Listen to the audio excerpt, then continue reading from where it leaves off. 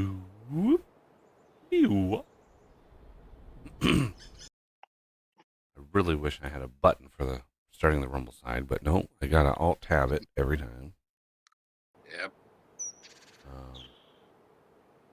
All right. I just realized my face. My face is covered by the damn watermark on my stream. How many months? Let's see if I can move myself up a little bit. Not that anybody cares, but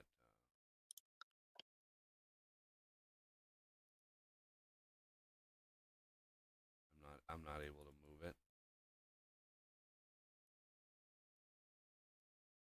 I guess I'm not able to move it right now. Oh, it's locked. That's why. It doesn't really matter. I'm not that important. All right. So we are good to go. I'm going to pause. I'll pause. I still think that's kind of funny. Pause my preview. Yeah, I just noticed that. That's funny. All right. So we have a couple new mods. I've updated and customized a couple mods, and if there are any modders out there, anybody who's familiar, I'm still experiencing a bug with one of my mods, and I have spent hours trying to figure out why and how to fix it, and I can't. I have no answer, but we'll get to that in a second. So one mod I have, again, I was working on this pretty late last night, but my favorite sprayer from FS22 was the Case IH Patriot. So I have updated that. And here we are. We have the Case IH Patriot. And I have here a test. This is a test here of turning the wing collisions off. So I have to test that. It has an extra tank on the side. It holds a lot. It goes fast. It does field work at 30 miles an hour, or 25 or whatever I set it at. The thing goes 88 miles an hour, which is awesome. Doesn't quite go Back to the Future, but you know it's close. But yeah, the wing collisions thing here. This is a test of a thing. This is a test, and so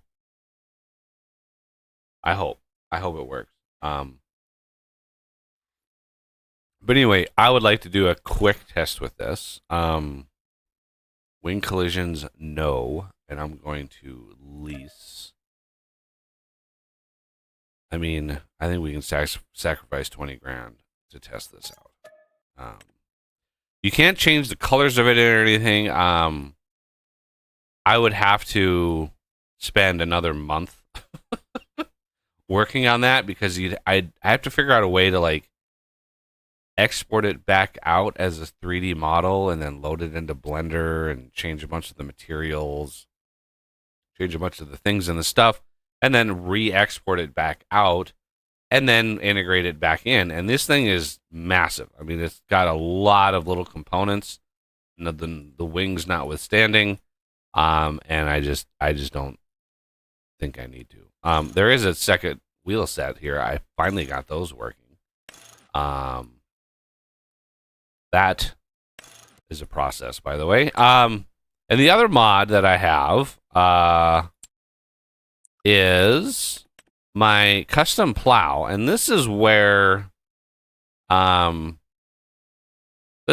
bug is. And again, if people know how to fix this, I would be eternally grateful. We're going to do an attacher on that just for funsies. So my attempt with this was to make it so the thing doesn't have any like normal collisions with like trees and shit, right? So it's like I wanted to be able to drive this down the road without hitting literally every sign and fence post and all of that. That was what I was trying to do. And I got it 99%. For some reason, the tires, and only these tires down here, still collide with shit. And I don't know why. So I'm going to buy this one. Because even if I can't get it to work, these are still superior to the ones we have. Because you can, I made it so you can travel work faster. So I'm going to grab a tractor.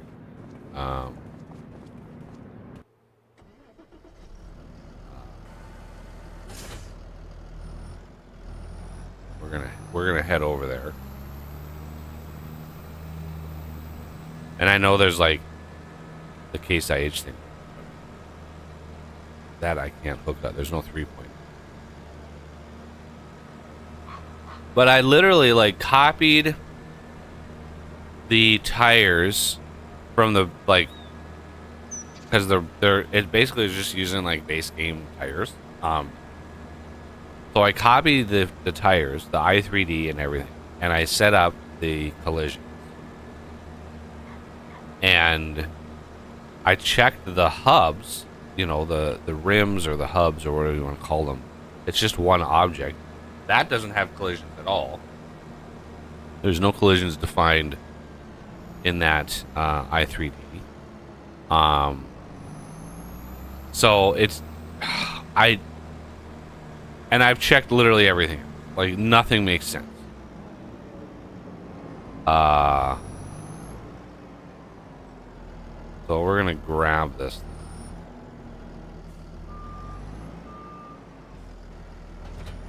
Okay. So let me show you what I've been doing with this. So watch, I can probably get by this pole here. Whoop. Just like that, right? But if I go and try to hit this tire right here, boink,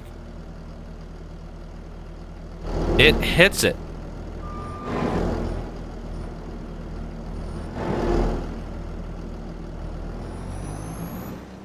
Now, the support bar doesn't have any collisions. God damn, can I please stop the camera? So it is hitting something having to do with the tire, right? But it should go all the way through it.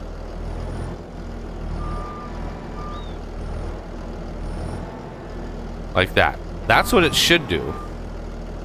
That's what it should do. Now, if I unfold it, it still rests on the ground, so it's good with that.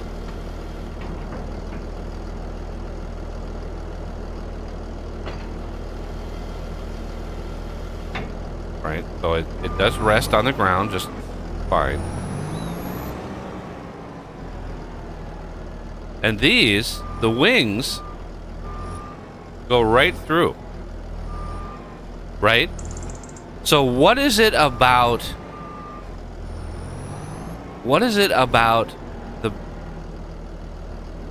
the main component there that does it? This is the bug that I ran into. This is what I've been trying to fix. The outside ones are fine. Right? Those work great. For some reason, the inner ones do not. And I, for the life of me, have no idea why. So I may end up, right? I may end up just removing them altogether. There's no real reason. Yeah, they hit the ground here, but it's just not. So anyway, that is the bug that I've been trying to fix. If somebody knows how, if you yell out a possible fix, I can tell you whether I've tried it or not. Because I have tried so many things. But yeah, the tires themselves, as you can see, the ones on the wings, so those two wings that come down, those are like separate objects in the i3D. Those are separate entities that animate all the way down. Although they're duplicated in the main body. I don't know. It's hard to tell. But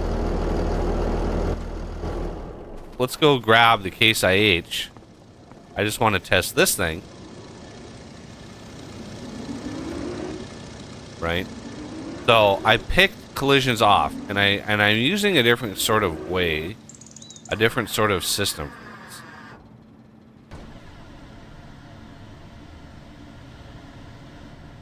Plus, the collisions on these are actually separate boxes that you can, that you can do things with. So this, hopefully, should go right through. I'm hitting something. What am I... See? Like, what? That should go right through that.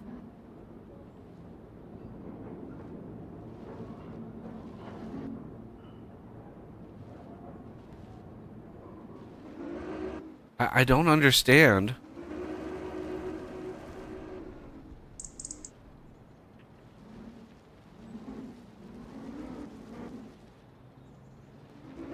Is there something else in there that has a collision?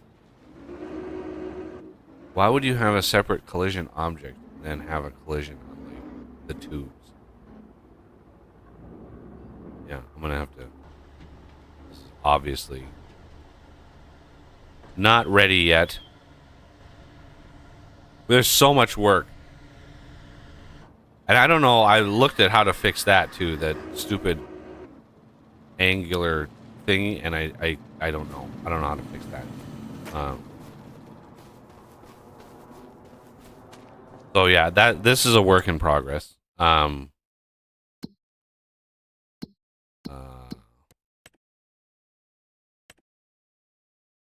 So we are going to return this.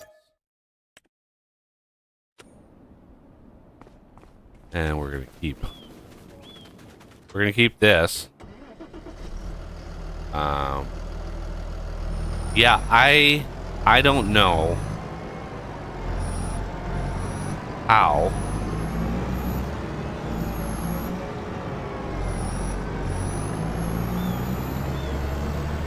to turn, like, other than like removing the wheels altogether.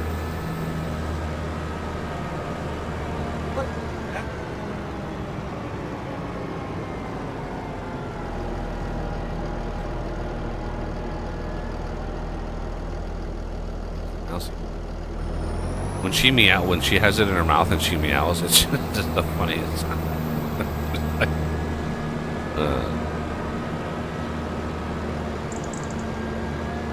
Because of course we've spent the last 2 days working on stuff, and she hasn't been playing fetch. So now that I'm streaming, it's time to play fetch,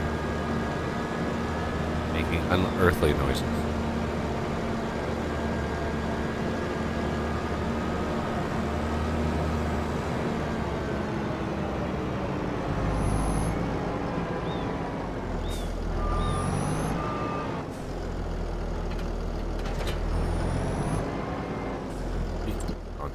Let's go see if there's any goodies.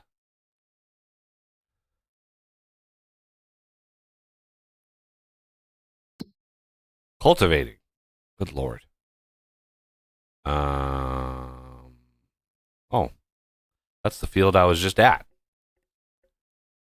Well, Mr. David, that is a good contract.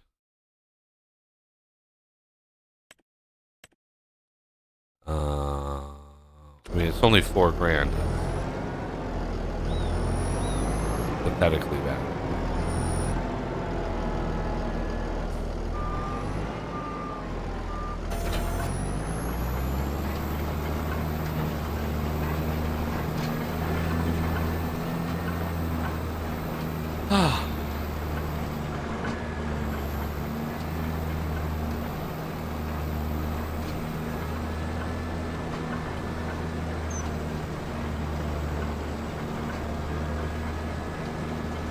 So, how's everybody's week been? Need to add the flux. Yeah, we need that. I wish I could go back to the future and learn how to mod this game. Cause, yeah. There's just so much to it. Like, I would imagine in the studio that they've got a whole set of people who have specialties when it comes to like doing all of the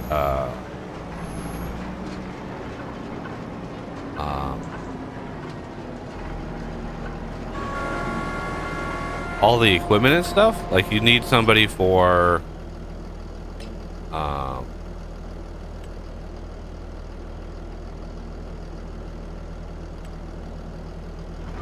know, you got a 3D modeler, you have a texture artist, you have, you know, all the things. And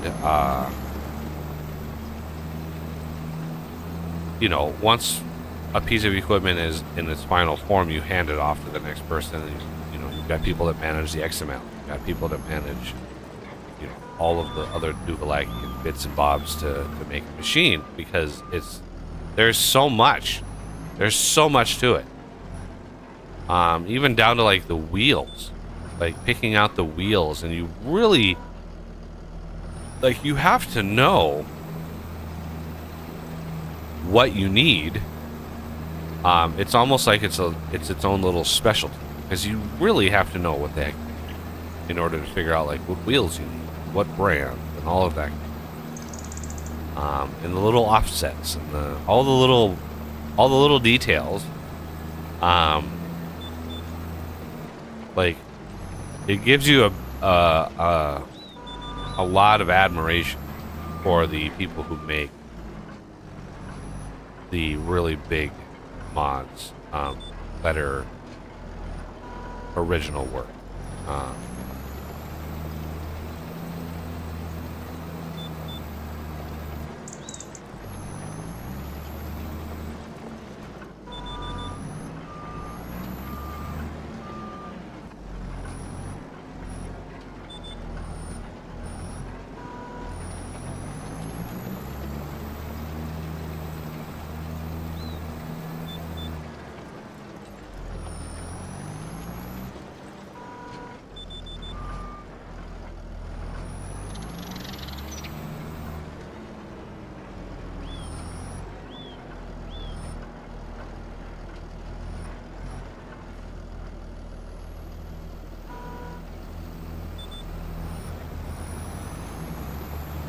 Yeah.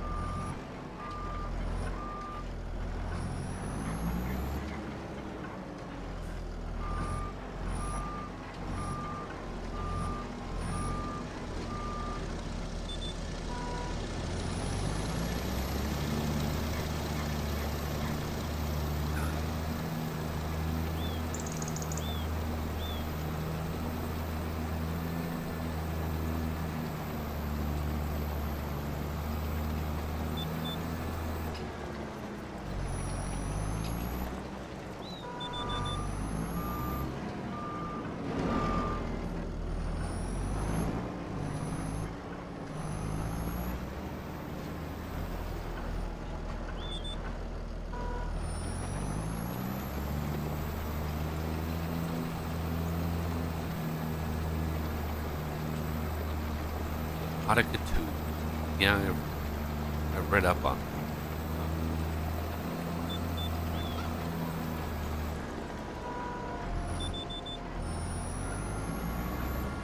it. If it's true, if what they're saying is true about the bonus and all of it, for one, it doesn't surprise me. A company, think of a company as a socio. Okay. Whoever's running that company has one thing on their mind: profit, money, saving money, making. That's what they care about. They do not give a flying F. Like, who's involved? They just don't care. The company just does not care. So if you're a founder, right, and you have a vision, don't let go of control. Because as soon as you do, it's going to get away from you. There are so many cases of people who found studios and get eventually pushed out by the board. It's uncanny. It happens all the time. And only those situations where they where they keep like voting control. They have so many shares that they just maintain control.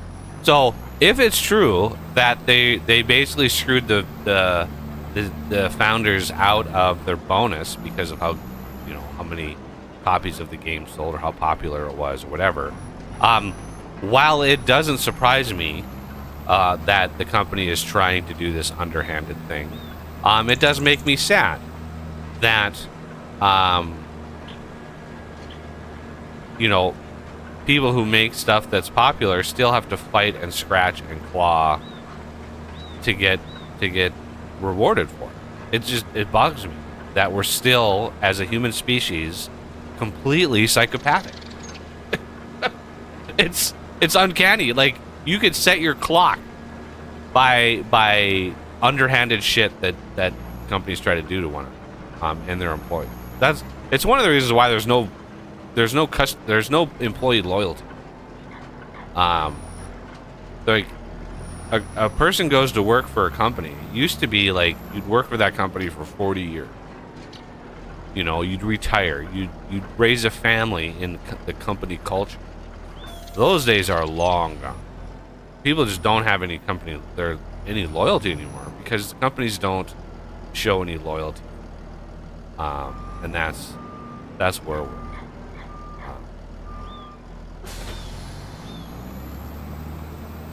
So it is unfortunate, but it doesn't surprise me that it happened.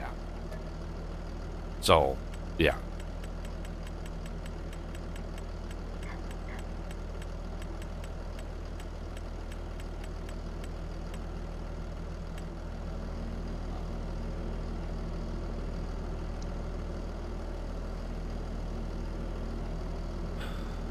Anyway, yeah.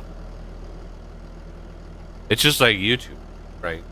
YouTube has a huge infrastructure they have to pay for. I can't imagine how complex and costly it is. So it's largely like why I don't really complain about YouTube ad revenue. But I can guarantee you that YouTube is making more money than they're paying their people.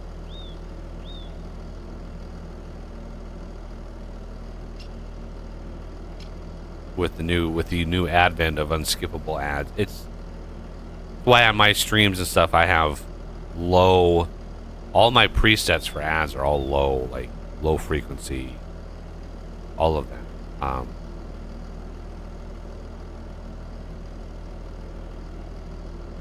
Because it's like they're making way more money than the percent of revenue share. Because they're making money off of shorts. They're just making money every which way, and the big creators, oh my god, I can't even. Somebody like me, they're probably not making money. But the company will only do just like it's almost like a child, right? If you catch the child stealing from the cookie jar, well, then it's sad and it's like, it hangs its head and it's like, oh, you caught me. The company's the same way. A company will get away with whatever you allow it to get away with. As long as it's getting away with it, it does not effing care.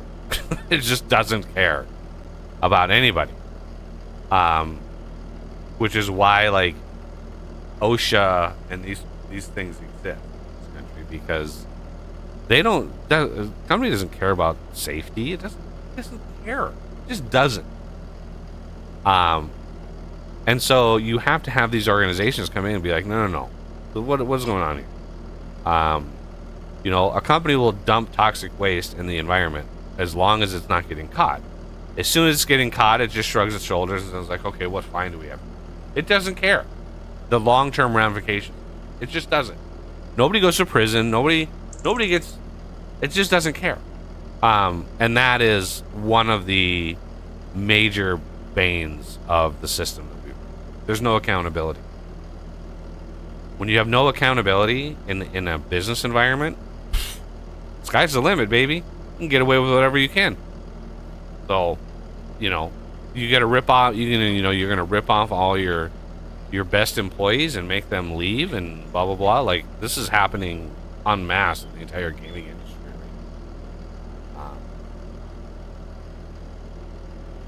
So,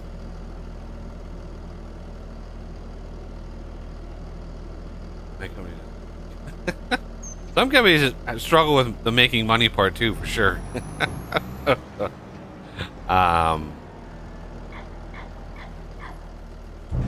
But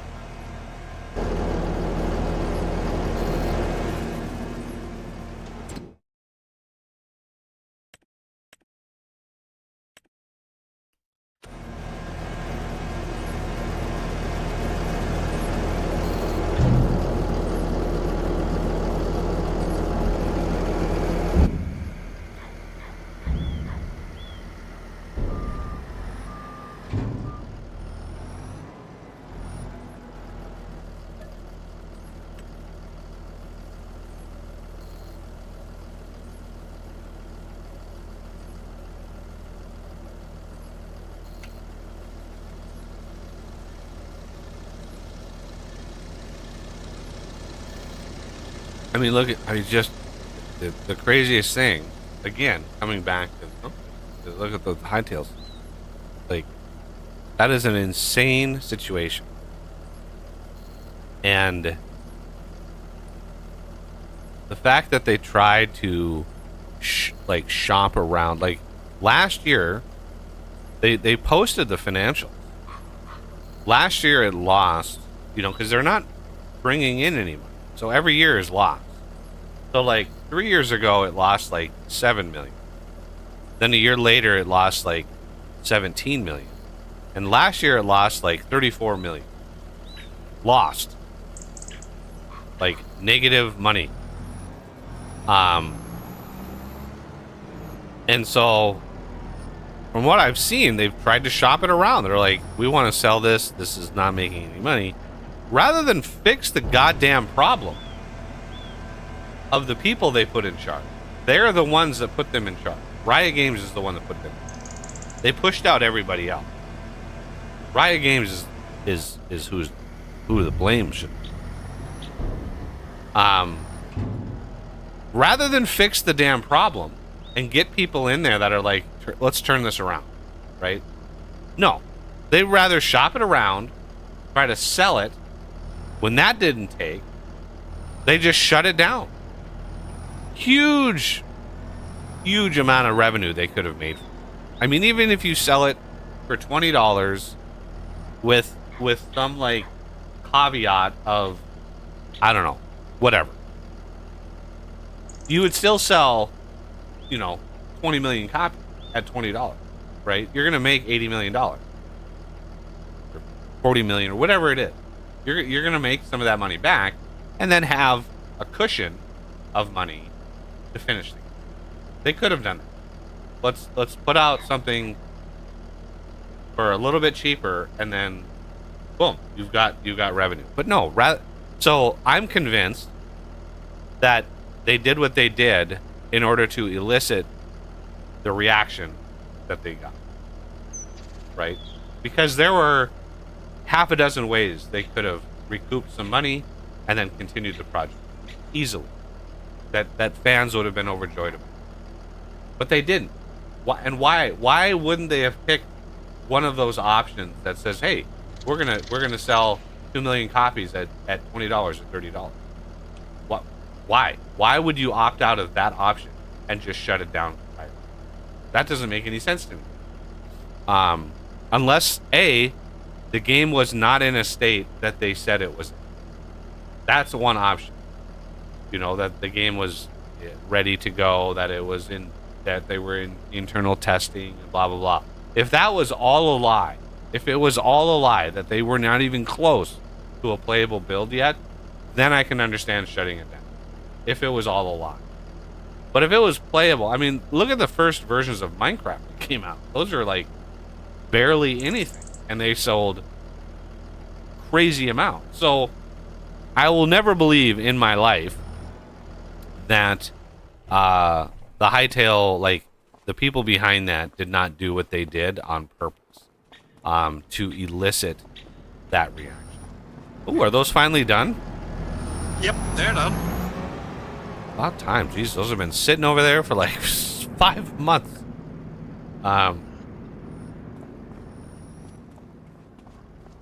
You just got to hit Y. Nope. Nope. You just got to hit Y, and that basically unloads them, but it... There you go. There we go. Yeah, normally you'd, like, click your mouse and move it over to set them aside to drop them, but if you just hit Y, they basically drop where they are. Spent 500,000 on 2 robots that do a worse job. Oh my god. That's... Jesus. Yeah. That's just poor management. Like, that's just... Whoever's behind that. Wow.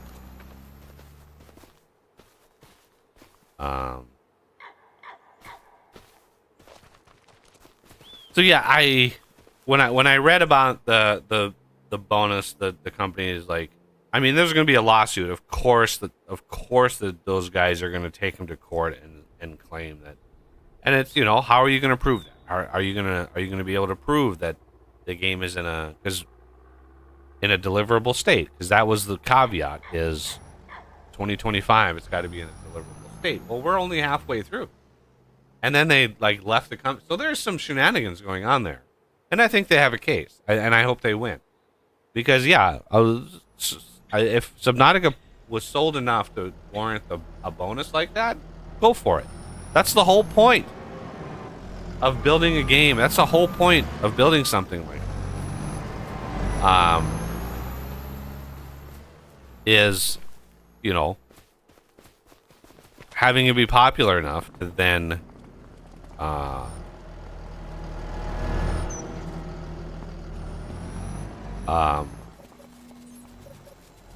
you know, make money out. That's the whole point of it.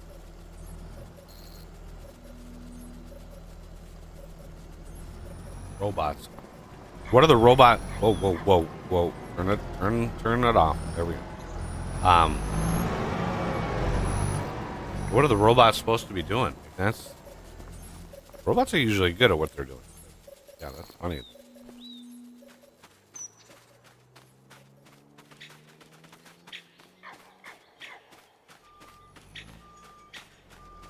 All right, so we are in February.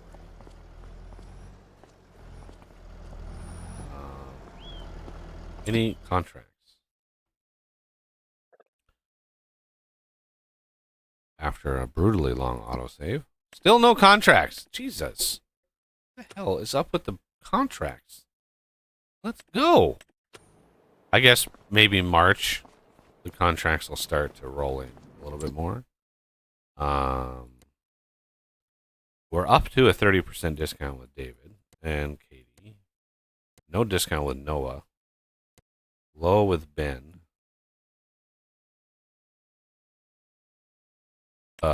We have field 90.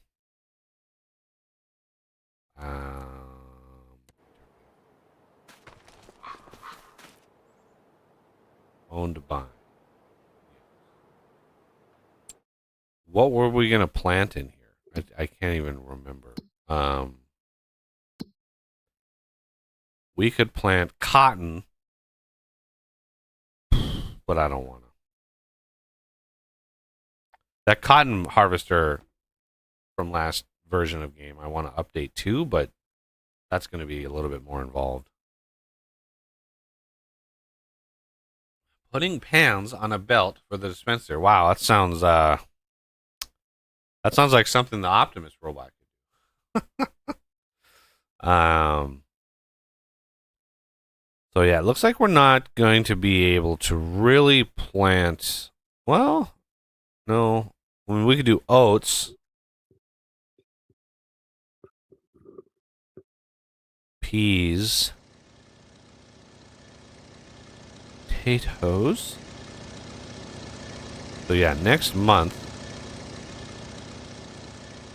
we're gonna have a lot of stuff to do. Yeah, sugar beet, sugar cane. There's gonna be a lot of potential planting contracts next month.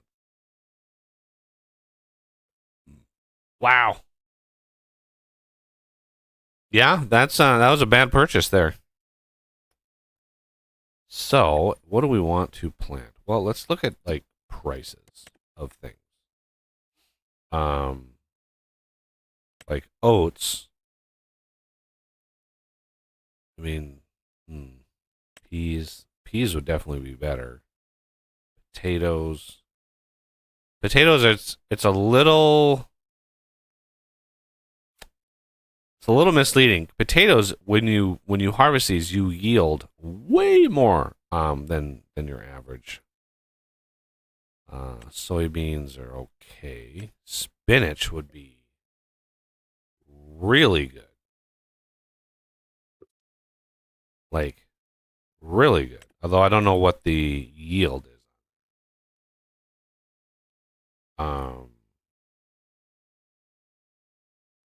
Spinach. What is the? Yeah, we would be able. And I think you get 2 harvests from spinach. Don't you? I think. Um, I wish there was some indication. Just look at the harvest season, right? You plant it here, but look at the harvest season. It's all year. That tells me just like poplar, right, that it regrows in some fashion. Oilseed radish, grass, of course.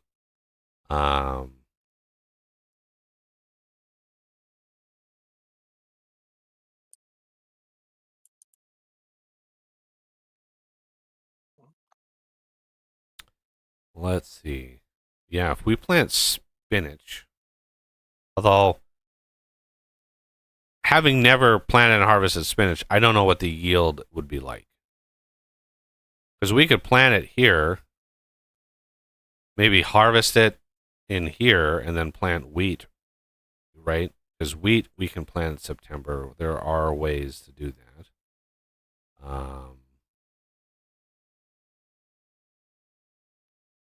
The only thing you can plant September, October is winter wheat.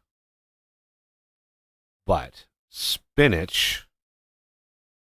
Okay. Well, I think if we don't have any more contracts, yeah, there's literally no more contracts. We can sleep.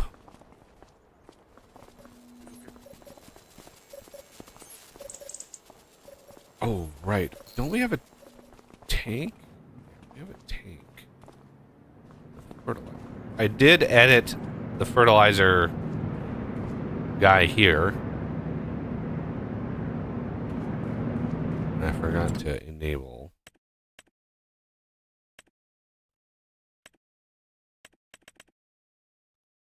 This before we sleep. I did edit this so it holds more, and the discharge speed of this when you fill up fertilizer is this was set to like 800. It was so damn slow. So yeah, speed that up a bit. And now it's like 20,000, so it's significantly faster. Okay. I don't think I bought. Since I have a copy of this world that I test with, I have a lot more purchased with that.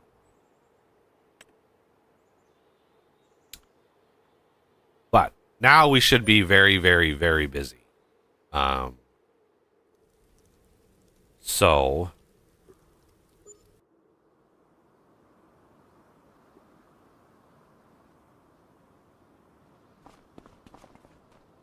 it's going to be, yeah, it's laggy for a short time here.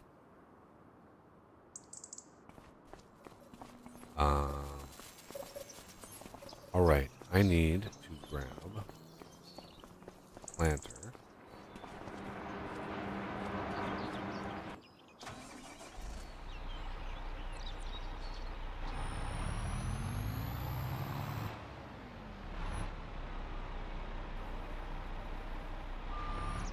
And go plant that field of spinach.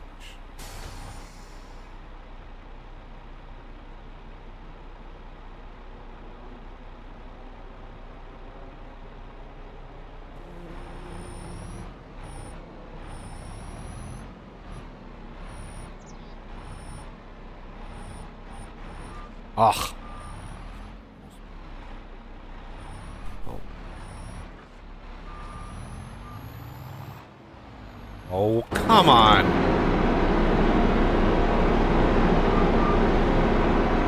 I'm literally inside of a...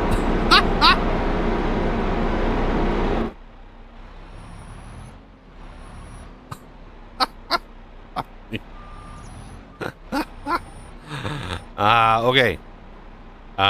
Our liquid fertilizer, there we go. I didn't need to fill it up.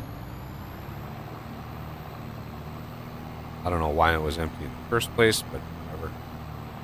I don't think we needed it for the other contracts. Most of the sowing contracts don't want you to put fertilizer in.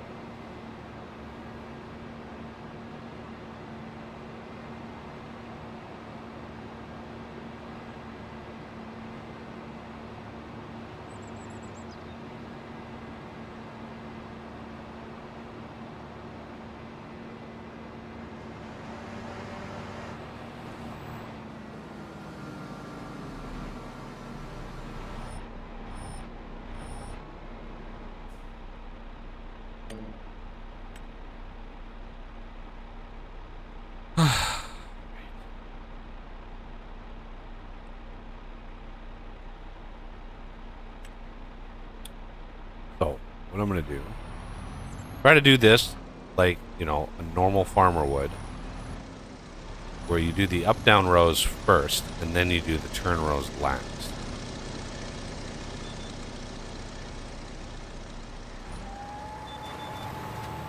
Oh my god, can you please not cancel my GPS line? Every time I hit like 3 to start, it's like, oh, cancel. It happens with alarming regularity. I don't touch left or right, but for some reason when I hit 3 to trigger the thing, it disabled. I don't know why. But yeah, we're gonna be able to do some serious contracts, I think, this month.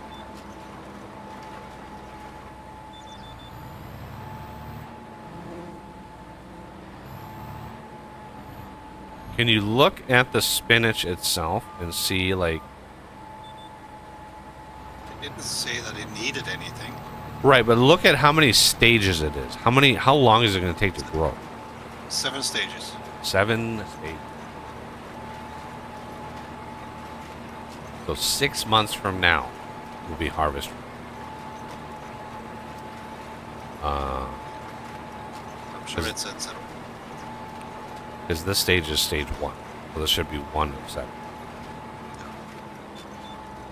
1 of 7. 97% yield.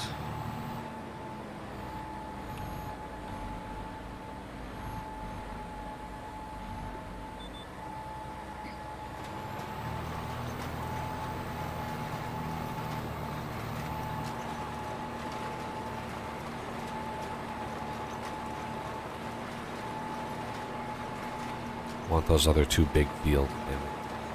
So I am. I did do some browsing of maps yesterday as well. I got another map that I don't know. I'm not sure whether I want to try to tackle a 60. But I've got, it's called like Huron County. It's huge. It's a huge map. But I might look for like a 4X style flat-ish. I don't know.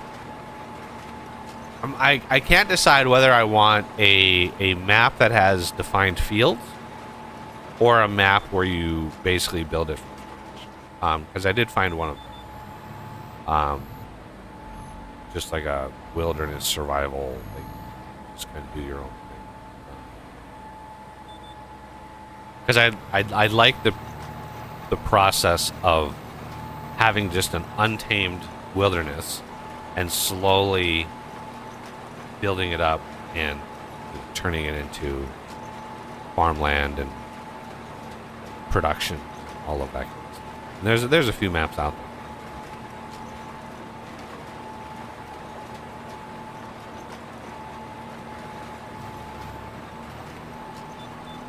I'll pop out for some air while waiting for contracts to come in.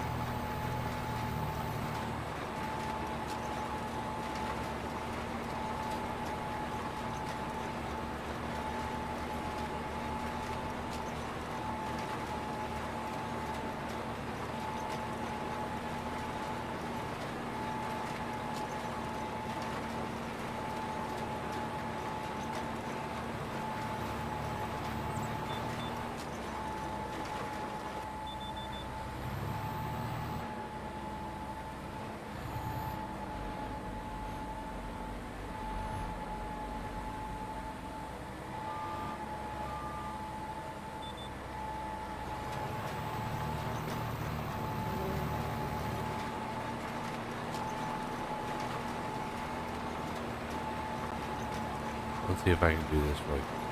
Nope. There it is. You got to do it fast. You got to get rid of that other music fast. Otherwise, bad stuff happens.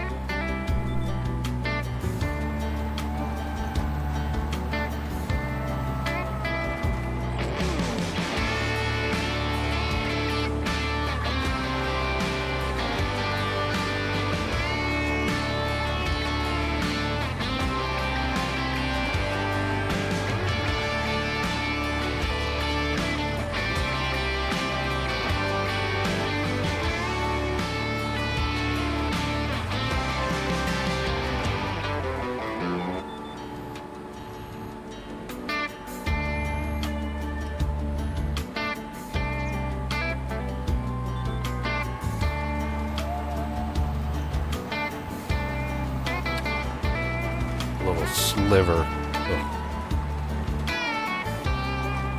Really?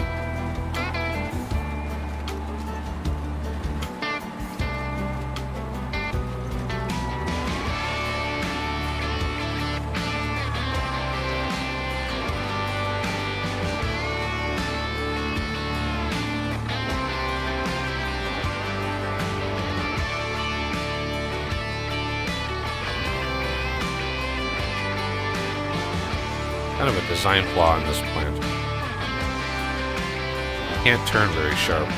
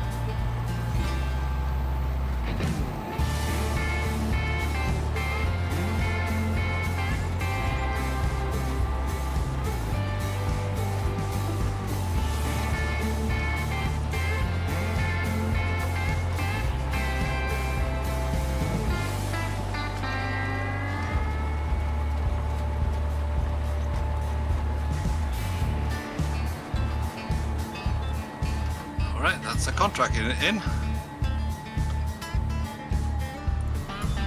Yeah, what's it for? Oat.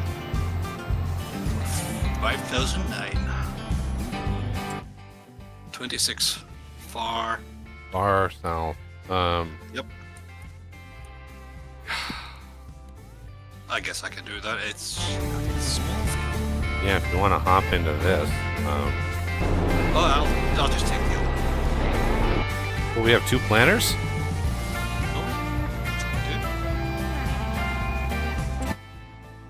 No? No, maybe we don't. Yeah, I didn't think we did. Yeah, you can hop in that. I've got the spinach in if we're ready to go.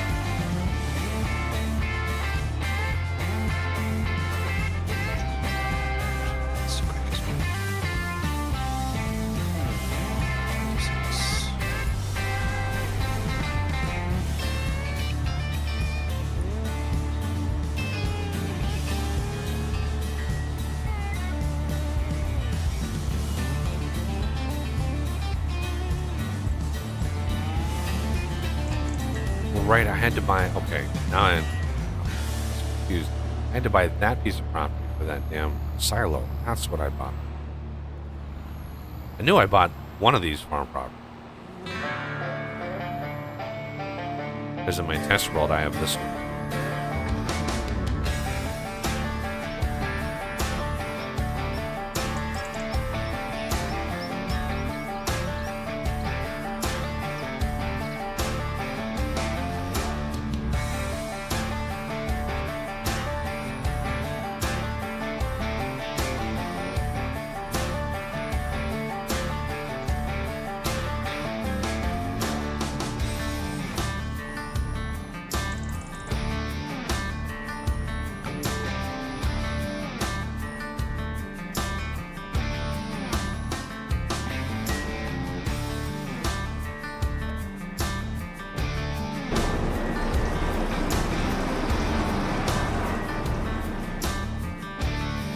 this. I'm gonna do have some left over here.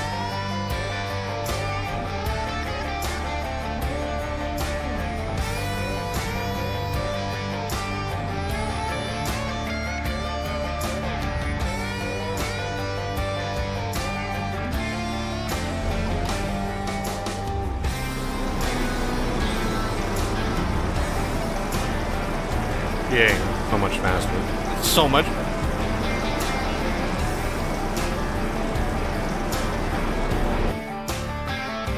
2 million liters of liquid fertilizer.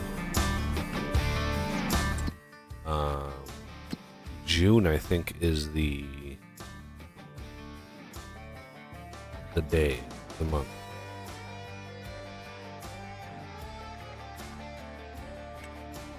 Yeah. That should be almost $3 million.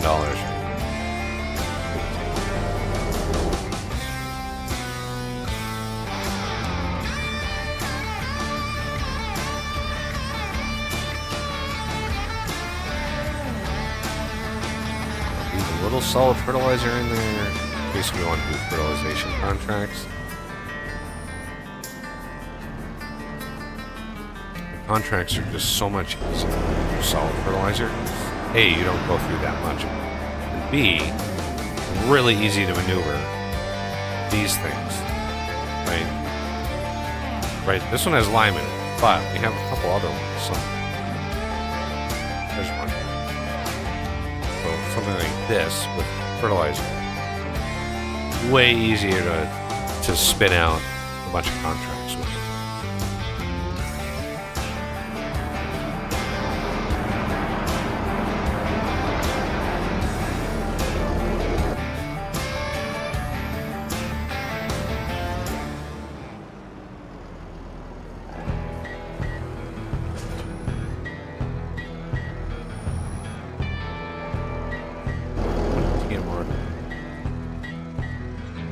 We have 0.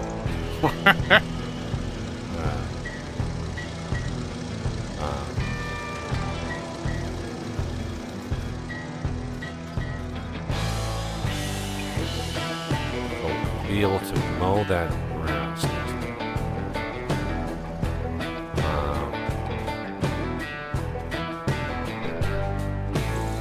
But what I want to do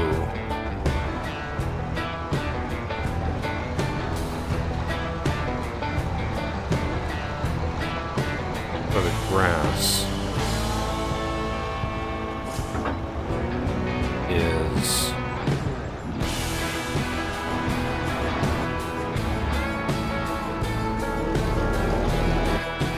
just to save a little time and money. We'll get the tedder. There's a reason I haven't sold that.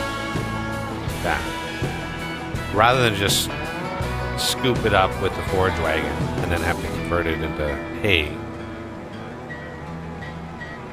I just convert it into hay right after you cut it.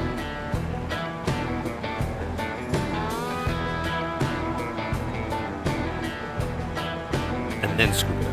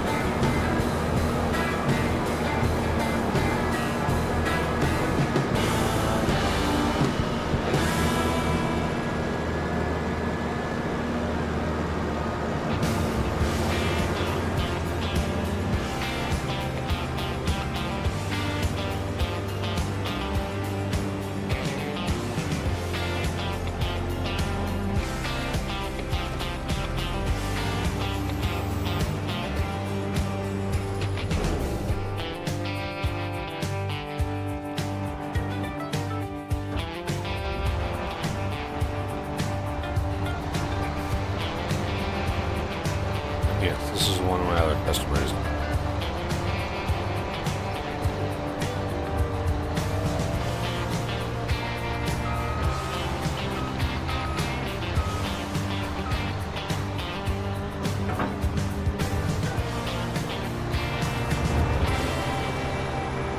Really?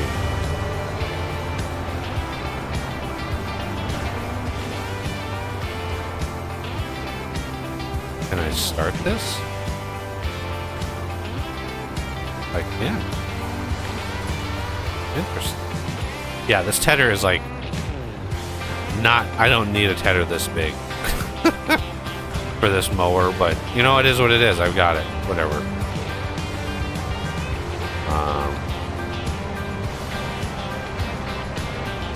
But yeah, this grass will be ready next month.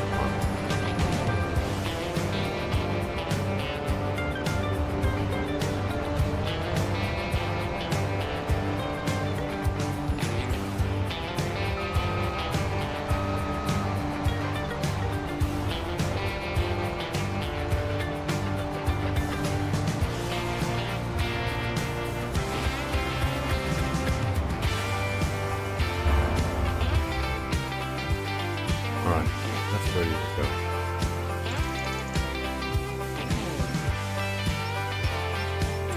Any other contract? We have one stone picking contract on 19. Spit that out really quick. I hate that all of these... Ooh, the sewing is completed. Nice. Yep.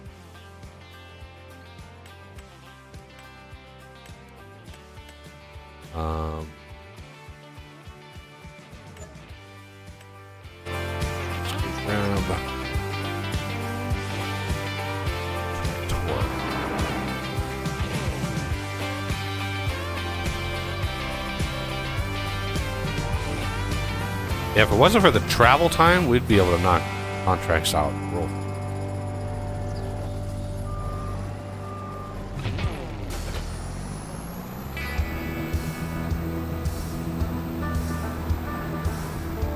So 19. Way gonna be.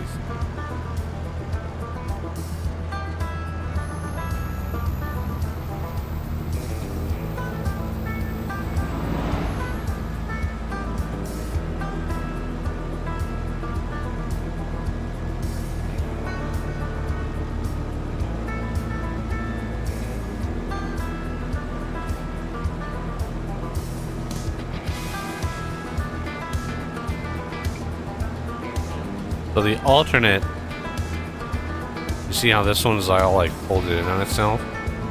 The alternate to the SM82 mod that I have been trying to get the collisions to be removed, which is, it is what it is. I wonder if I could hide the tires. Like, while it's folded, like hide the tires or something? I don't know. Because I can't seem to get rid of the collision on the main tires. The wing tires are fine. I did this earlier today for the stream. I showed off like what the bug was, and it's just it's driving me crazy, not knowing how to fix it. And there is literally no, like, I have looked at documentation, I've looked at tutorials. Nobody really keeps up to date with a lot of that stuff, with, you know, the FS versions and stuff, but I mean the basics are the same. Collision mask, collision filter. I don't know why there's two different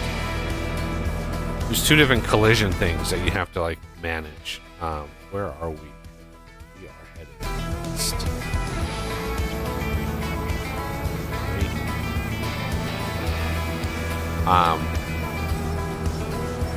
So there's the first one is a collision filter, and then there's another collision mask, and they have the same bit flags, labeled the same. And I haven't really found an explicit, like, what these things do and what they mean. But somewhere in there. But again, I've changed the collision on the tires. There's no collision on the rims. there's edited collision on the body itself, so it should only collide with like vehicle, terrain, road, and player, basically.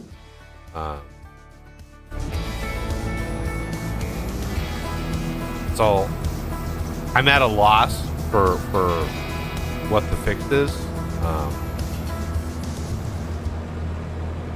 But the other alternative was there's another plow mod that where you have the wings that stick straight up. And what I would do is I would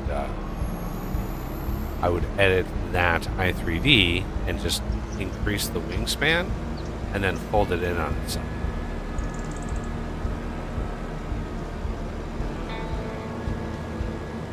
Somewhere back here is a field right now.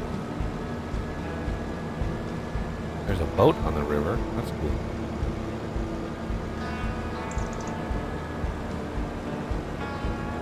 Boy, this field was kind of away from it all. Look at all this wasted field space. What the heck?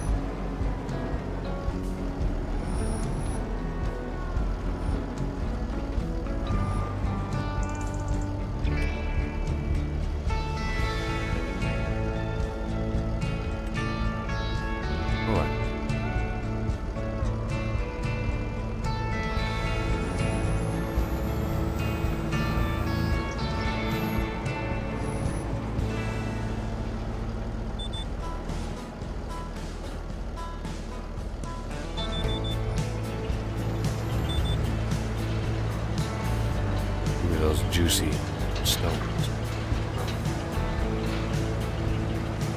But I mean, I know there's a plow out there.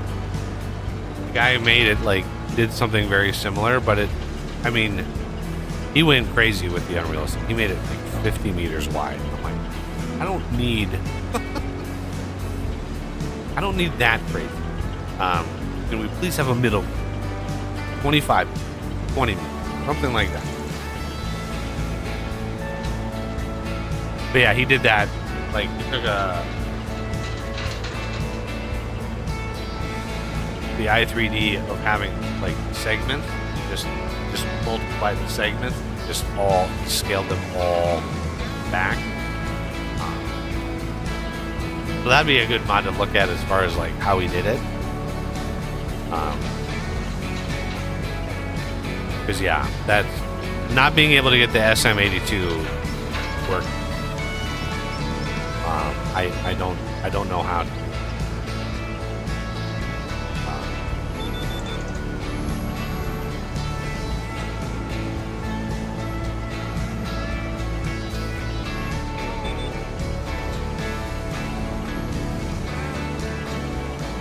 I don't know how to get rid of those damn tires on the tires.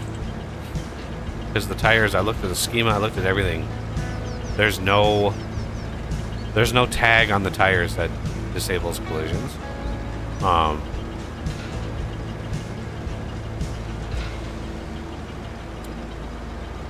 Or at least allows you to edit the collisions, and I've already edited the collisions. So it's not that. So, you know. And I don't know why the wings don't have it. So that bugs me.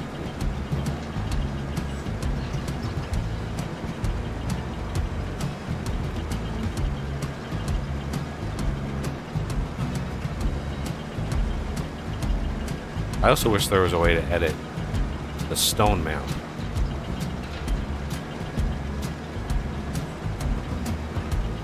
Because the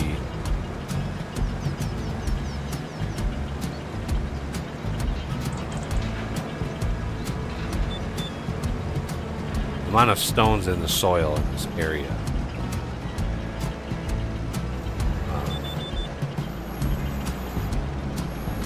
is high. So, but every time I've tried editing the stone, it has broken stones completely.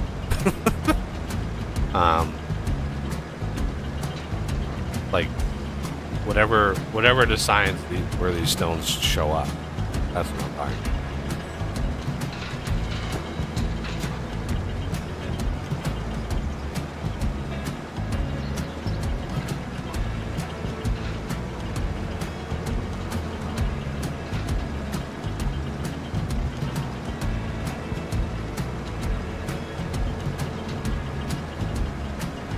I did notice that just yesterday they posted the Animals XML on the developer network.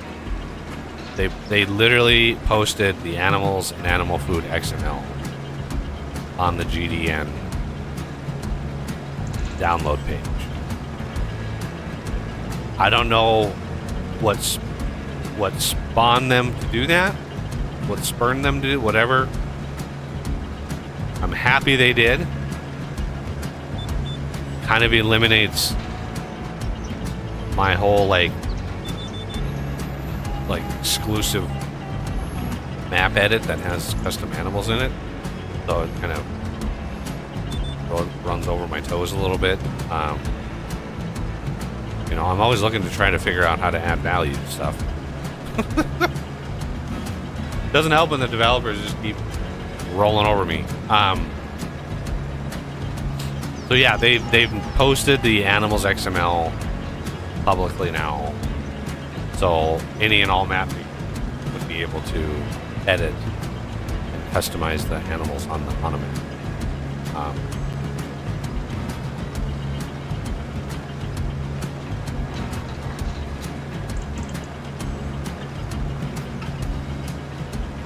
So that's good. Now we just need to like push them to do better with everything else. Yeah, it's pretty much, yeah, fine. It's pretty much the case. You know, I like to think that I had some small part in that. I doubt Giants is even aware that I exist. But I'd like to think like the fact that I have a custom animals XML, you know, and I've talked about it on stream. Like, there's literally no reason why they hide this file behind some it's like it's so stupid. It's so stupid. So I've said that for weeks now, and here they are. They just posted. So did I have anything to do with that? You know, I like to think I did, but I doubt it. They probably heard from other bigger creators that are, I don't know, that are more in touch with the development team. But like, where's the bail contract script? Why is that hidden? Why can't I look at the bail contract script and edit it in something? Of all of the contract types, bail contracts is one of them that are hidden. So it's just bizarre what they choose to hide.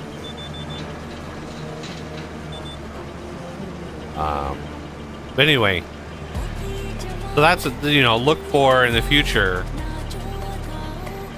map mods to have custom maps.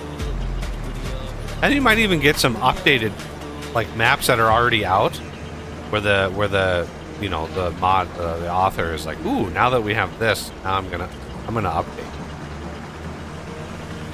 But if you want the super cow and super chicken, you gotta use mine, because, you know, this is just how I roll.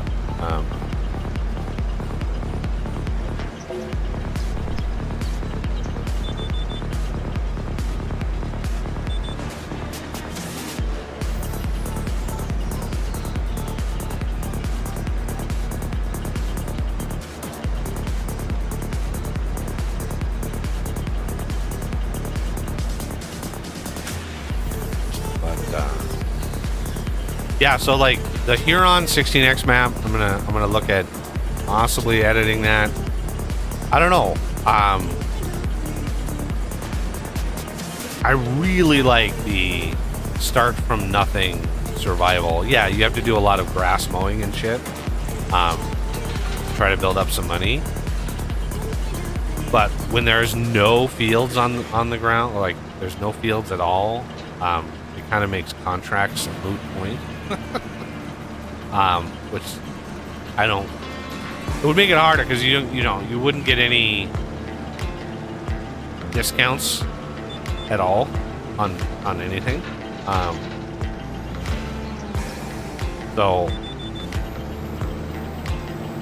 That would be kind of.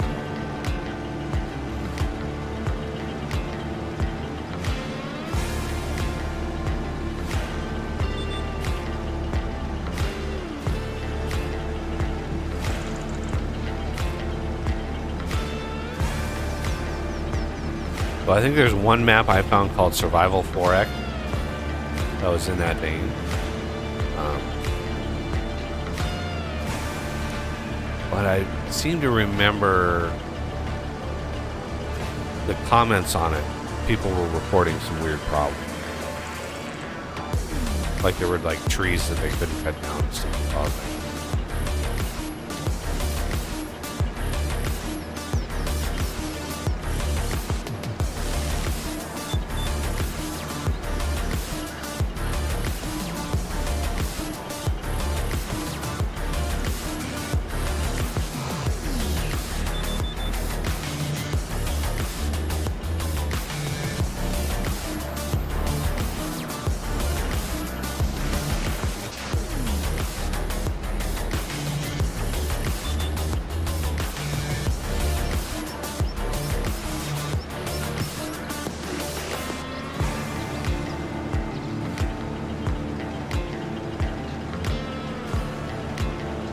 But yeah, the rocks, I would love to be able to crack how the rocks work and be able to edit this, whatever algorithm decides where the rocks are.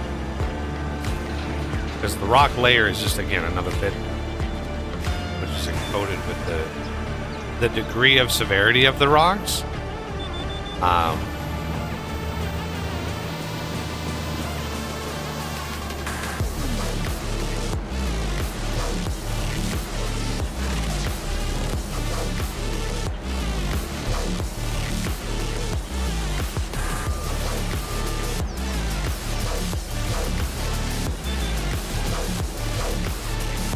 But yeah, as far as the frequency of the rocks appear, that's what I would want to edit.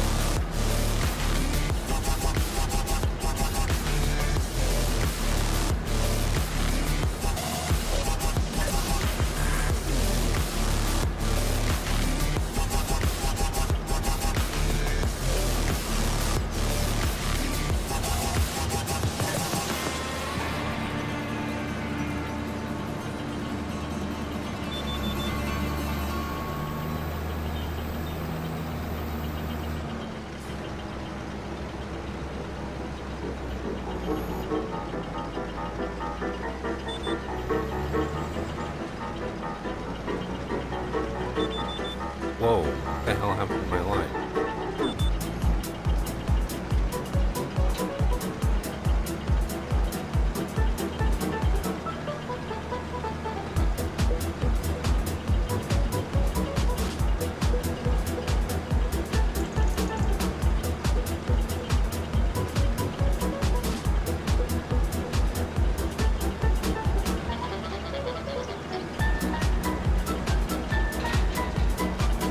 I'm going to finish this contract.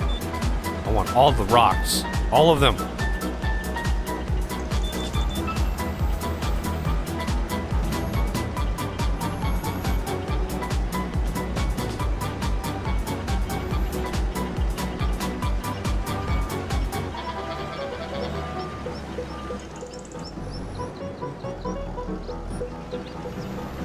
Come on.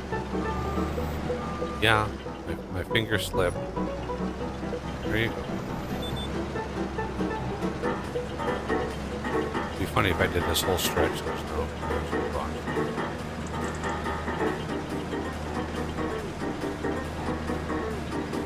But I would, if I were able to edit the rock, I would go gangbusters.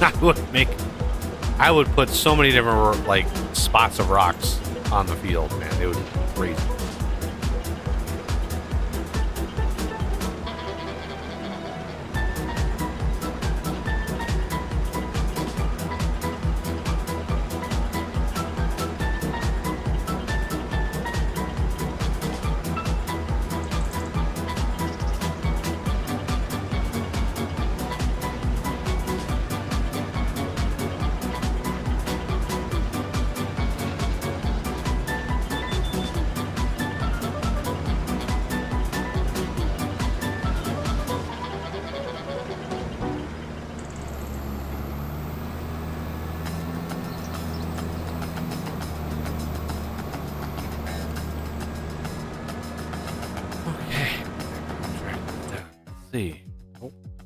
You got to autosave.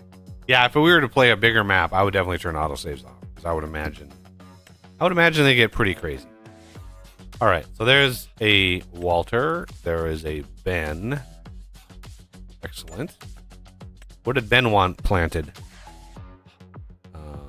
Grass, I think. Bale wrapping. Excellent.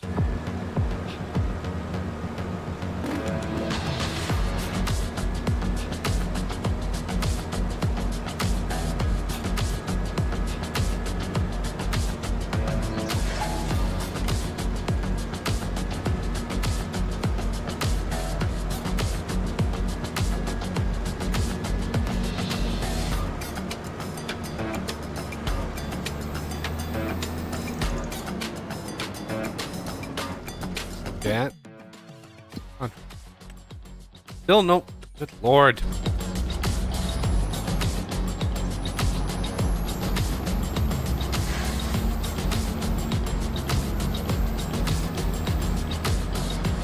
It's like I did the new contracts mod or the contracts plus, and it seems like contract generation is worse with the contracts plus mod.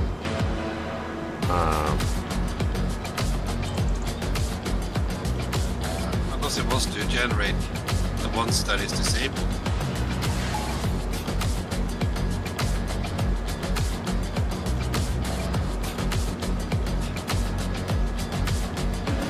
That's why there are less contracts at this time of year.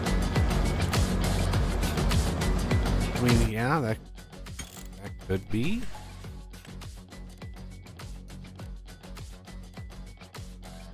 Tree transport deadwood. Yeah, see those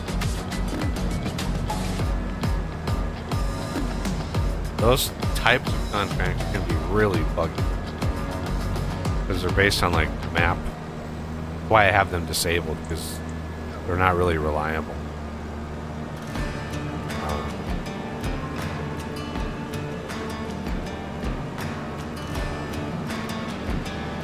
I mean, this map is phenomenal. It has this bug. It's not bug free. There's a big, like the intersection we just went by. Anybody keen-eyed would notice there's a weird bump when you drive over the mud cracks on the road. There's a weird bump that you hit, and yeah, if you hit it wrong, man, your implement goes flying off the road.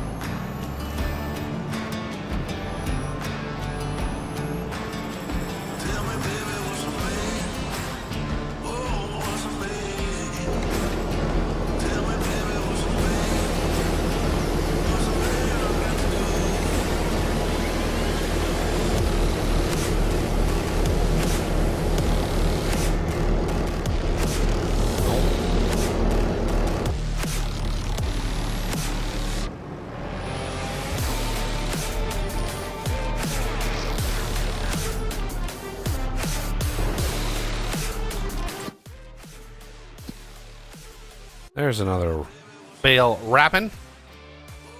21. And that would be number 10 for Walter. So we need to find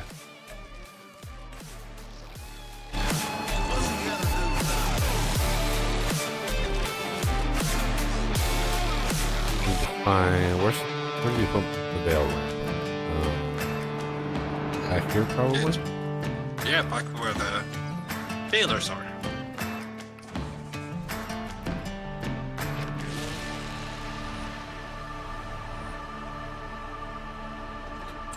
Alright, we are going. way the hell over there. Yeah, part of me wants to buy like 146. Right? Buy a 146 and then put a bunch of equipment. I think we might do that. Once I finish this down here with Walter, I'll probably do that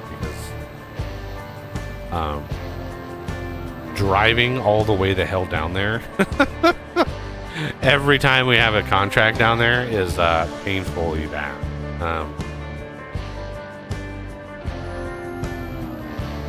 Especially little contracts like this, it'd be nice just to be able to hop in a tractor down there, grab, because at most we'd need like one or two tractors and a bale wrapper, a plow, stuff like that down there, because once it's down there, you don't you just go back and you drop it back off. You don't have to drive it all the way back. But you don't need a lot of tractors. Punching these contracts out, you can do it pretty fast. So that's why I would part of me would prefer, especially like the Huron, the 16x Huron map, if we were to give that a try. The map itself is not that many megabytes. It's like, I don't know, 200 and something megabytes for the map. It's like this map that we're on right now is over a gig, just to give you an idea.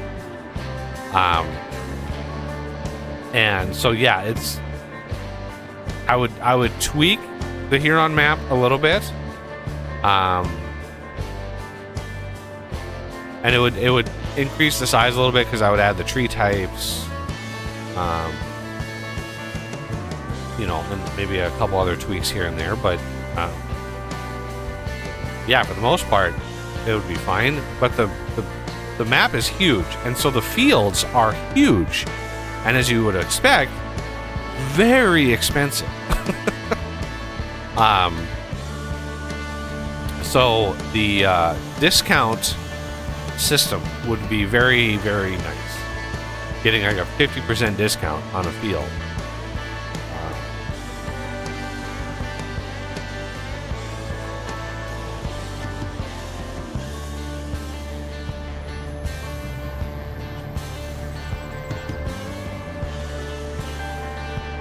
I think it's so funny. I think one of the fields on that map is nearly the size of a base game map. Like one field is like right near the middle of the map. They made one field. Like it's a big square. It's a square field, but it is, oh my god, it's so big. So yeah, you would need a beefy setup.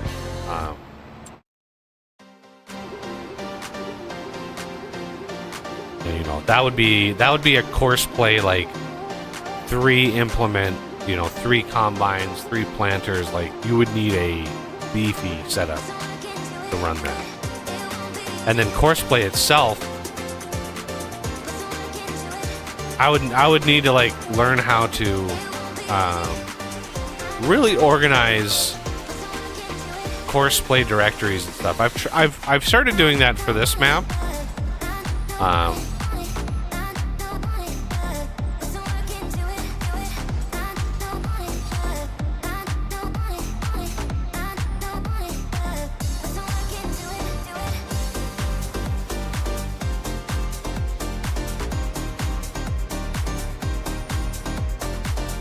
Basically doing it by field, because the fields on that map, most of them are big enough where you wouldn't need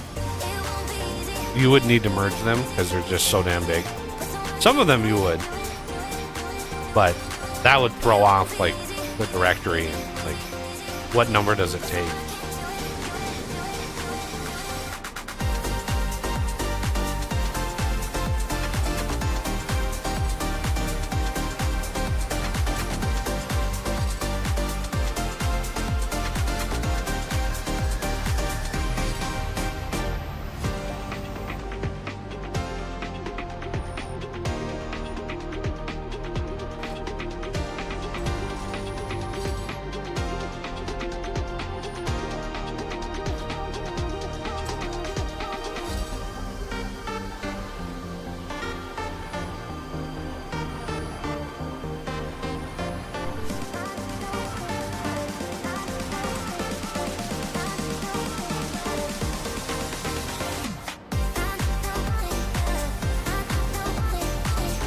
All right. So we buy. So we have Walter at 50%. So that's David. That's Katie. That's Noah. God, we don't have any Noah contracts done. Yeah, 87. That's David. So as soon as we get David to 50%, I definitely want to buy 87. Well, we don't have enough money for that, but we don't have enough money for this either. 72 would be nice. But since Walter is just spitting out the contracts today, we buy open lot 146, which is actually pretty cheap.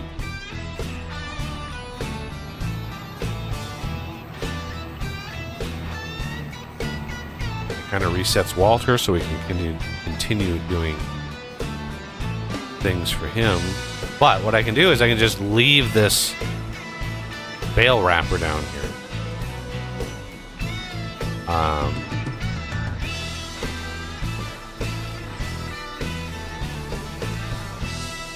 The tractor, though, no. Yeah. Let's see. What else do we have? The other contract. Bale wrapping completed. Select.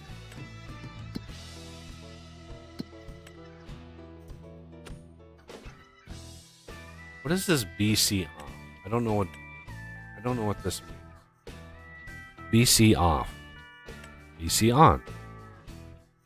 What is this? No idea.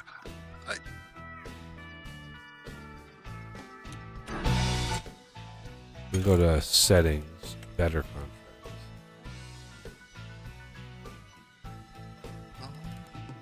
Is it just better contracts off or on? I mean, maybe?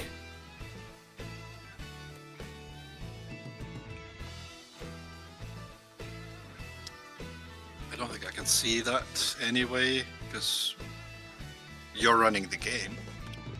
I've seen it in my game.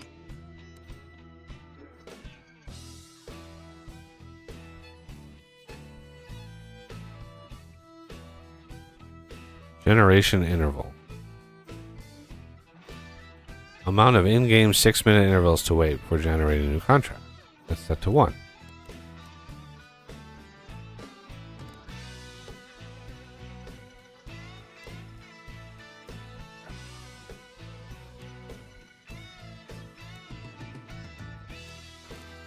Yeah, I don't know why the game.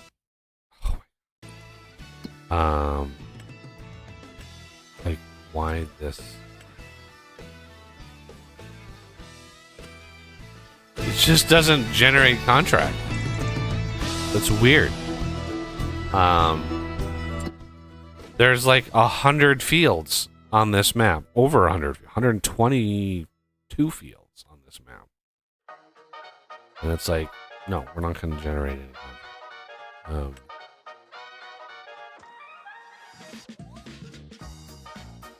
I don't understand.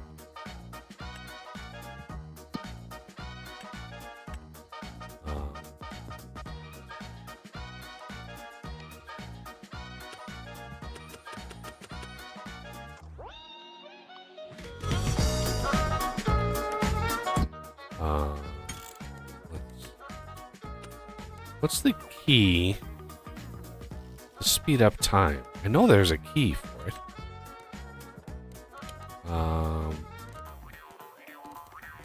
The speeding up time? Yeah, rather than going into like game settings. 7 and 8, I think. I think 7 is slowing down. 8 is speeding up.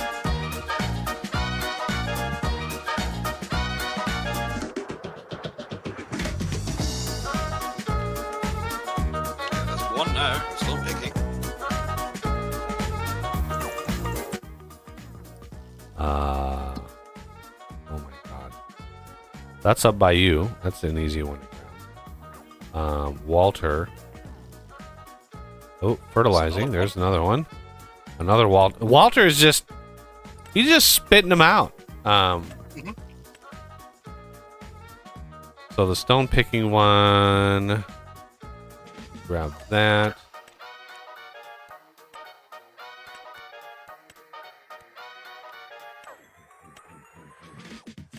Oh, stone picking is done already. That was good. Oh, okay. Yeah. There's just a crazy bug with this map. Yeah, just get in a tractor and it's done. It's like it can't actually spawn the stones. Because again, there's a weird bug behind the scenes with stone generation. That I have spotted, but okay, fertilizing 72. That would be a good one for the sprayer.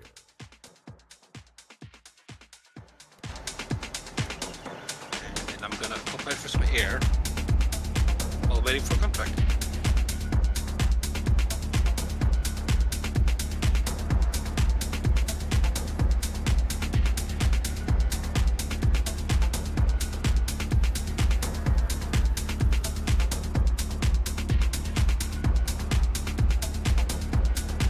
Oh my god, I just looked at the amount of fertilizer this thing has in it. It probably, maybe, possibly, oh Jesus. Possibly has enough, but we will.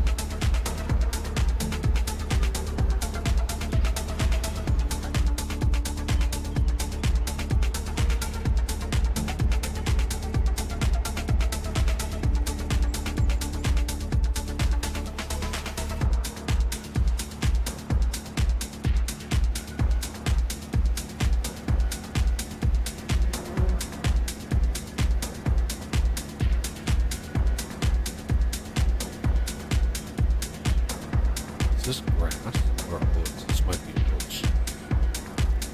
I think it might be oats.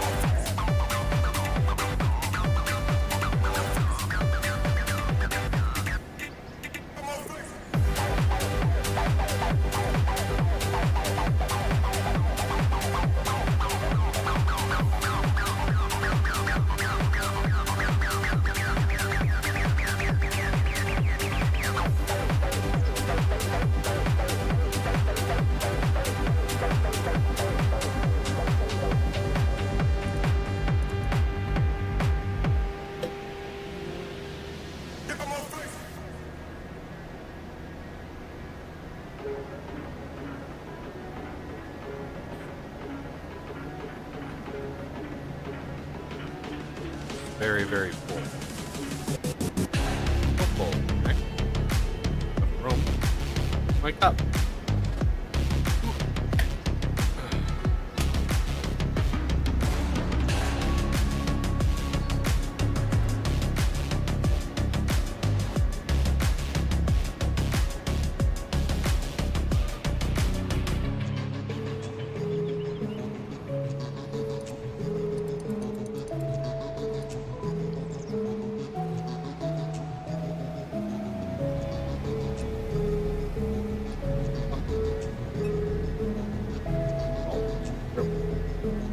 Never know how much coffee is left.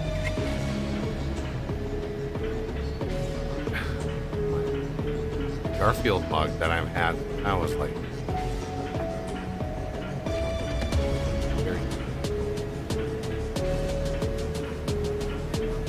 very much Garfield.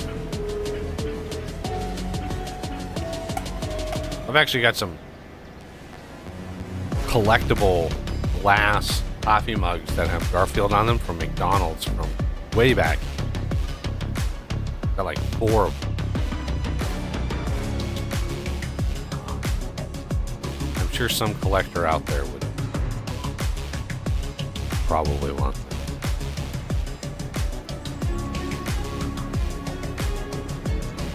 But yeah, I got a box of 4 McDonald's. They're glass Garfield coffee. Like, can you imagine like McDonald's putting out like glass collectible right now? Jesus. Nope. Safety. Yeah. Not to mention cost. Like,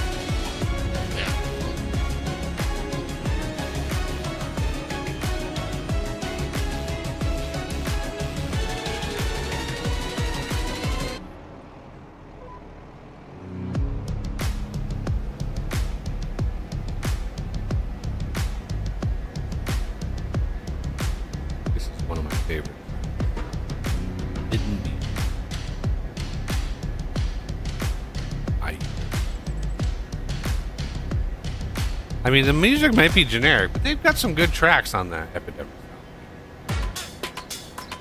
It's music is what it is. It's just generic music, but it's better than 80% of the garbage that's put out these days.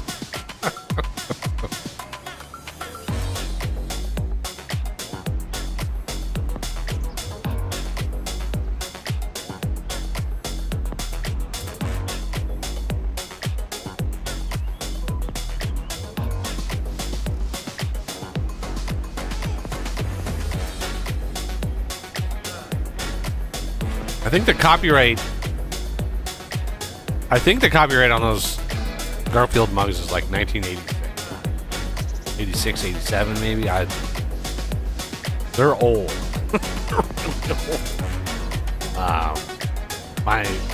My folks went through their storage room and they found a bunch of old shit. I got a little bit of here and there, some of the collectible stuff from way back in the day. They gave to me. Now I have it, so what do I do with it? I don't know.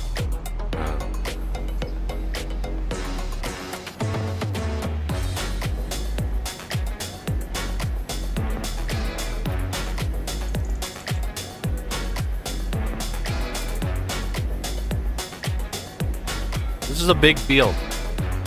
I'm glad I used this sprayer, although, to be fair, this sprayer with this configuration has less of a reach than the sprayer that we had, or the Axis, because that has a 42 meter width and this thing is 36. But this, I mean, we could configure this to be 54, but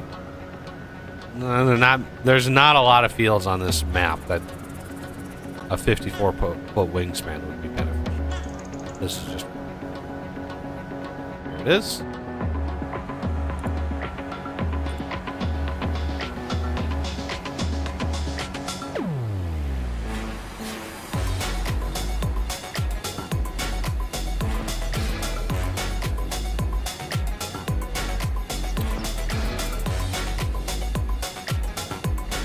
Yeah, this looks like toast.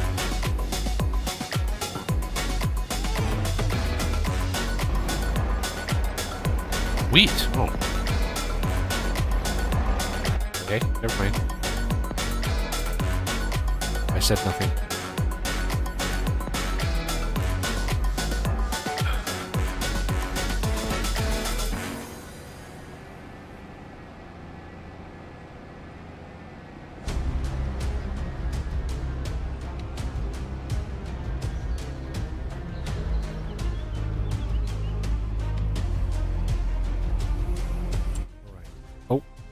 Of course, we got to do the autosave. Completed. Fertilized. 33 grand. Not bad. Still no new goddamn contract. Okay.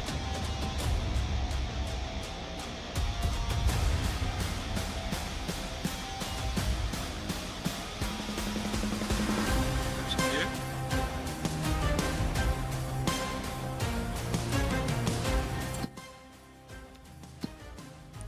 Fertilizing 66, since I'm sitting in the fertilizer, and we definitely need more Katie drones. This is. Except that. Cultivating 41. And that auto completed. Of course it did. Of course it did. Yeah, I don't know what's with, like, if there's an error, there might be an error with the stone map. Because usually the ones that I've seen that have, like, a lot of them anyway, that have just completed instantly. I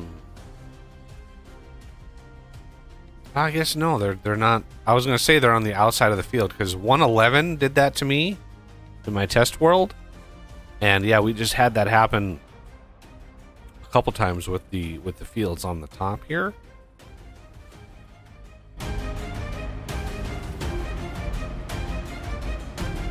Okay, fertilizing field 66,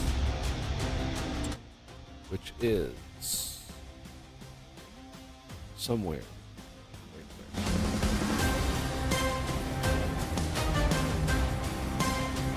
Why are you sliding around?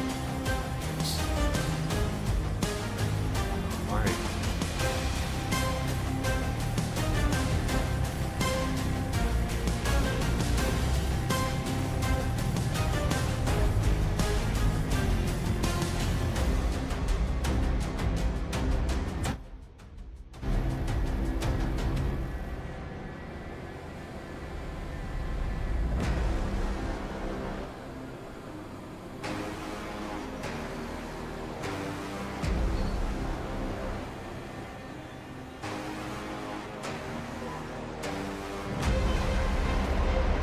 Soybeans? Oh.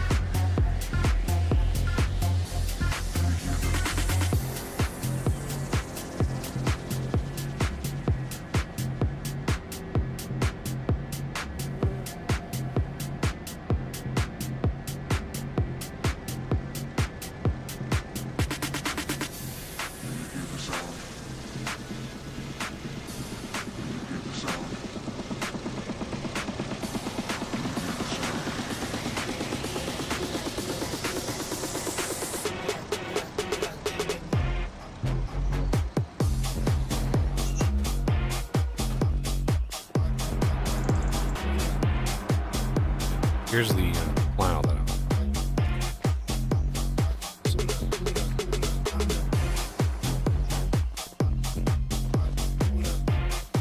this is the one. I would take this section here and duplicate it up above it, right? So you just have this. But I don't, like, as far as the 3D model goes, I don't know if that's something that can be done. It depends on how they built the 3D model, right? But yeah, you just extend this up, just increase that, and then the fold. I mean, you could fold it back so it's back to back. So you have these tines going this direction, and then fold it back, and the tines go going the other direction. That's one option. Wouldn't really work with these sitting back here, but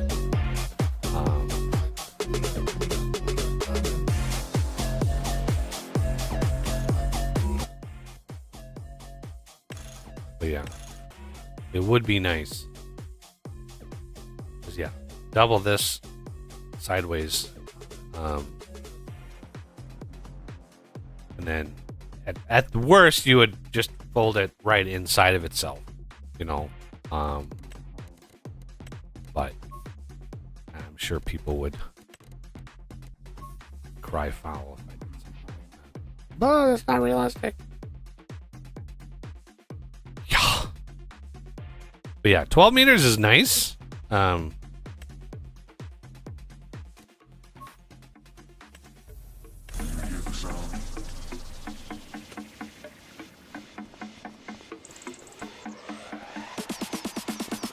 More would be better.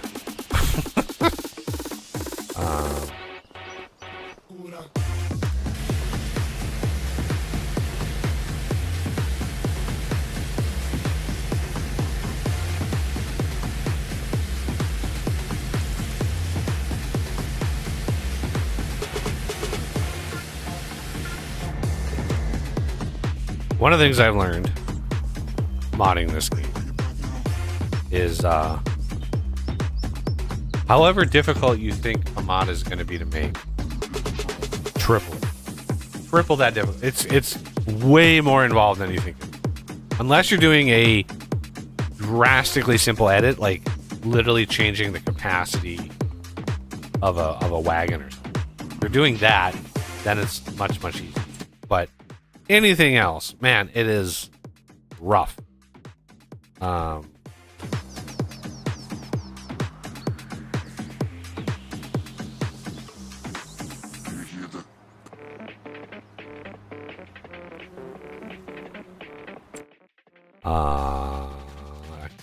New?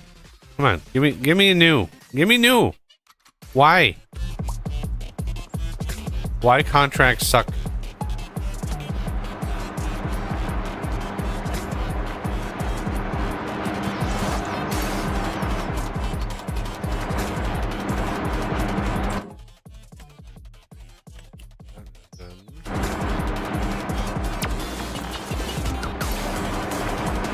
turn that off.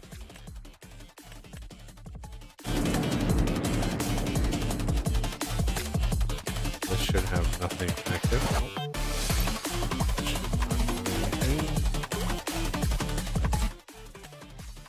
Off. And then this should have nothing that's on.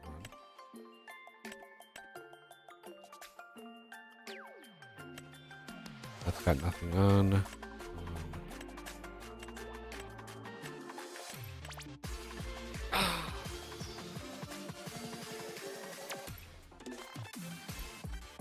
Well, I'm gonna keep this on. Okay.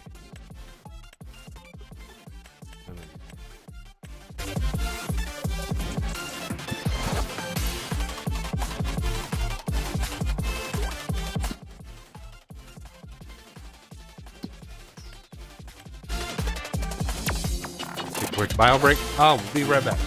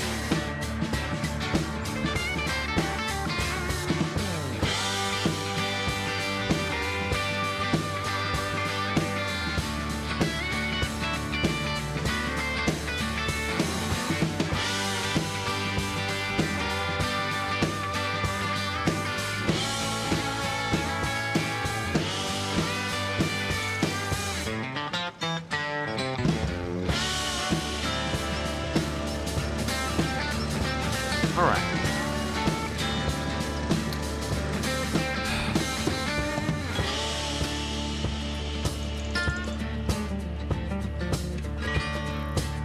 Yeah. Oh, I wish I was a 3D artist. It just takes so long. Like, it's weeks. It's weeks of work to do just a single thing. So it's like, is it worth it? Would it generate, like, if I learned how to do all that shit, would it actually, like, generate interest in the channel? Would it, like, I'm looking at, like, dollar per hour average, right? That's, you kind of have to break everything down.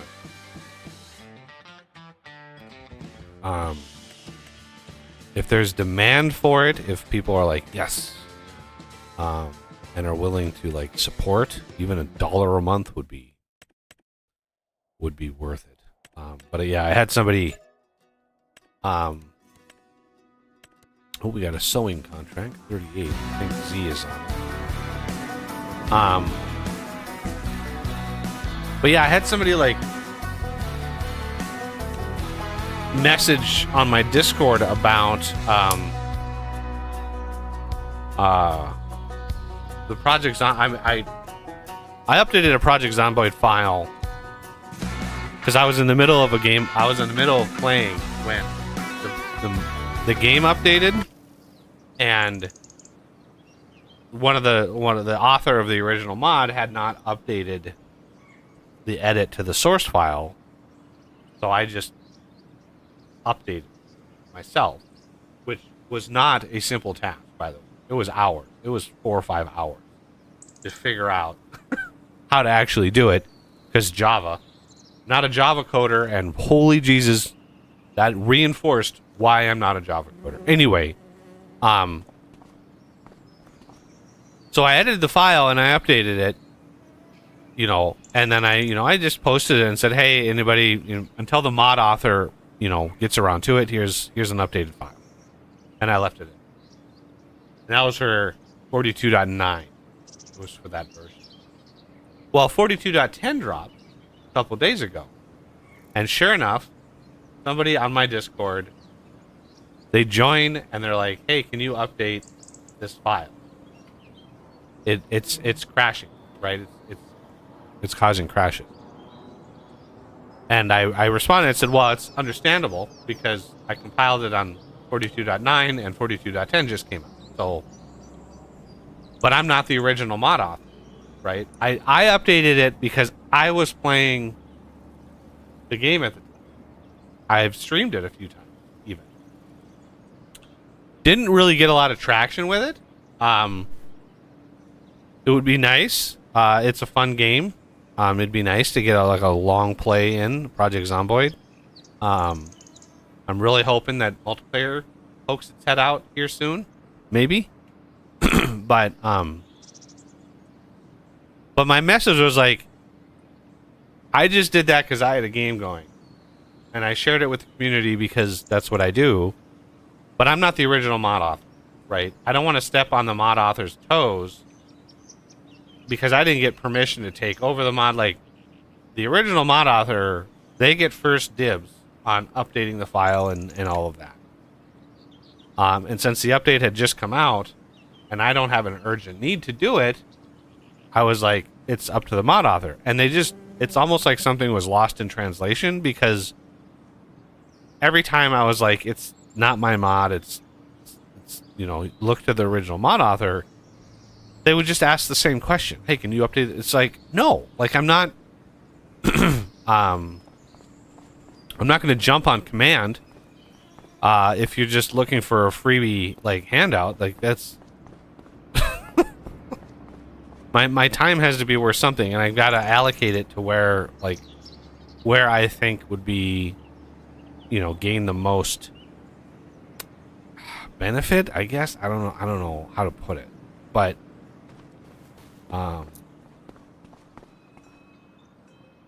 the amount of time that it takes to do anything with any game, any mod, is pretty substantial.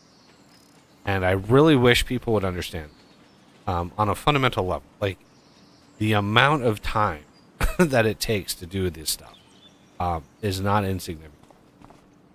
And so what is that worth, right? And what can you afford? If you can't afford anything, then fine. I don't have a problem with that. But if you need something, and you need something urgently, and you need something done, then there's a value to that. There's an intrinsic value to that I think that people don't understand. Hey Jay, how's it going? Welcome back. We are waiting on contracts. Stone picking. Let's see if this finishes right away. Okay. Number 83. Accept. And maybe? No. For some reason. Where?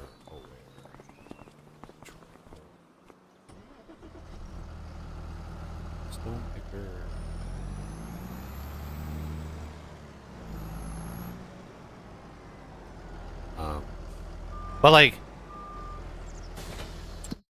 I didn't want to explicitly say like, throw me $5, right? Or throw me $10. And, you know, that's worth my time. Because it would take at least an hour to update that file. Because we've got to decompile the new one. I've got to compare the edit with the new one. Make sure the edits are in the right place. Make sure there's no traps. Sometimes developers put little traps in there, and you've got to watch for that shit. So it's like, it's not an insignificant amount of time, and it's, you know, one of the reasons why I learned to mod the way that I do is I got tired of waiting on other people to do the work for me. So I was like, you know what, I'm going to learn how to do this.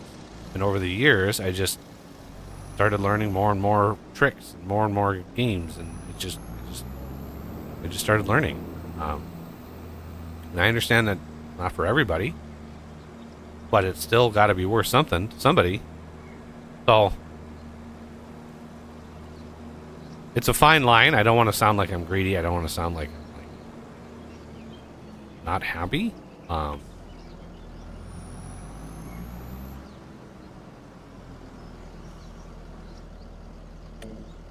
But there's got to be some value associated. Anyway, so yeah, if you are a person who likes a mod and a mod is not getting updated, or it's not getting the attention that you might want it to have, then yeah, toss a couple bucks to the mod author and you might find yourself in a better situation. That's amazing. Oh. Not only time, like in that case, Jay, like you're looking at, if you're 3D printing shit, that's also material, right? You're using material to do that. That's a cost. Like, hey, can you 3D print this thing? It's like, well, the material alone is going to be $5-10, depending on the size of the thing, obviously. But then, yeah, the time it takes to design the damn thing, yeah, and the fact that you have like it's almost like a service, right? Like if I need my chimney swept, I can call a guy, you know, and for like $50. He'll come and he'll do a professional job sweeping my chimney. And that's not a euphemism. And like he'll have somebody climb up on the roof and do the whole ball of wax, right? I don't want to do that shit. I'm not good with heights. And this is a 3-story tall building. I'm not going to climb up there and sweep the chimney. But for $50, this guy and a helper will come and do it, and that's fine. If I were to do it myself, oh shit! Thank you, sir. A few days of coffee. Cheers. Thank you very much. Like, if I were to do it myself, for one, I would need the drill and the chimney sweep thing. I don't even know what you call that thing. It's like this brush that's on this super long line that it's like specialty equipment, and then I would need like a helper to go up on the roof, and I need to pay them, and I need like all the implications of having an employee and shit. Like, so if somebody comes to you and like, hey, I want to do this thing and I want to help, and it's like, that's okay. I wish I was in a position that I could actually pay for people to help, because I wish I was a 3D modeler, right? With the issue of like making the plow and stuff for this game, I could open Blender and it would take me so many days to figure out how to do it. And there are people out there who are already modding this game who can spit that shit out fast. You know, they can do it fast because they're well practiced. And that time is valuable. The time it takes to learn that shit is valuable. And I really wish I was in a position with the channel to be able to like spread the wealth a little bit, because it was like, man, there would be so many instances where I would do that, and especially like vintage engineering. Oh my god, getting a couple extra programmers on that, or maybe even a 3D artist, with some texture guy, like, yeah, I could do that. Like, I could spit out a bunch of stuff pretty fast to manage that project, but it wouldn't make any revenue on the back end, right? I'm not selling vintage engineering, so I can't recoup any of that, which is why most people don't pay for those kinds of. But like right now, it's like Skyrim with the Creation Club, where you have to essentially pay money for mods. It's an interesting experiment because they have a lot of these mods in in Skyrim's Creation Club. A lot of those mods have like voice actors and shit recording live, which is not free, right? You pay voice actors to do all of that. And so being able to recoup those costs at some point in the process is extremely helpful. Because if I was able to like sell copies of vintage engineering, right? Like, how much revenue would it generate? I wouldn't sell it based on downloads. It would have to be a different kind of system, because each update would be a separate download, right? So you couldn't do that, obviously. But like, sell it for $5, and then you get the updates. But that would, depending on how many people got it, I might have 1,000 people buy that for $5. Well, that's $5,000. Well, I could take that $5,000 and say, hey, let's bring in a programmer or a 3D artist or something and move this along a little bit faster, right? You reinvest back into it, which is what I've always wanted to do. But yeah, being able to do that would be so nice. Reinvest back in, I would take a little bit of money and then be able to allocate, 50% or more back to reinvestment, and to say, hey, I'll throw you like $200 for this feature or whatever. Have like a bug bounty, almost like a feature bounty. Like once I start getting into multi-blocks, be like, hey, this multi-block, if you want to do this and it gets integrated in with the game or the mod, you get $50. I don't know what somebody would have to figure out like what their time is worth and how much time they would dedicate to it. But, going into the model editor and saying, hey, how about a pump jack or a refinery or something? I would sketch out what I'm looking for. I would just sketch like the idea in my head, and then a 3D artist would be like, hey, here's $25. Or, depending on the complexity of the thing, that would change. I would love to do that.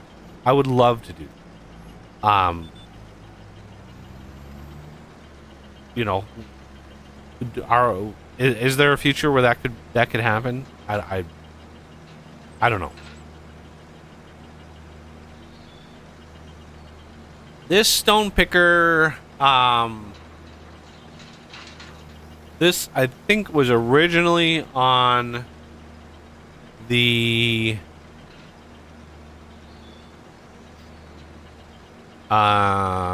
this was on a like fs25.net or something like that. I think it was a third-party website, and then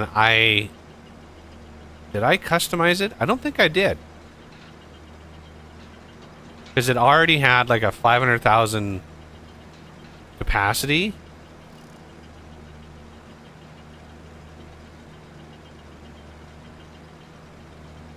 I want to. Only going 9 miles an hour though, so I don't know. If we, God, fucking autosave, unbelievable. We'll go to purchase, stone picker. This one here. So yeah, this I did not customize. It has a plow thing. It has a plow feature where you can do this and plow it at the same time, but it's buggy. So yeah, you can just turn that off when you buy it, and you don't have to worry. But yeah, it is kind of buggy with the plow on there. But you just leave the plow off. If I were to edit this, I would just up the speed. Everything else is I would just up the speed. And then we have another one. This one here, the Pottinger Jumbo blah blah blah. Also a stone picker, 20 meter wide, and this one is a 25.4 meter. So this one is a little bit wider than that the other one. The Pottinger is available on my Google Drive, because that again was. I might have made this one available on there, just because it's for people who want to join.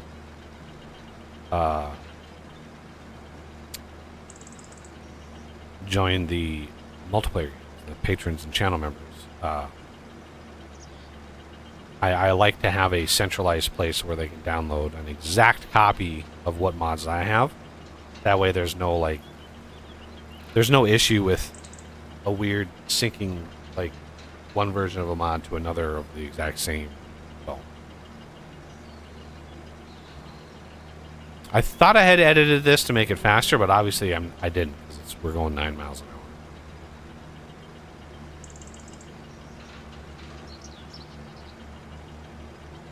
But yeah, I think it's like fs25. Is the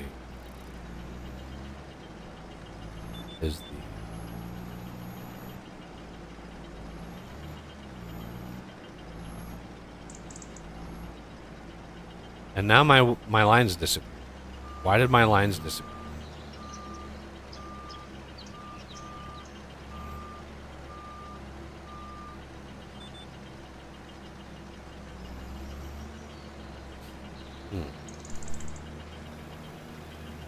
But the other thing I like to do for members and patrons is allow them a spot to download some mods where they don't have to deal with the insanity of those third-party sites, because some of them are horribly bad.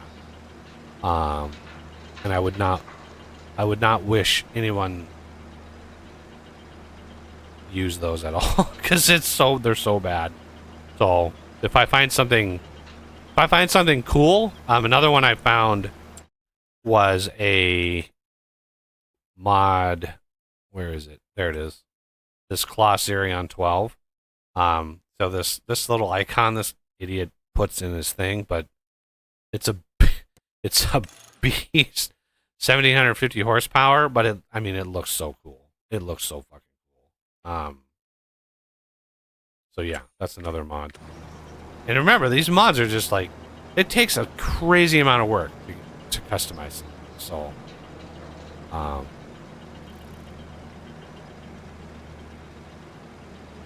yeah, the fs25.net, there's also another one called like King Mods.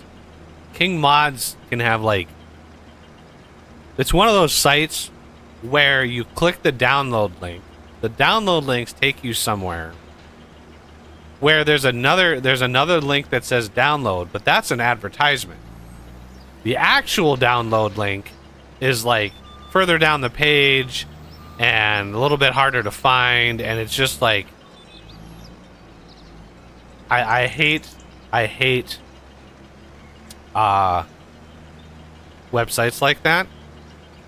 And if I really wanted to, if I could figure out how to afford it, whether it was donations or whatever, I would have created my own FS25 mod website, because it's atrociously bad, the ads and the bullshit that people have to go through. The number one thing the number one reason why those websites suck as much as they do is the space, the amount of like storage you need to store the mod. You know, it adds up, especially when maps are like a gigabyte. And you're like, hey, here's a download for this map, and it's like, this is a gigabyte. How do you manage that when you have hundreds and hundreds and hundreds and hundreds of mods?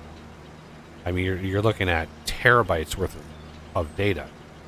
That's not cheap for storage. Like, even if you have like bulk storage for like AWS, that's still not cheap. So that's why those sites are insane. But I wish they would be a little less. Yeah, well, definitely, if you're doing like super large areas, like this is one of the reasons why with the Colossus mod that I never choose like the 25 or 50 meter wide working with, because for one, it's stupid. But two, yeah, if you do something that wide, the game is not built to be able to manage. Which is why I tend to like stuff like this, where the tool itself is really wide, and then that's the limit of what it can do. Is the tool. Again, we're gonna grab all of the stuff.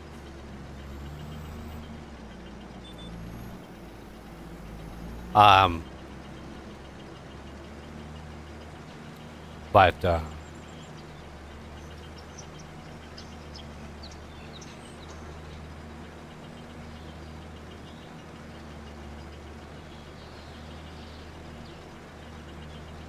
yeah, I like slightly larger areas, especially if we move to a big map, because I think the contract issue we're having on this map is because of the map.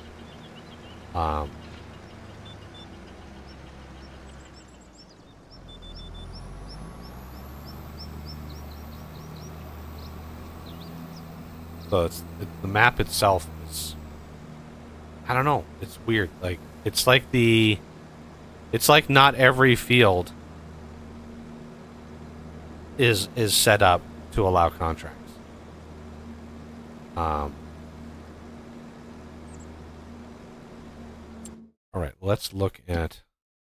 Ooh, we have a bunch completed ones here. So there's my stone picking. Let's collect that.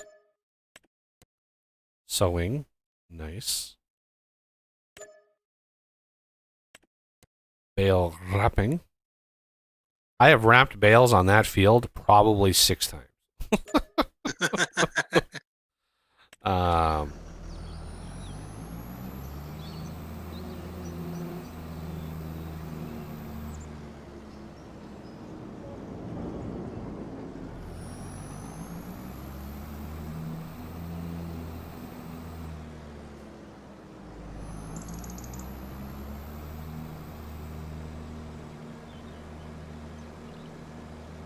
Yeah, right when they announced FS25, like last summer, when they announced FS25 was coming out in November, I immediately started looking at domain names for a mod website.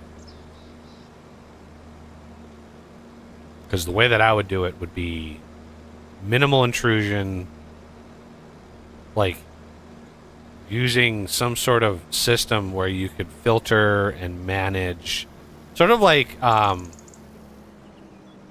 would kind of base it off of how Factorio does their mod, right? Factorio mods are, the mod portal for that is so nice that like I would absolutely base it off of. Because you can look at trending, like most popular, most downloaded, most recent, most like latest updated, and then you can break it down by category.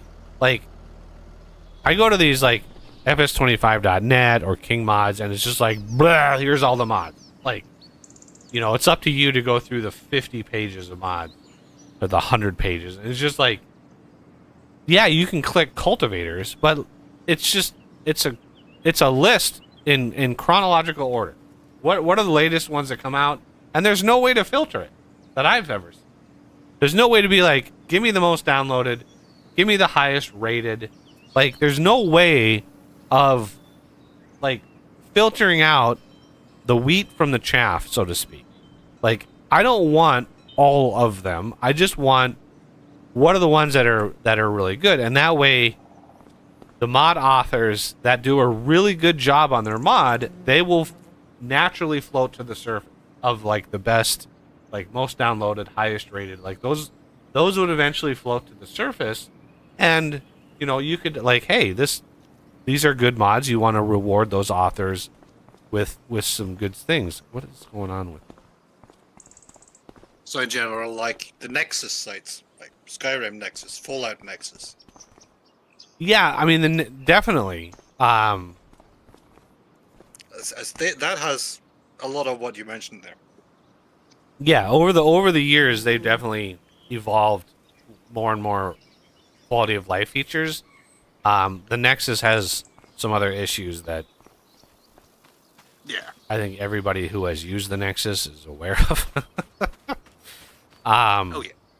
But yeah, for me at least, having a secondary website that was not full of spam, like I go to like fs25.net and it's just how many effing ads can you splash on one page?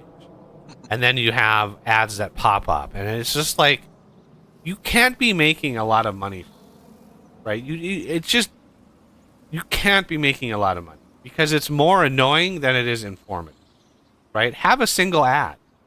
Have a single ad, a banner in the top of the page or whatever.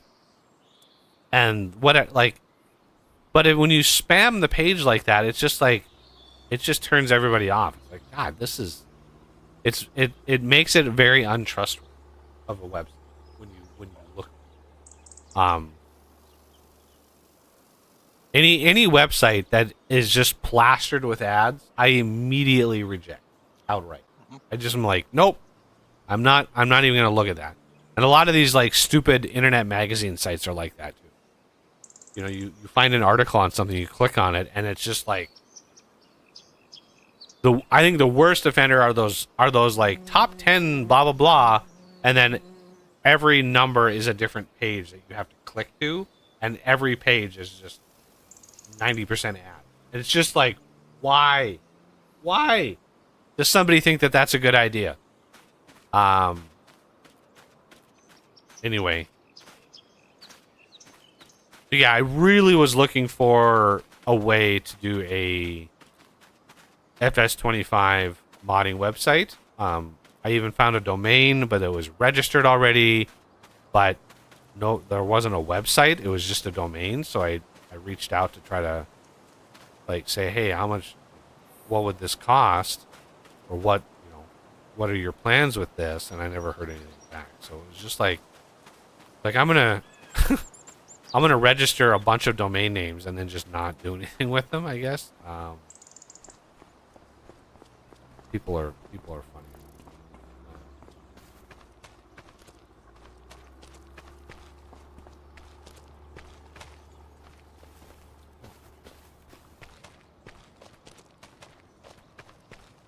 All right, multiplayer these things.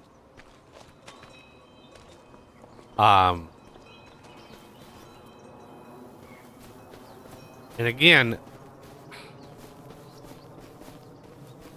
I don't know how to remove the collision from these tires.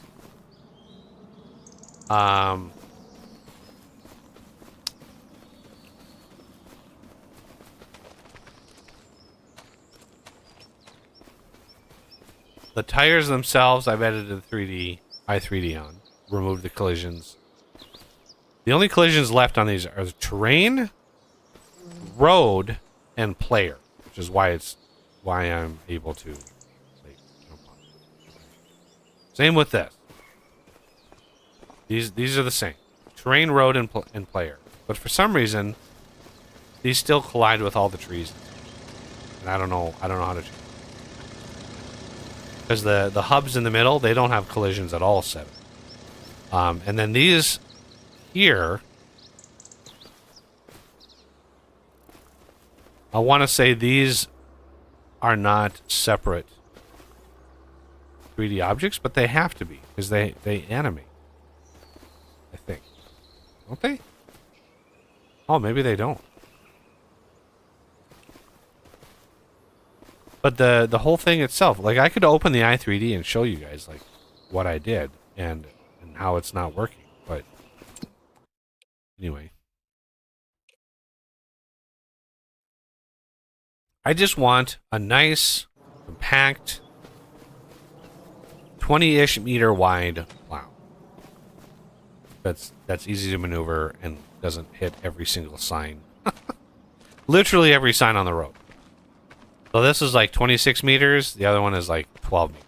And if I had double that one, so like 24 meters, as compact as it is, that would be perfect. What I want. But I don't want the wings to stick up 6 miles, right? Because that would make going underneath bridges and such a little different. The problem itself is not really a problem on a map that doesn't have all telephone poles and signs. So it's only a problem on maps that have a lot of detail. If you're doing like a survival 4X or whatever, and you're making your own stuff, you're making your own roads and stuff, then it's not a problem.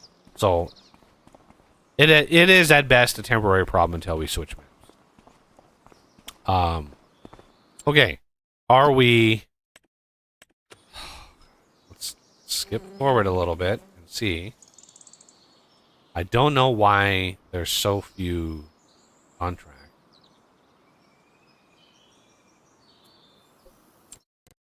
Hey, look at that. We have another bale wrapping. 34 and sewing.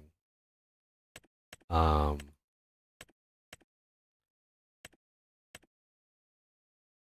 wrapping. And I can go punch out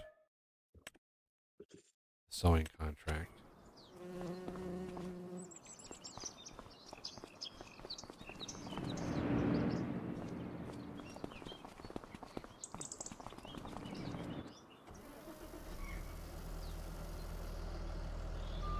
Is better contracts really on? I can't see where they are. It has to be on because we're getting discounts on fields. Oh, they are? Because I don't see the count on how many we've done. Like when I click on 79, I see Ben 45% discount. So Okay. that has to be. Oh yeah, I didn't even look at what we need to sow. Sunflowers.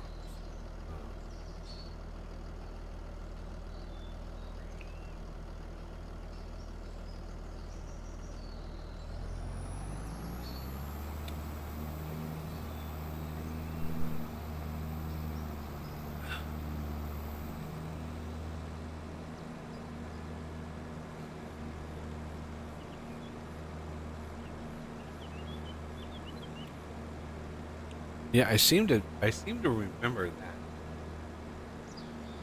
In the XML, there was something regarding like missions, and like you had to specify the field eligible for missions. I think I'm not 100% sure, but I think that's how it worked, and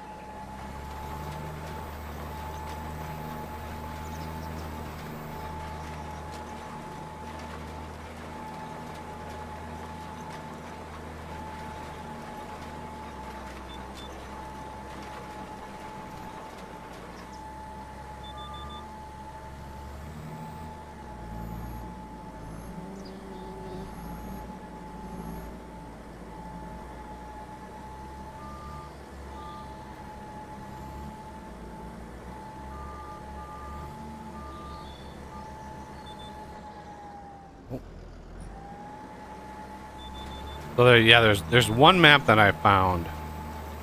Somebody made just a quick and dirty 16x flat map.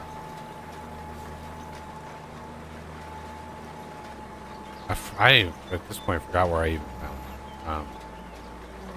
But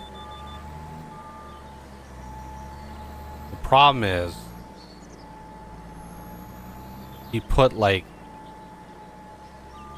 oh geez, if I were to estimate, probably like 50,000 trees, all the same tree, like Scots pine or whatever it was. Just it's like 50,000 trees on this damn map, and I'm like, why the hell? Why would you do that? So I was trying to edit the map and like remove the trees, and I just have to edit like the i3D. But again, the problem with that is I don't think he had any farmland set up. He didn't have, so it's just like I haven't found exactly what I want.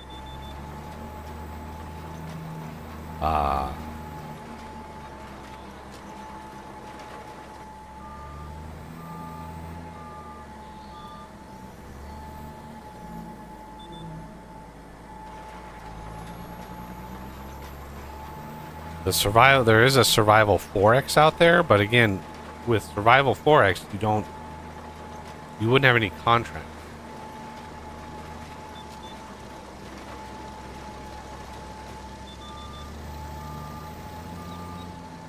Unless you created a field.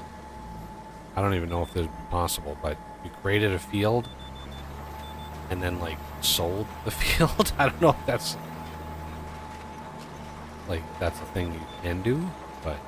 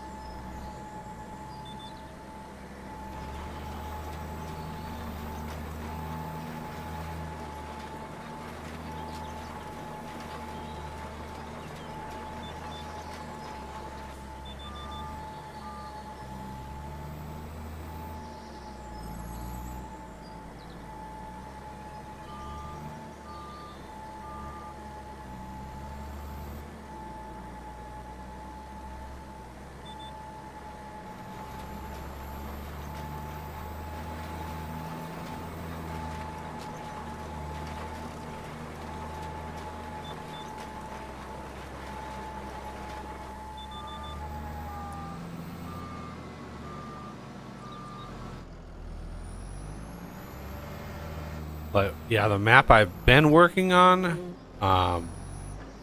this TSC over here, I've been trying to make this entire compound here like a ploppable that you can just place. Because this has all of the stuff back here. So it has a propane cell point there. It has an anhydrous cell point here. So it kind of has all of the little bits and bobs that you would need. Because, yeah, the map that I'm working on updating. At this point, I've even forgotten the name. It's, because I went to a wedding a week ago. So I've been out of town for a week. But yeah, I've been slowly trying to update it and get it up and running.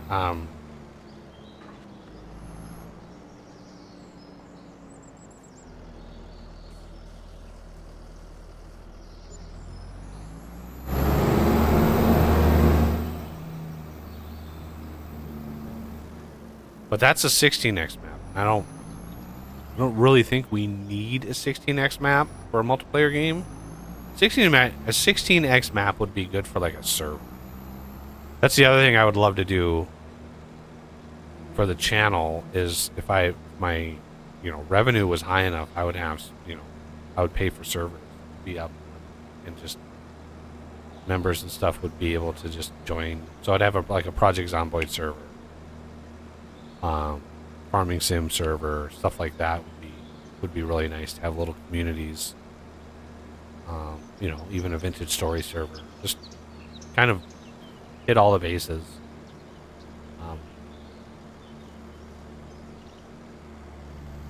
But yeah, this poor planter is so dirty. I need to wash it.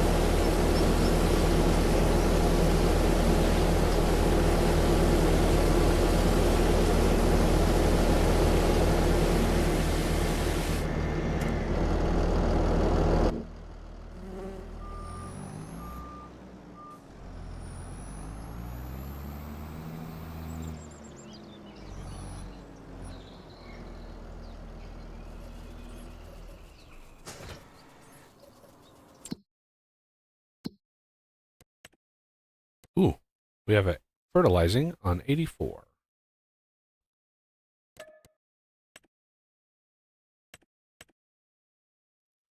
Sewing is done. Bale wrapping, another bale wrap. So did you leave the bale wrap thing down there? The bale wrapper?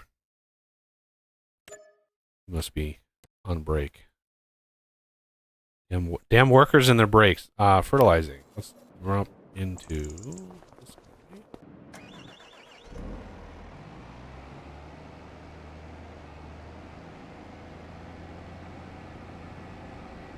Yeah, we can pop out another bale wrapper.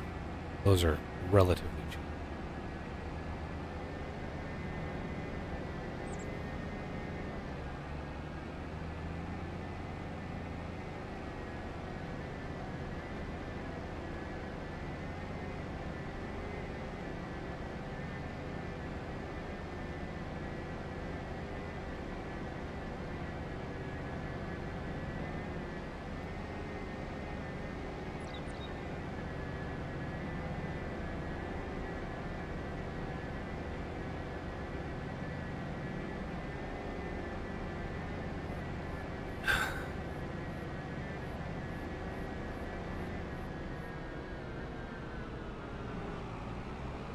Ooh, this thing turns really sharp.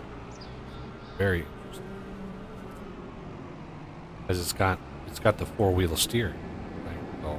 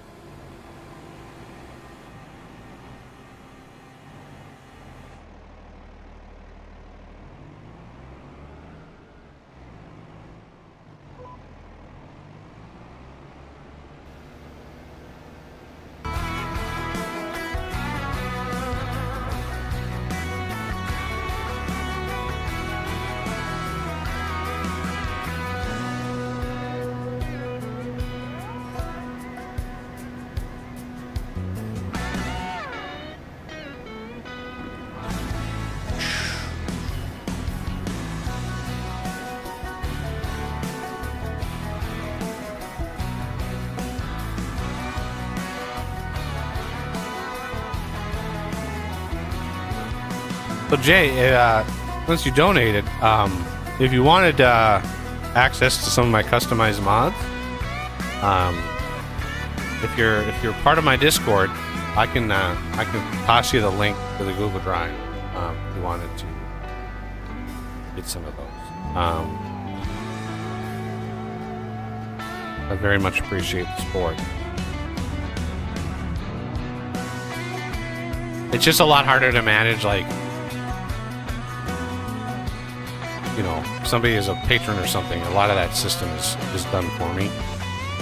Or channel members are like, that system like plugs right into YouTube. For some reason, Patreon and YouTube do not talk to one another. Or no, Patreon and Discord don't talk to one another.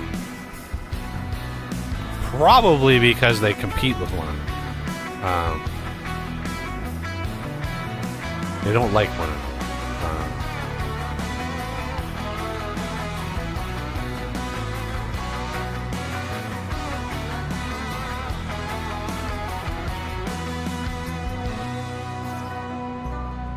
Yeah. If you're on my Discord, just hit me up. I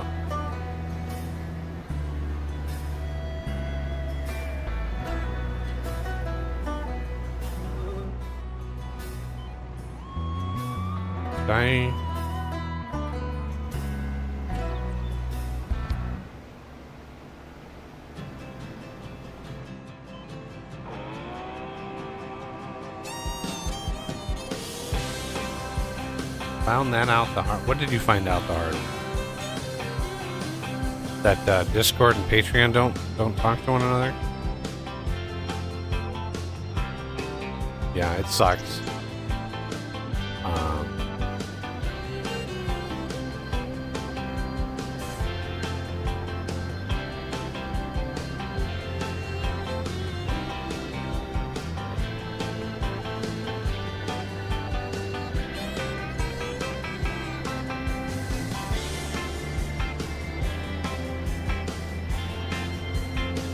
Yeah, I wish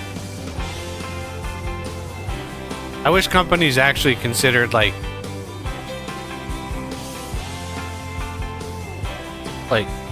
customer features as a priority. Right? So like YouTube supporting or Patreon supporting Discord.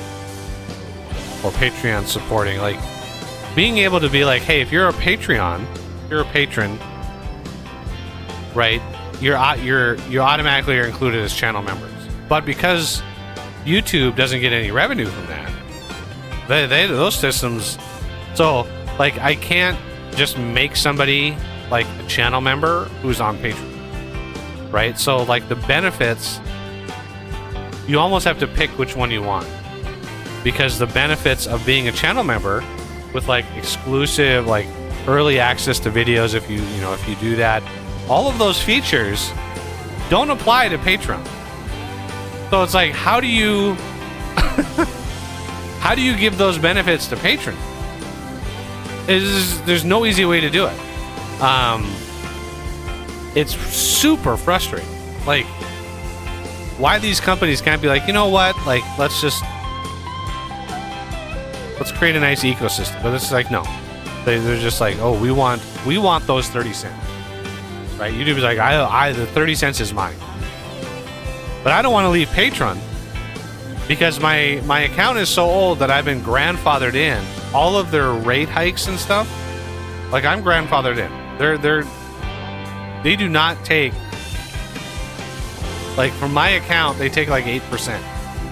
Whereas nowadays, if you signed up today on Patreon, they would take like 15% or more. God damn, this thing is squirrely.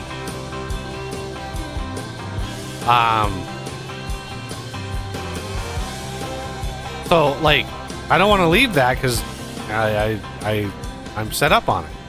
That's it, that was the thing that existed when I signed up for it. And then channel memberships came by and blah blah blah blah blah. So it's just like, oh, it sucks. It sucks trying to manage all of it because I'd love to give the benefits to the Patreon channel members could get.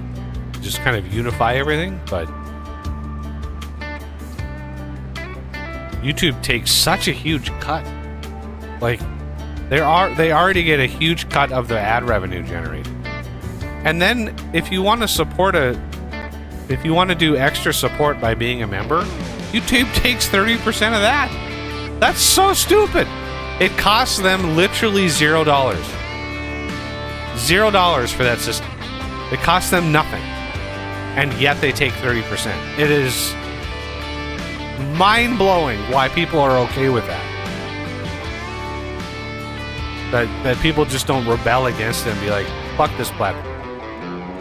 I to this day, I don't even know. Like, how do they get away with it? We're going to take 30% of the extra revenue that generated, in addition to a huge chunk of all your ad revenue that you generate. It's just greed.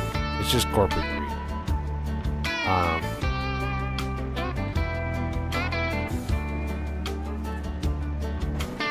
Okay, that takes care of that contract.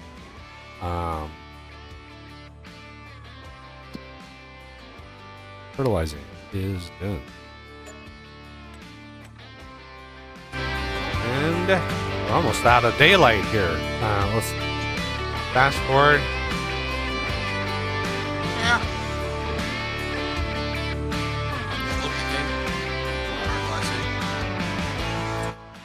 There we go. Picking 88. That's right, Nera. Fertilizing 30. Walter. 4. You want to do the fertilizer this time? Yep, I'll do that one. Okay. Let me grab the old stone picker again.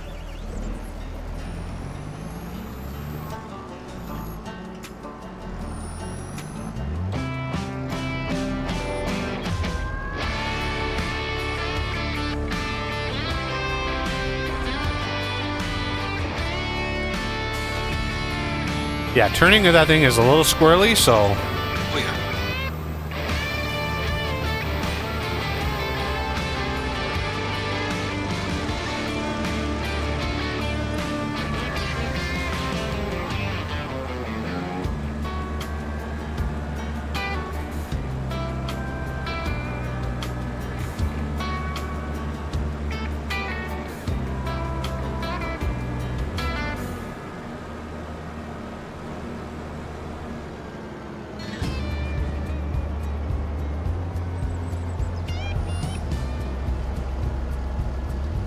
So fast.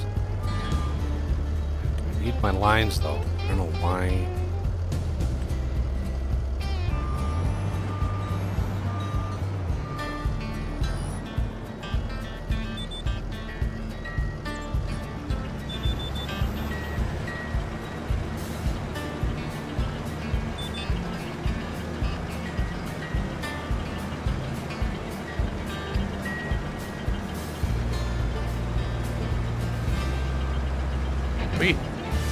Yeah, the stream chat I had to limit access just because humans be humaning. I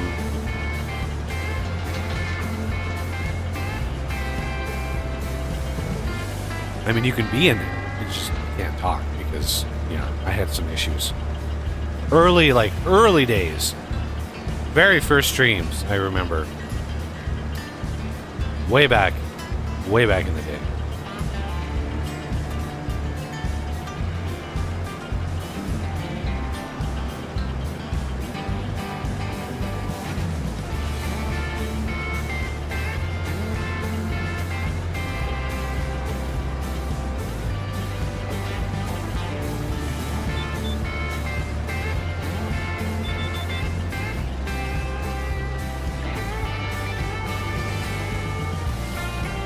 Come on.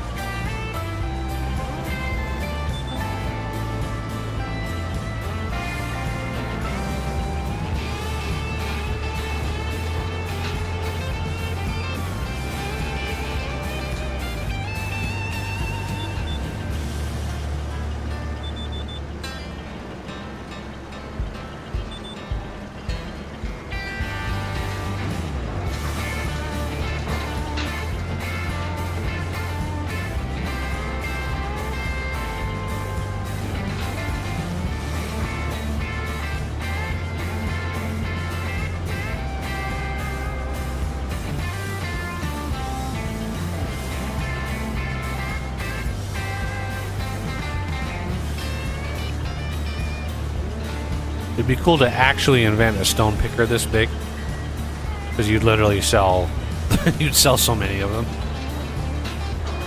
especially in this area. Oh my God, stones, field stones are really bad. We have so much glacial drop in this area. I remember even having a little garden in the backyard growing up. Like, the amount of rock in the soil was just insane. We could never grow carrots that were nice and straight because there are so many rocks in the soil that the carrots would never, ever, ever grow straight. It was really funny.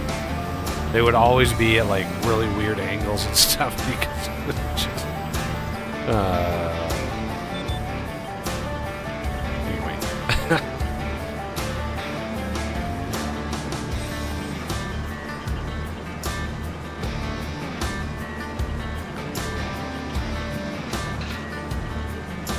I'll DM you the link, Jay, after the stream.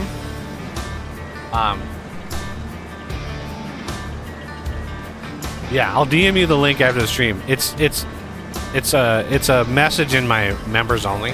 There's a hidden members only that you can't see. That's where the link usually is. But yeah, I can DM you the link.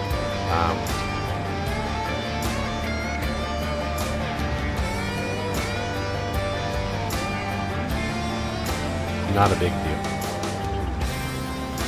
And I have been, speaking of Forgecraft, I did reach out to DJ regarding Forgecraft 2 and just to see, you know, what his plans were in terms of releasing that. And he said it's hopefully going to be released by December. You know, it's going to be my 10-year anniversary of the channel in December. And since that game was such a huge part of my channel, I thought of jumping into the next iteration for the anniversary. Trying to get a jump on that now.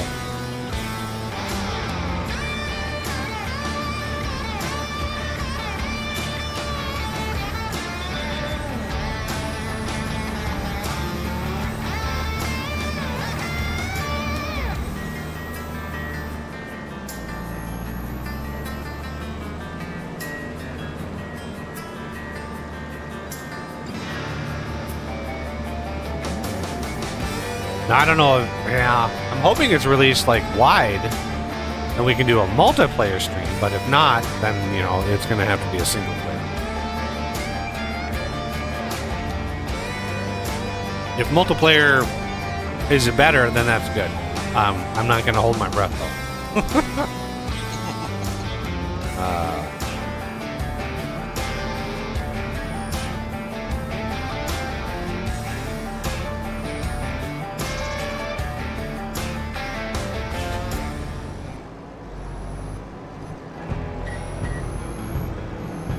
This thing give me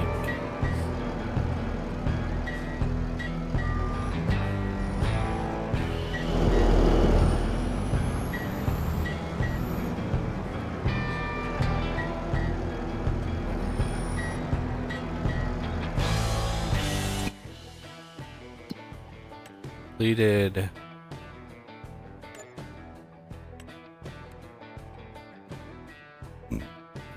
That. Wow. Okay.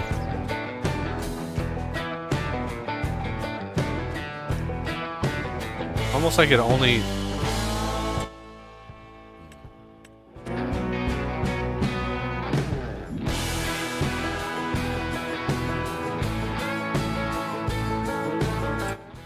Oh. Okay. Now, make sure all these things are off.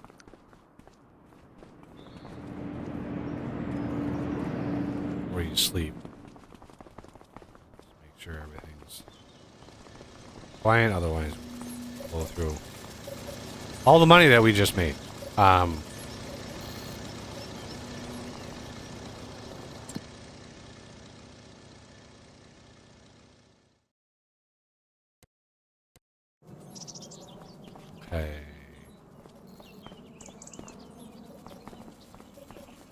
So, I guess...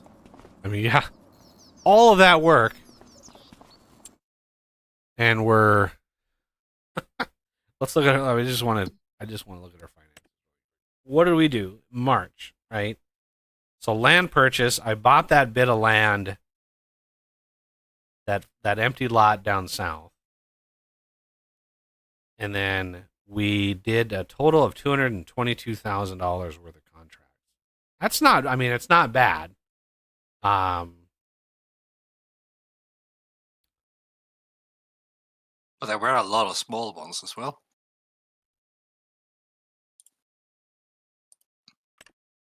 I mean, yeah, I don't know how many contracts that was, but we did a lot of contracts. So, let's...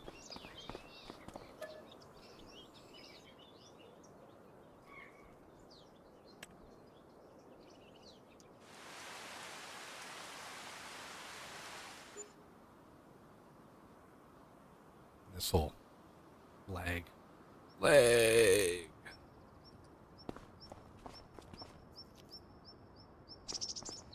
Alright. So, first things first, let's go over here. We have... Yes.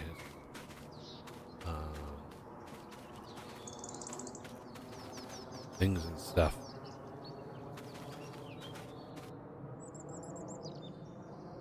Oh, there's the lag. I knew it was coming. It just delays.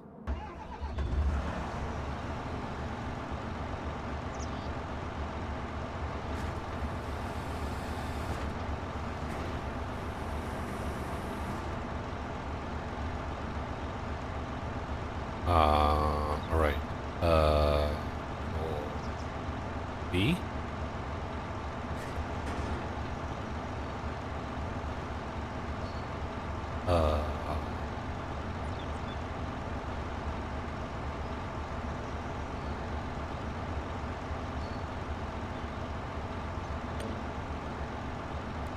$17.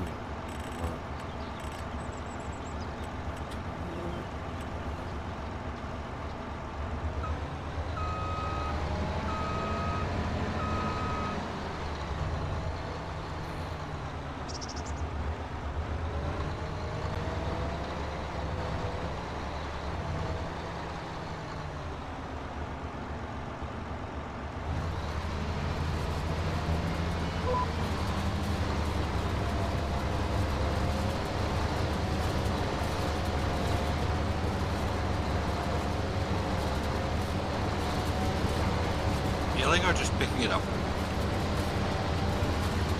We can just pick it up, but I'm tedding it so it's just immediately going to be hay. That just saves us a little bit of money. Okay. So that's why I'm tedding it.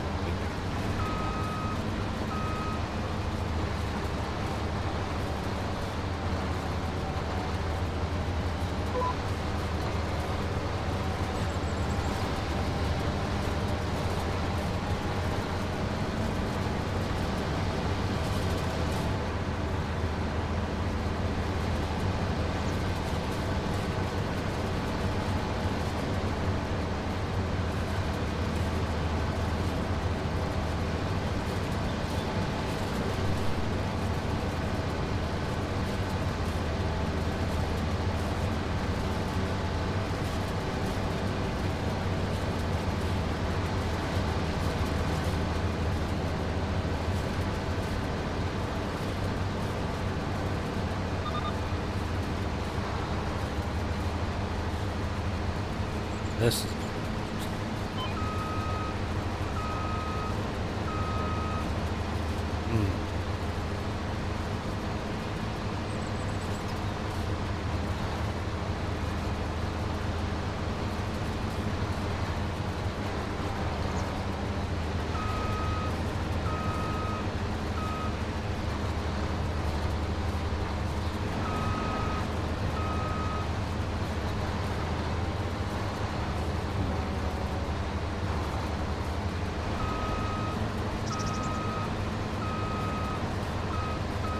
better.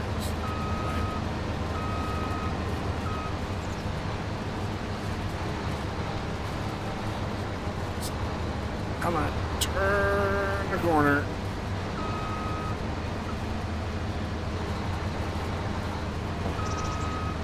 Why would you build a fence that close to the edge of your field? Oh my goodness. That was, whew.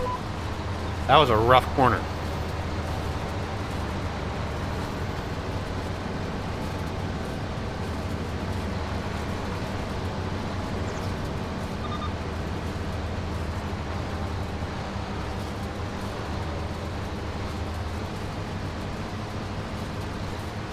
Come on.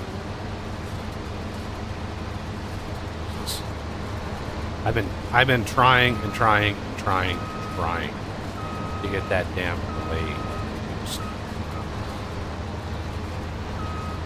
But it seems to be based on how far it travels, as far as I'm aware. Like,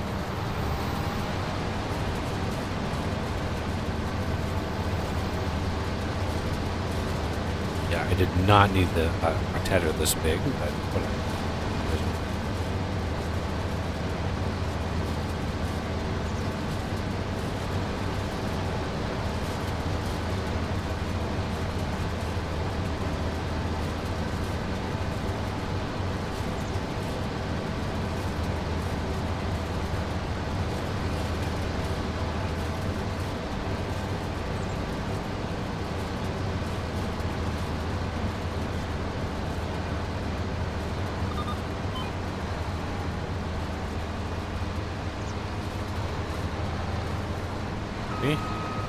Like,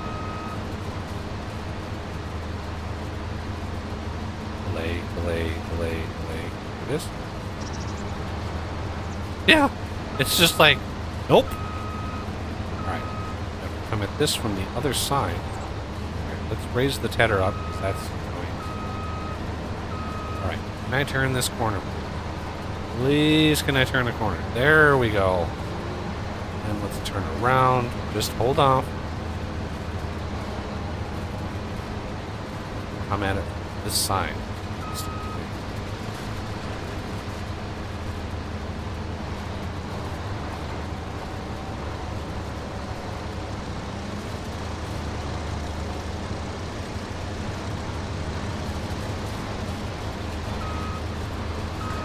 Now, part of things that I should do too. And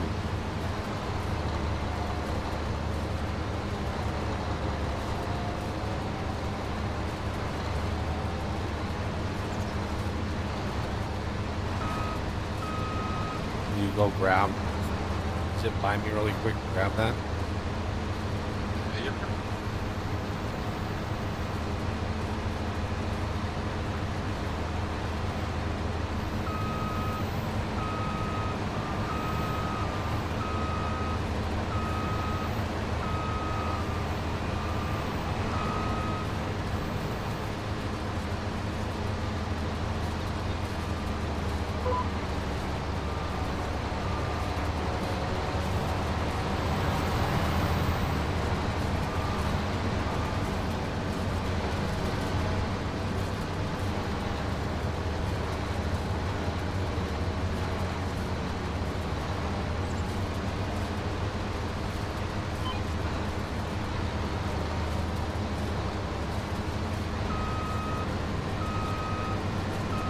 Come on.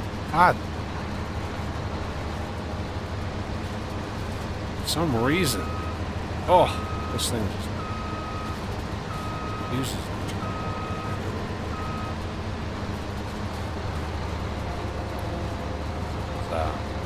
this is a small field. Considering the size of this thing, it's just a tiny.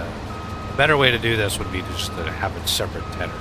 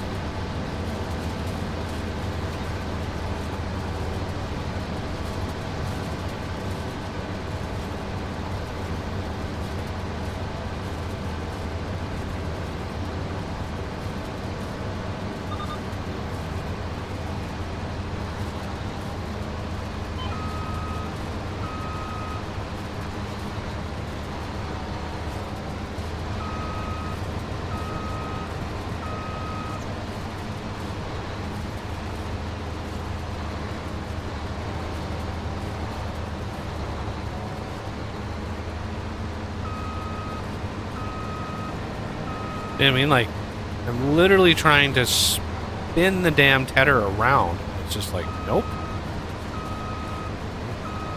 Not.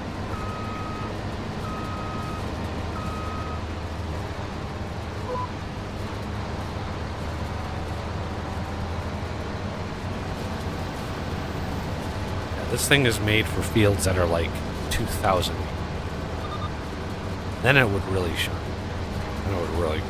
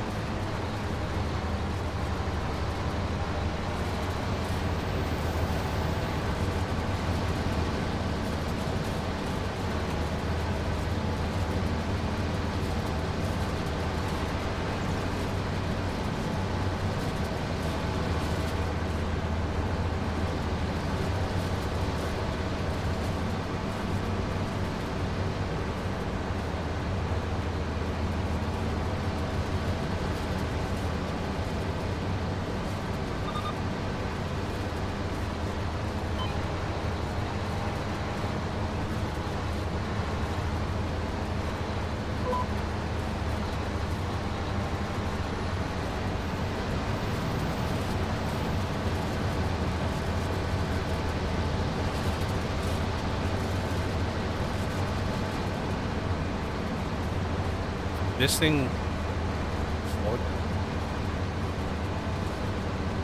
The damn thing is bouncing. I don't know.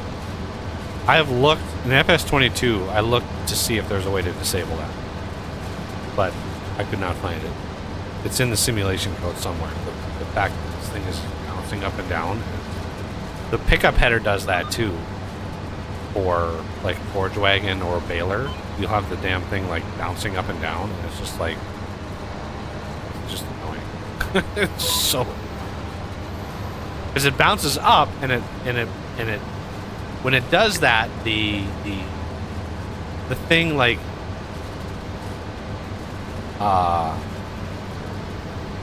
the actual area, right, the area of effect, the work area of the tool bounces up and it skips stuff on the ground.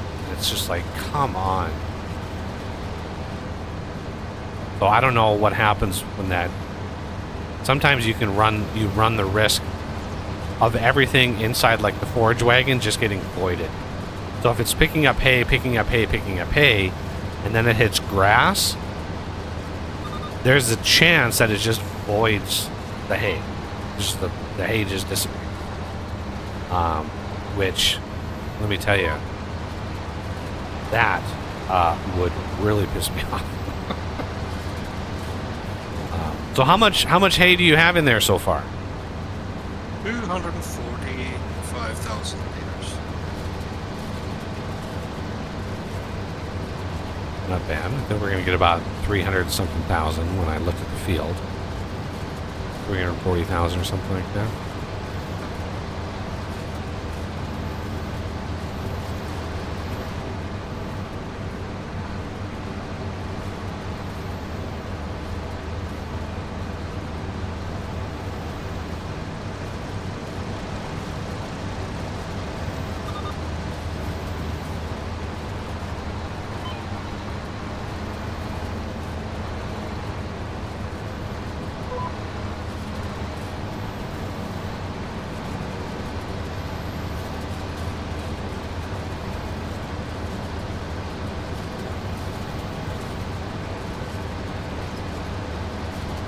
Yeah. Yeah, the thing that caused, like, I've looked at the code in there, like, there's no reason for that. Like, it's just, it's so stupid. But yeah, I've had that happen to me too. There were some choice words. I had a forage wagon that had a few 100,000 liters of some, like, it was grass or hay, and then I hit like a tiny little tuft of straw, and it just voided. It like voided all the grass, and I was like, there were some words.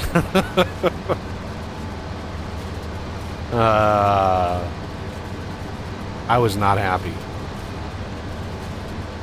And a lot of the code that manages that is redacted off the scripts, so it's like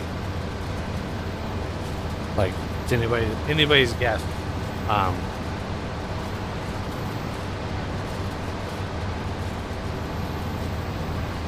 As to how to fix that. Because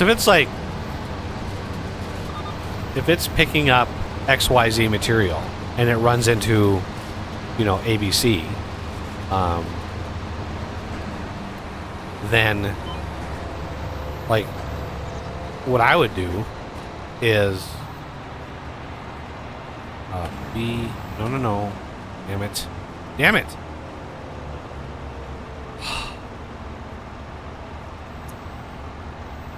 So 328,000. All right.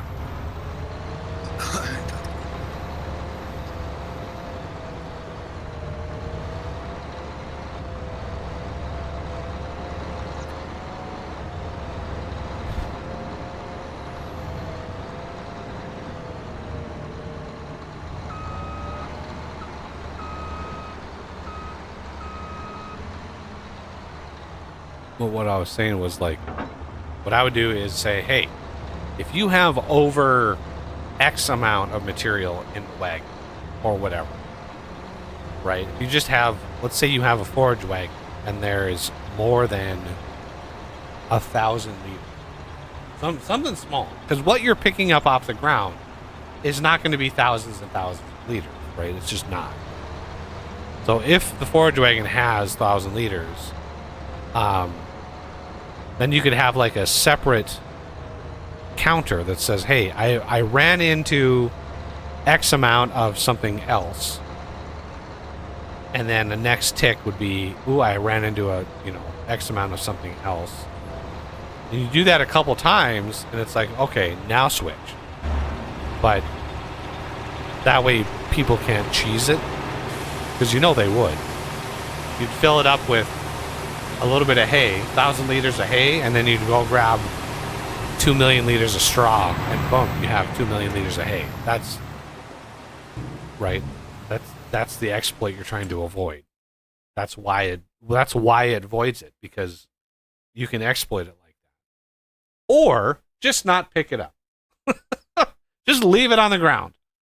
Oh, look at all the contracts now.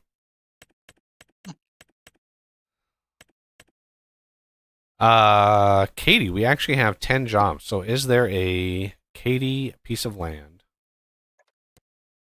David, Katie. We could buy 86. Ooh.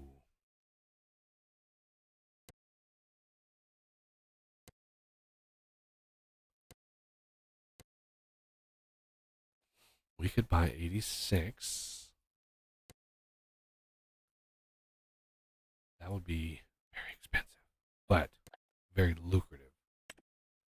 I think it's potatoes. Sugar beet. Bathrooming in, I'll be right back.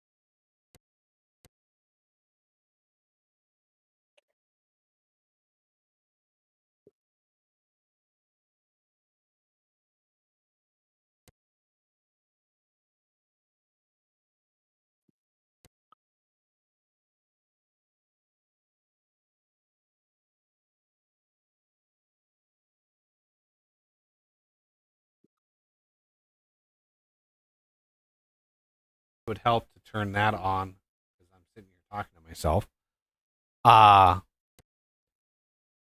Because my brain is fried. But yeah, like these are sugar beets, and if we harvest all these sugar beets, we buy this plot of land for about 500 something thousand.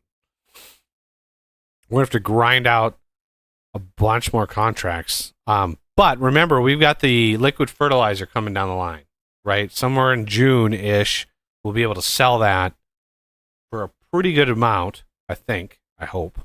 We'll have to just figure out where we can sell it. Is there a prices? Liquid fertilizer. We have a place, yeah, the sell everything place, so we can sell stuff. So what I was saying is, like, we bought 90 and they had sugar beets. We bought it for about 250,000. The sugar beets, we cut them, we sold them, and I think we got about 90K. I want to say we got about 90. It was a little disappointing how little we got. Because if we look at cut sugar beets, if they're even in here, or is it sugar beet cut? Yeah, there it is. So, like, remember, I have the rebalance mod, which is like hard mode, right? We're playing on hard, but my rebalance mod uses like realistic prices for everything. The fluctuations are the same. The percentage fluctuations are the same.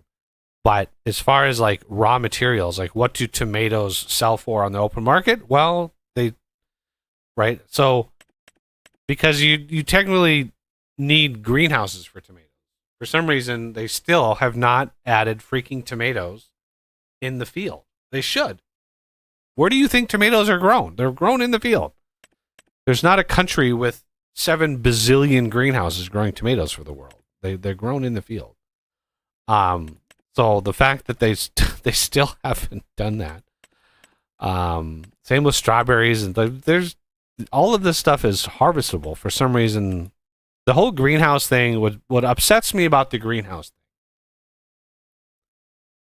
is they basically use that system to try to advertise new features. So anybody who has looked at the next expansion with the aquaculture and the fishing, right? If you go out and you after the stream, you go out and you watch the videos on what details they just came out with. All that is a specialized greenhouse. I could literally create a mod that does exactly the same thing right now. Right? You add the fill types, you add the 3D models, and the placeable, and voila, you have a fish farm. Right? You have salmon as a fill. You have young salmon. You have fish food. You have whatever the other fish was. It's salmon and something else. Carp, maybe. But those are just fill type. It's just a greenhouse. That's all it is. You just convert one thing to another, and it's fancy graphics, and it's just a greenhouse. So I'm more excited that they added onions. They added custom like models and textures, and will likely have like a custom header or a same sort of vegetable header. That I'm more interested in. Give me a variety of farming implements and techniques and things rather than just cookie cutter greenhouse. Like, I could make a greenhouse that literally takes fertilizer and water and creates literally everything in the game. It's just a building that converts one thing to another. That's all it is. And so when I saw the fish farm stuff, and I'm just like, come on, like, really? I understand a lot of people are like excited for it, but I'm just looking at this going, it's just a greenhouse. That's all it is. It doesn't add anything special. It's very, very tedious because you need to like a boat. The whole boat thing, though, that is more interesting. Like, how are they going to manage boats and stuff on the water? That's more interesting to me because I'm not sure how they're going to do that. If the water plane, if they're just if they're introducing a bunch of custom collision like tags for that, there's already a water collision. So I would imagine a vehicle for the water, you would have something like that. So anyway, the sugar beet cuts, getting back to what I was saying. Ooh, it's raining. Nice. So if we bought 86 here, because we get a 50% discount, it's going to be about $532,000.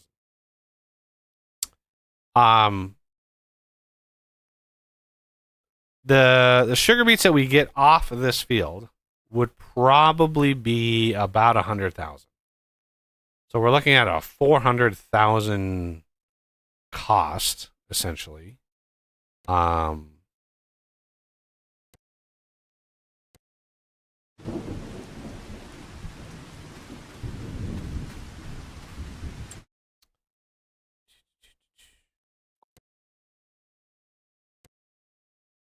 I'm just looking to see what other options we might have with some other possible farmland. 75? That's only 10%. Nope. 111?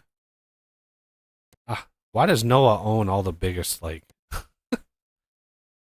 Ooh, that's a pricey boy right there.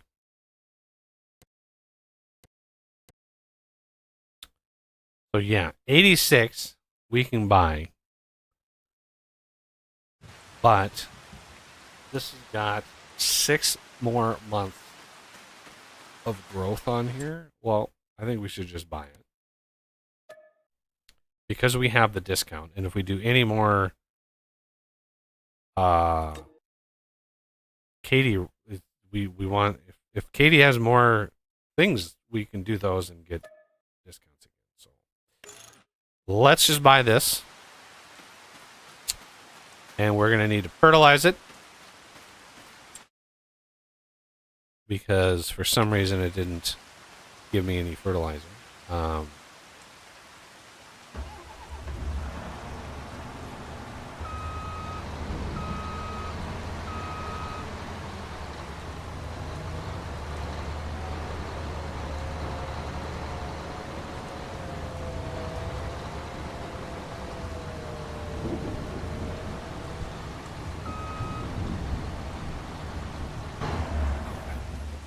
Do we have all the gubbins? We have hay. We don't really know how many straws.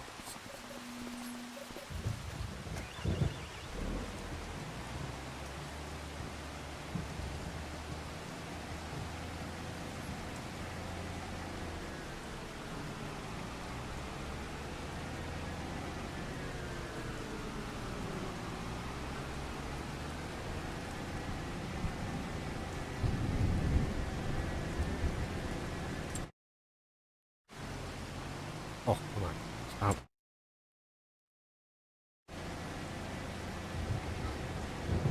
That's one of the reasons why I wanted to get the Case IH Patriot mod updated, because by far my favorite. My favorite fertilizer. Sprayer thingy. Okay.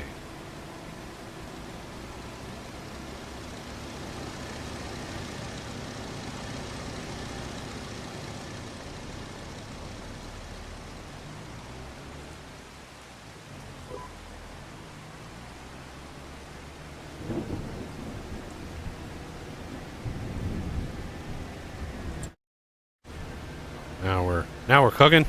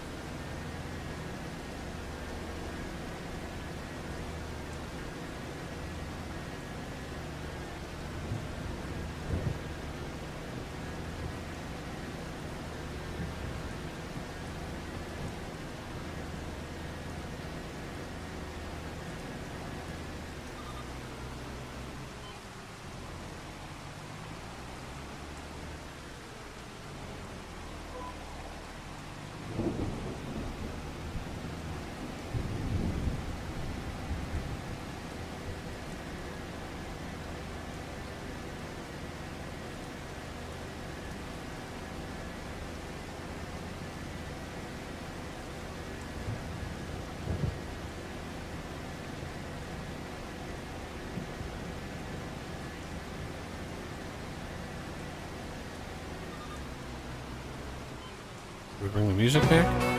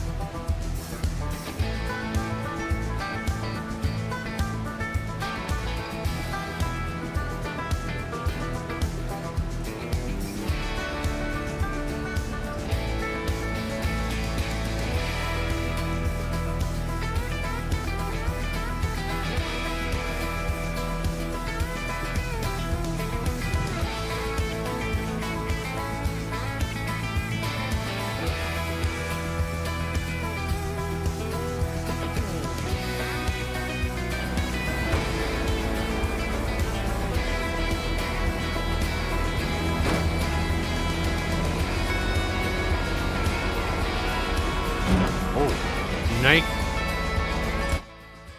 That. Ooh. So field 70.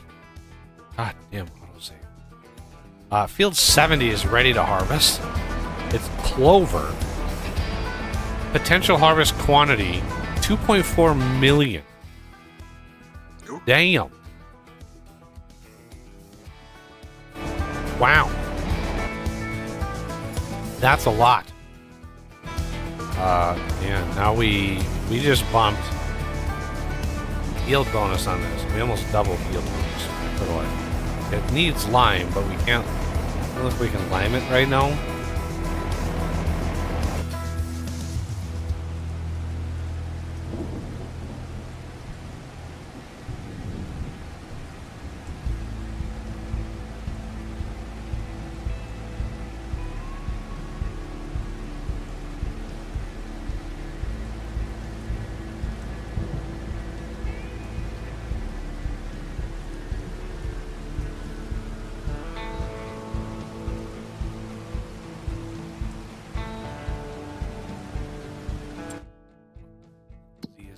These out here.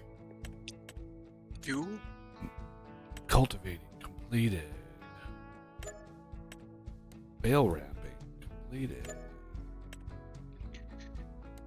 And there is a bunch of fertilizing. So let's do this one. And this one.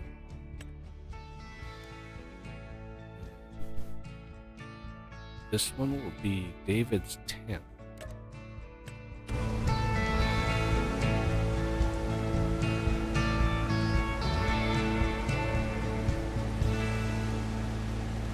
Yeah, there's several for David now.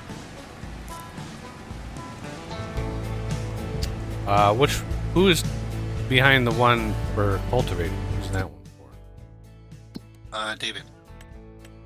Okay, that might have to mitigate something. Yeah. Let's see.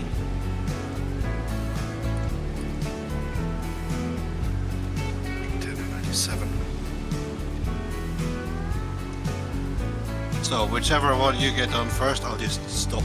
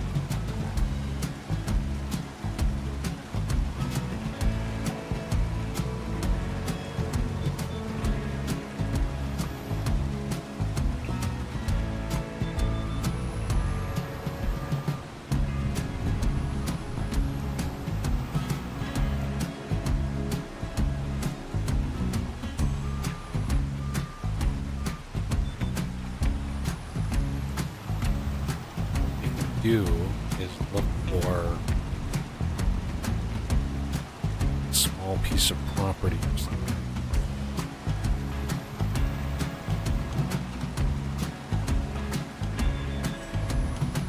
Okay, let's look at.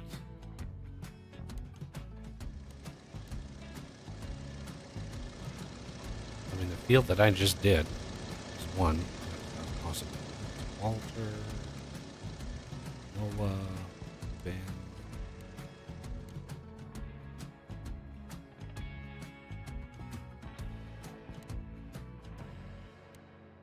Walter, David.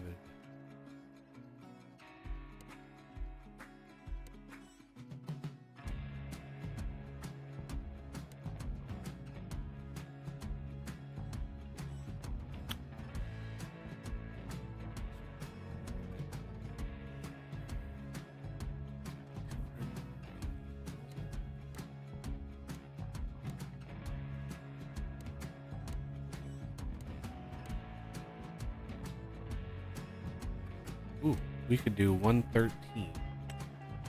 Is that planted? Planted.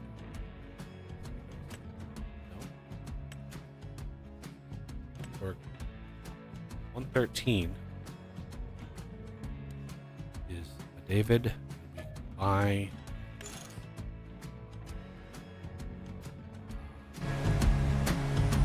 There.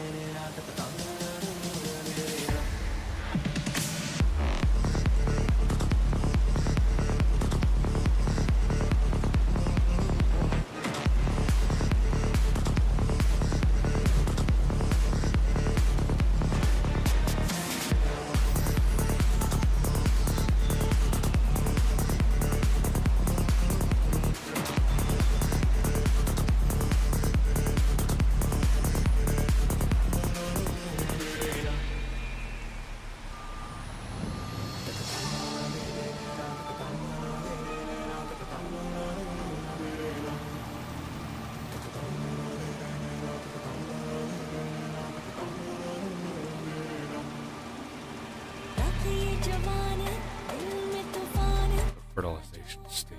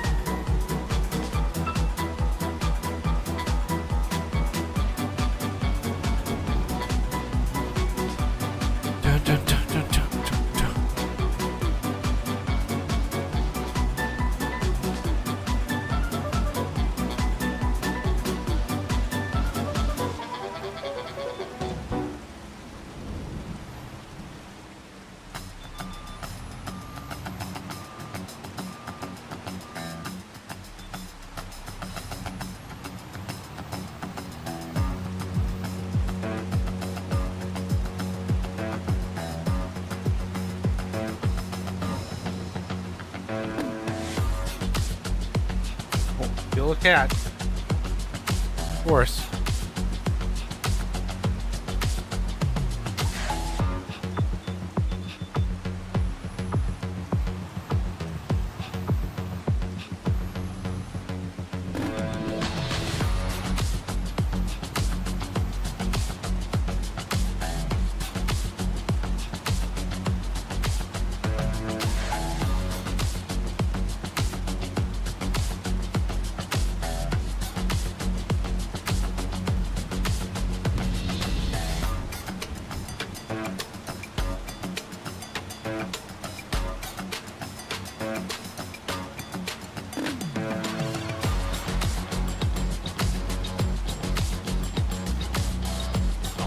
Stepping out for a minute. Get some air.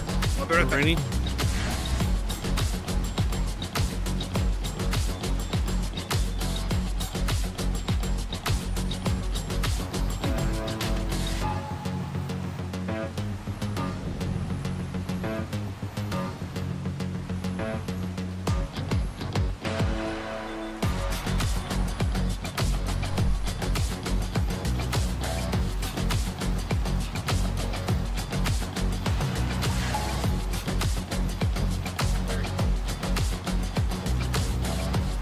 Very pumped.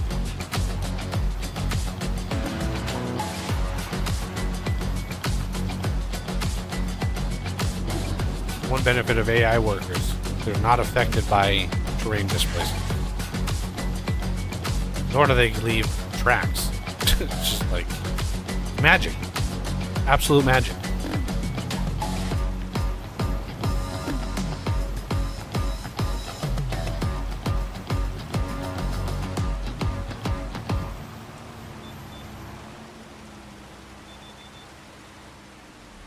Like, why it puzzles me when people are like, it's not realistic when I like make an edit or something. It's just like the game itself isn't realistic. Take the fact when we mowed that grass, we tedded it into hay, right? That process takes like 2 weeks. In ideal conditions, it would take at least a week because you've got to mow it, let it dry, then you rake it, turn it over, and then let it dry again for several more days. And again, ideal condition. If it rains, if it's foggy, like any of that, it's going to lengthen the amount of time it takes. So, like mow and immediately ted it into hay, like no, it takes days and days and days of drying up. So, like I said, the game itself is not realistic.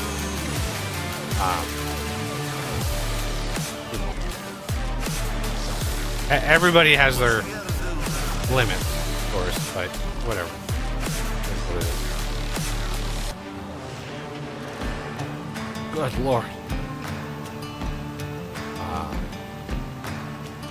Going perpendicular to the rows is rough. It's so rough. Rough going.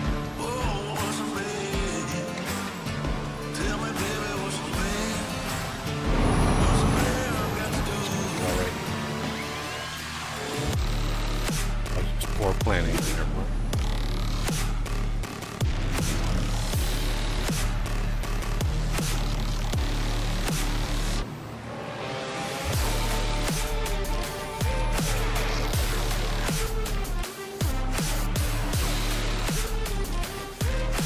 All right. How to save.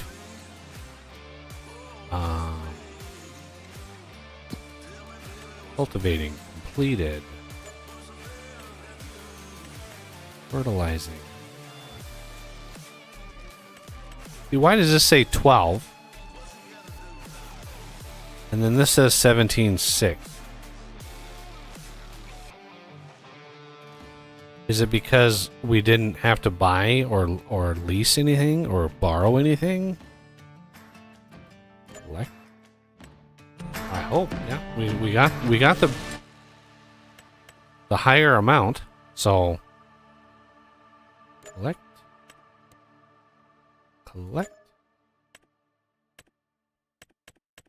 Sewing 122 and 24. So You want that as oats. You want that as sorghum. And then bale rate. 7. That's 122. 7. And again, you want oats.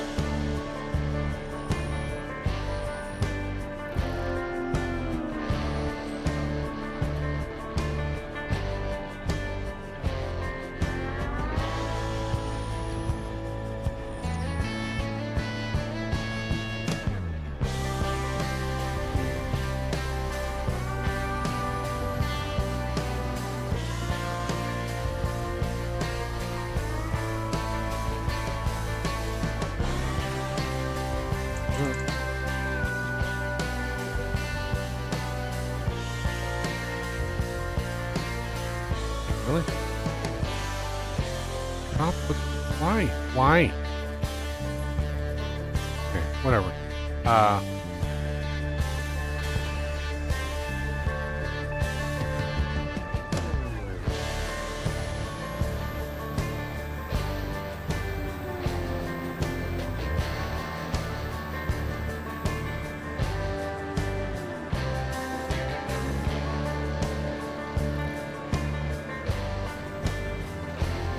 Yeah, this is also another one of those, like, people who scream realism and then go plant 5 different crops with the same planter and the same... Not real.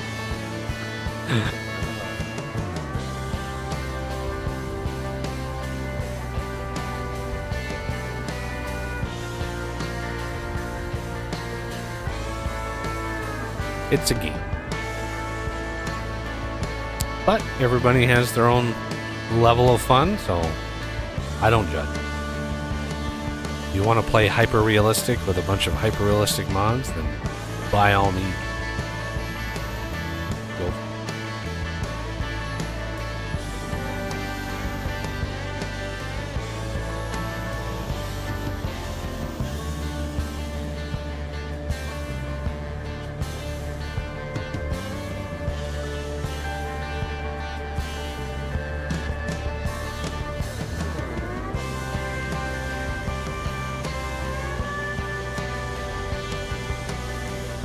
Wait. Oh.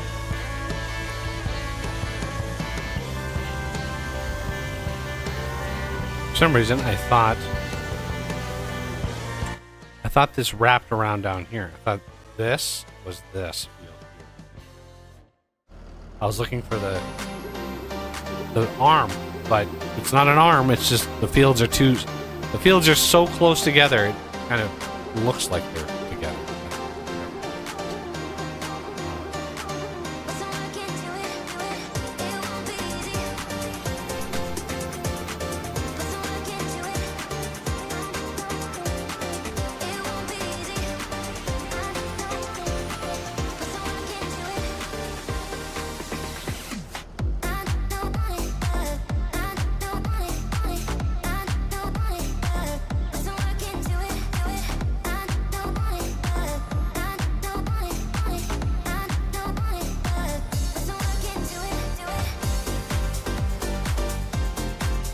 Just want to verify one last time.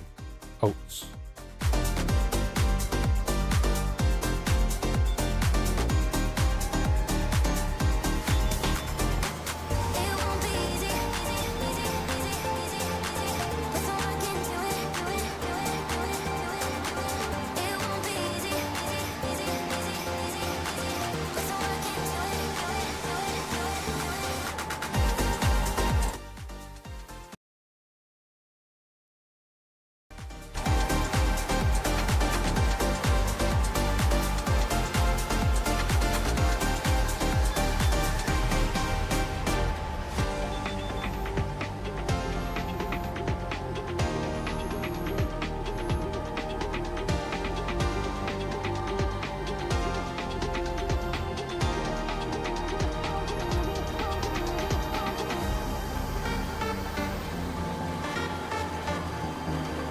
And yes, I could hire a worker, but A, that's more money that it would cost. 2, they're 2 times slower. Like, it takes twice as long to get anything done because of all the little, like, weird nitty-gritty, like, things that they do to line up everything perfectly, and, like, taking this and just spinning them, you know, spinning around like this, dropping it down, like, that's fine. But an AI worker would, like, pull ahead and then back it up, and then it just takes twice as long to do anything. So, rather spit this out myself. Plus, what else am I going to do? There's not a huge amount of contracts to do, so might as well just, you know, do the farming myself. Plus, I got the best worker of all, which is Z, just cruising around doing a bunch of contracts.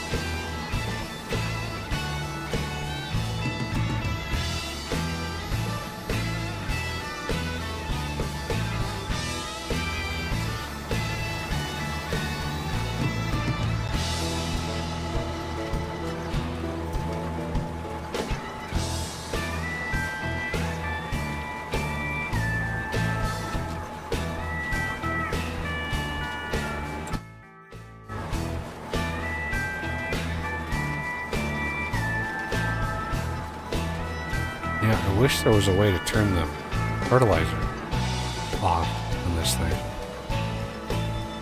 That would be handy.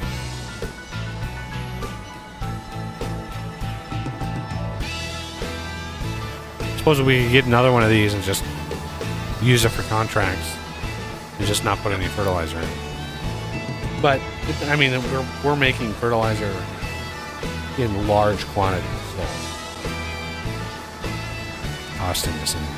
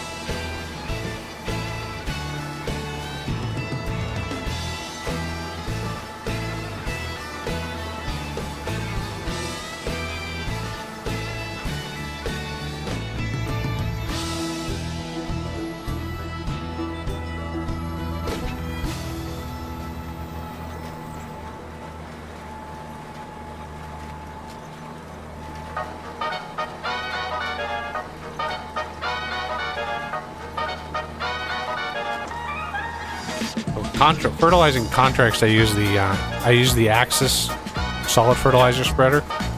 Yep. It's way faster. One of them has The one that's got the cover on is lime, not fertilizer. okay.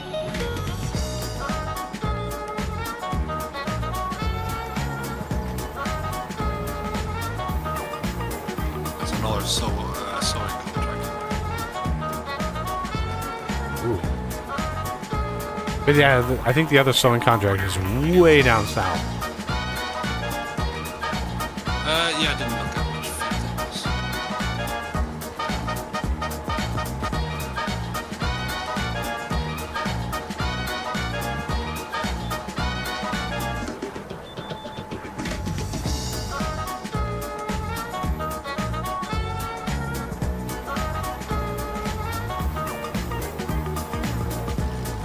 That turn was perfect. I'd love to see an AI worker do that turn. Zippity zap. Turn, drop, go. all the other thing with AI workers, base game AI worker is limited to 15 miles an hour. So we would be SOL.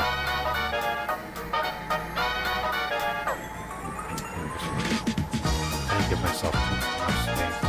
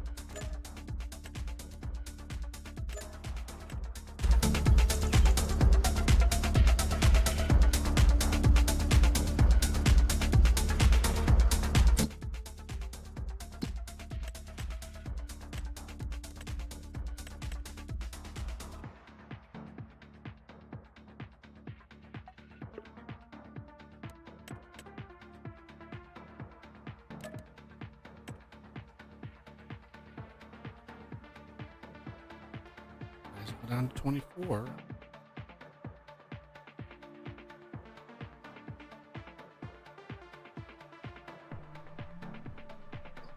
Just don't give up, do you?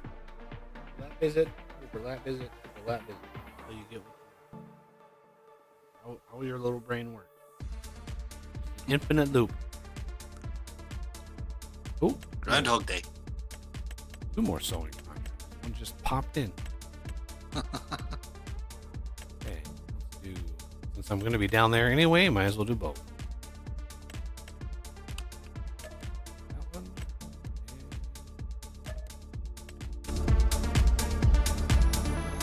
Literally the other corner of the map. Yep.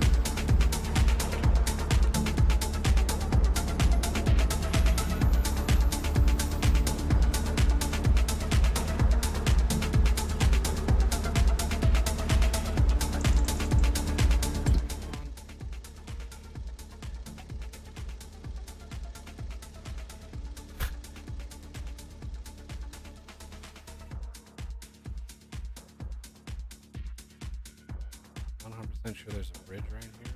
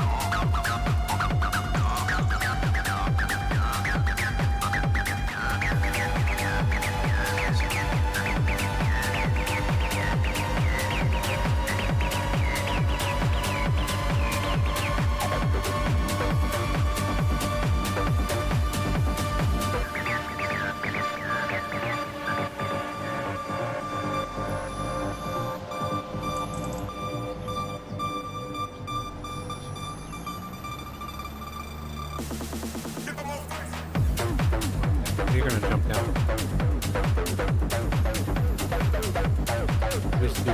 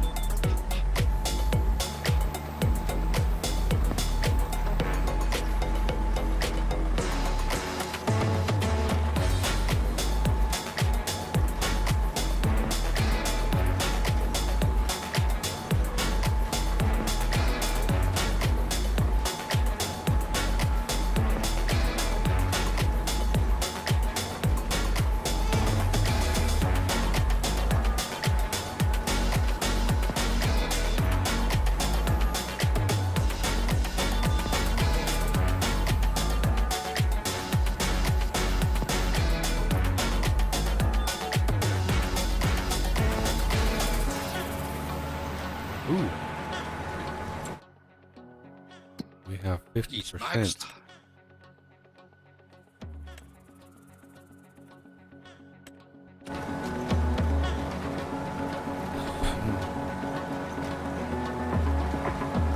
The first time we've had a bend.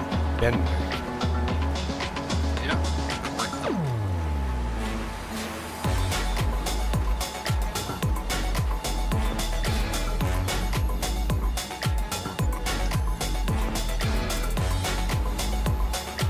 No new contracts.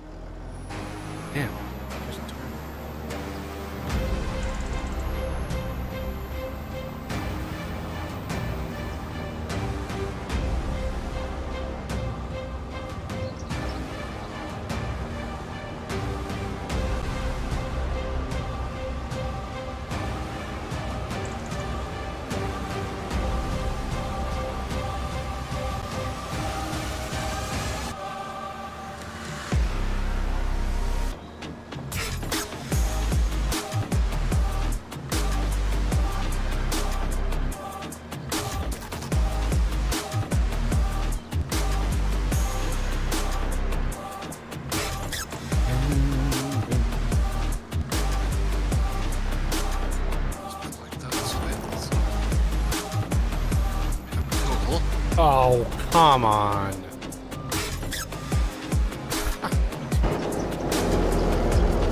Why is it so easy to flip 20 tons of machine? Just like, I'm pretty sure it would be really hard to flip, you know, a 7-ton track.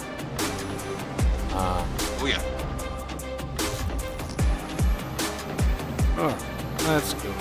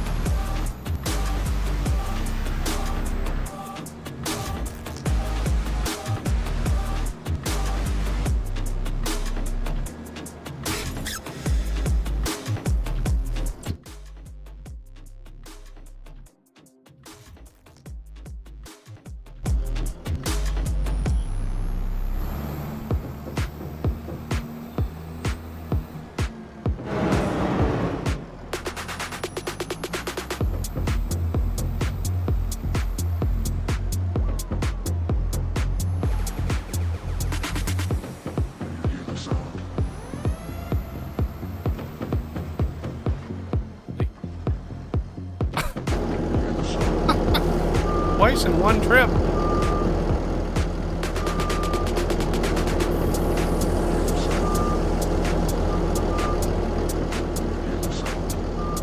What?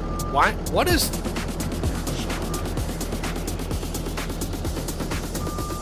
What is it hooked on? It's like hooked on something. Jesus. And that is why we have super strength. Dear God.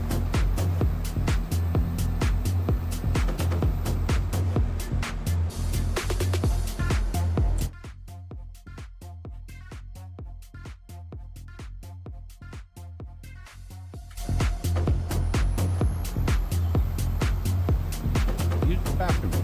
Too much coffee.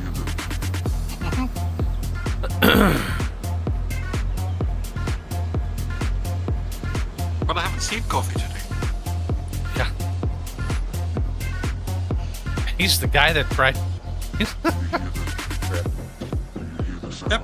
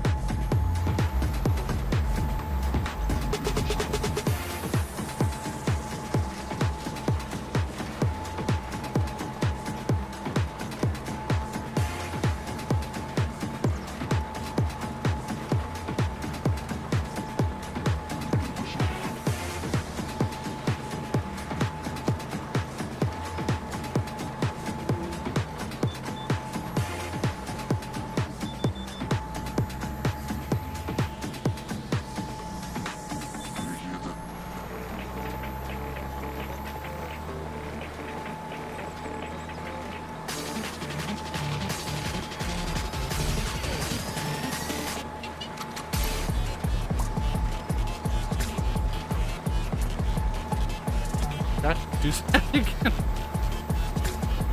I don't know why I forget to do that. Like, how long have I been streaming now, and how long have I had those buttons? Like, the fact that I can sit down and forget to hit those buttons, like, I don't know why I do that, but whatever. I wasn't really saying anything important anyway.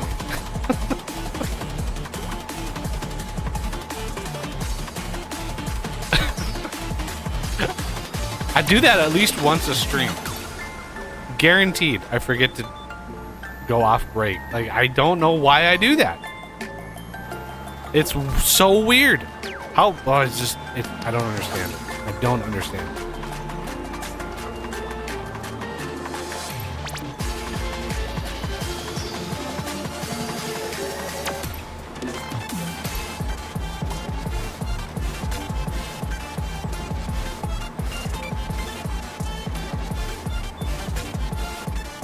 I keep meaning to delete this track out of my collection. It's just like kind of increases my anxiety levels when I have this playing, because it's just too fast.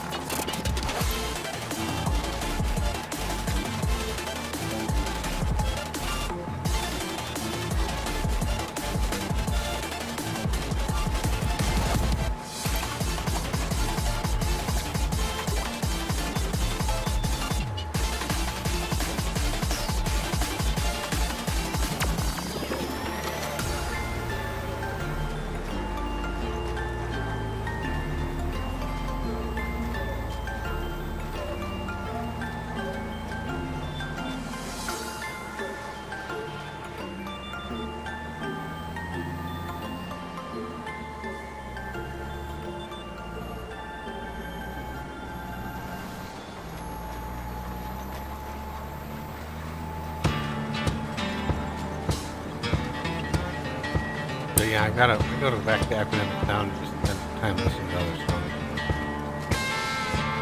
What I want to do is, like, I don't know. I'm looking for feedback on this, but if I do like a simple series of farming sim with, you know, put to music with minimal commentary, just, you know, just something to relax and listen to.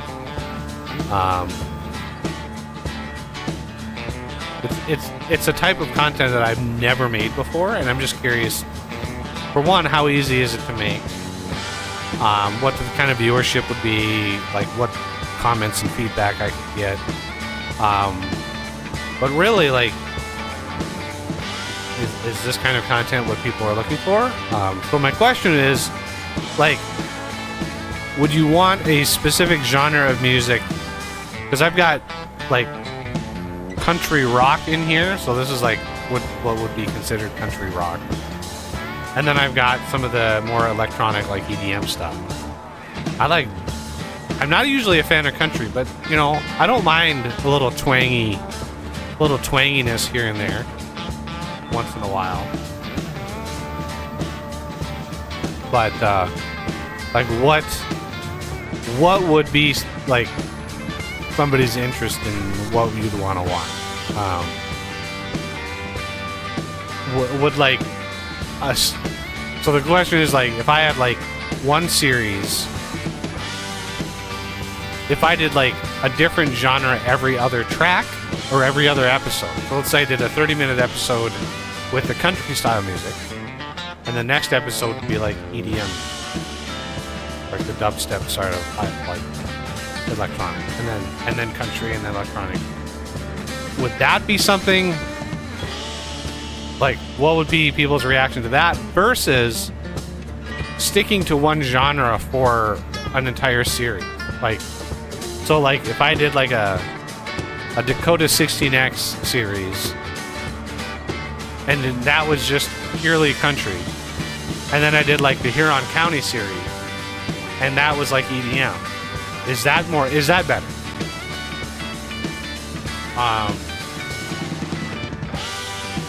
So, you know, I'm just curious, because for me, like, having variety in a series would be good. If every single episode let me turn this off.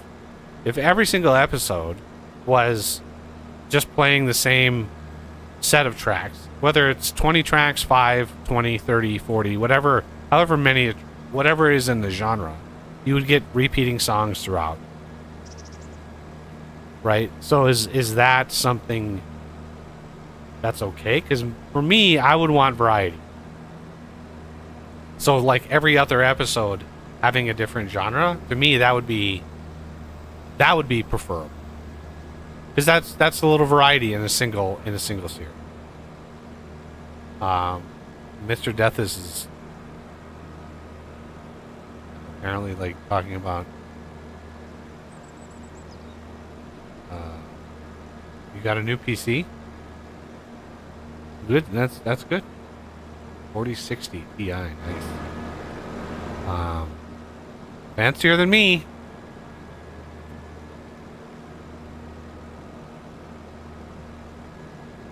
Can't afford much of anything.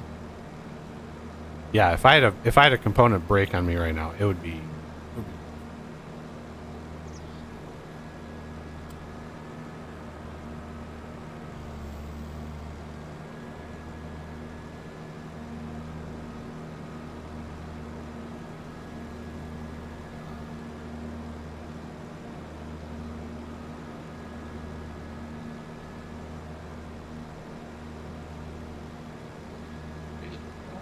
Contracts. The what? Still no new contracts. Well, what the heck? Slowing down. I wonder. Yeah, I wonder if it's the map that's just like. It's not.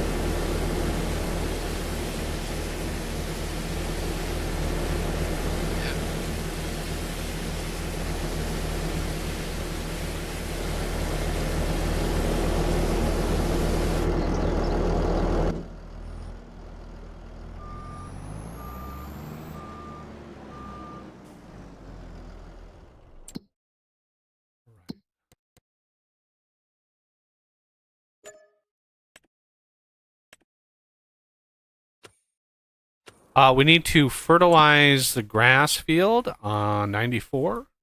Yeah, we need to fertilize that. Yeah. That can be done. Whichever one you want to prefer, that's fine. Let's take whichever one is closest.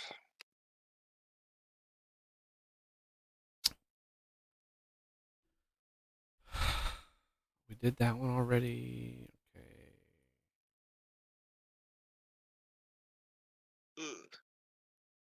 Steering.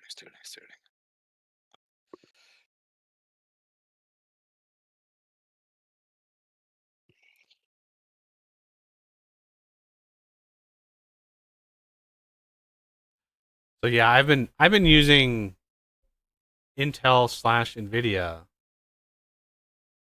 for 20 years. Well, maybe not 20 years. I would say 20 years. At least 15 years. I have zero experience with AMD on either side, CPU or GPU, ATI or AMD. I've never, ever had a system of ATI or AMD. So, like, at this point, I would be afraid of like of doing it just because it's like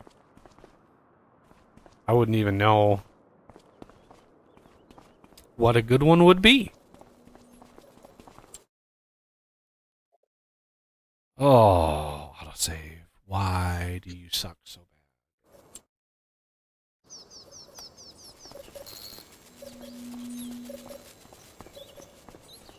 Oh, right. We almost forgot the clover over here.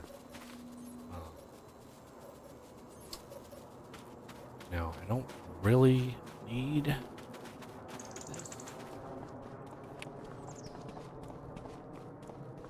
We also have all these ponderosa pines. I did figure out, I did some testing of wood on my test world. Because when you cut these up, right, it gives you a grade of the wood when you sell it, right? It's like a percent quality, and that affects the price that you. And these trees, you get a lot for them. Obviously, if you've been watching the stream series, we sold one of these trees, and it was like $5 million. But if you manage to tweak it a little bit, and you increase the quality enough, you can get these babies. You can get like 8 million for one of these. Because you like if you sell one of these that's like 20 meters long, that's actually not worth as much, believe it or not, as one is 10 meters long. So between 9 and 10 meters is like the perfect length. When you look at it, it says like length, and you'll see like poor, average, perfect, excellent, whatever. And then shape. Now shape, that's a trickier one, because shape, even the first 10 meters of one of these, which is almost a perfect cylinder, the shape is still reporting as poor because of how big it is. For some reason, the algorithm that determines the shape does not like a wide one of these, right? So if I were to cut down one of these ponderosas, let's just make sure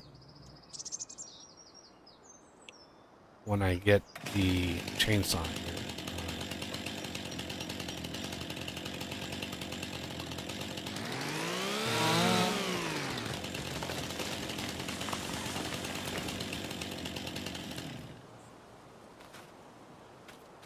Move this all the way a little bit.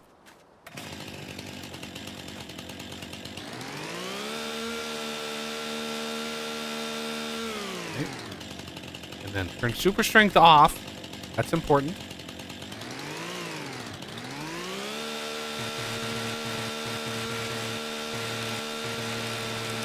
Okay. This is my modded chainsaw, by the way. I increased the distance that it will trim. Okay, so if we look at this is a good example of a good log here. So if we look at this thing here, and you can see shape is perfect, but length is bad. Okay. So what do we want to do with length? Well, this thing is 33. So if we say we go out here to like 9.9. Well, let's do 9.5. And we do another 9.5. Well, we can do 9. Let's do exactly. Right. Now, this one, and then this one, and then this one. So what are the differences between these? So now this thing, perfect length, perfect shape, 120% quality. That is the literal perfect log right there. You cannot get any better. And then this one, again, perfect, 120%. But this one shouldn't be. Yeah. Length is acceptable, right? And then shape is perfect. But if I cut one of those down, one of the big ones, the shape, the length I can make perfect, right? Because anything longer than 10 meters, you're gonna hit your length. Because this one is 14 meters wide or long, and you can see length is acceptable. Now I could go over here and just trim off like 4 meters.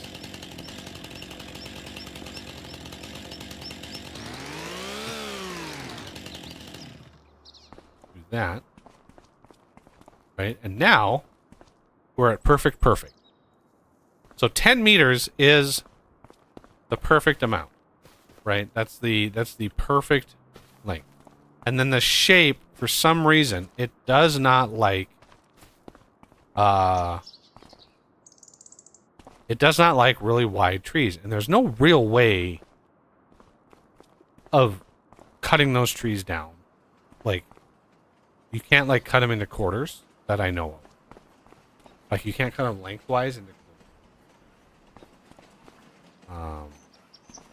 And then this is, I mean, this is still like good length and perfect shape, but it's this is fit for just turning into chipped. So, you know, what are we gonna get for these longs? Probably not much.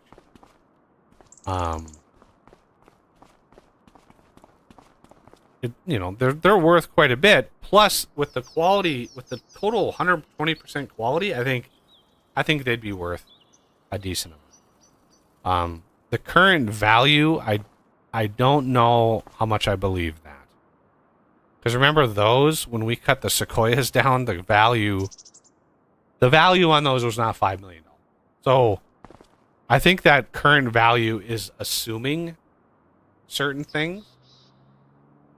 That's just, they're just not true. Now, I don't know. I don't think we still have our logging truck. I have to get another version or another one. This does not have. I don't think this has.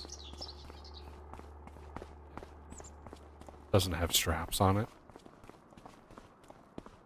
But yeah, the clover in here is ready to harvest.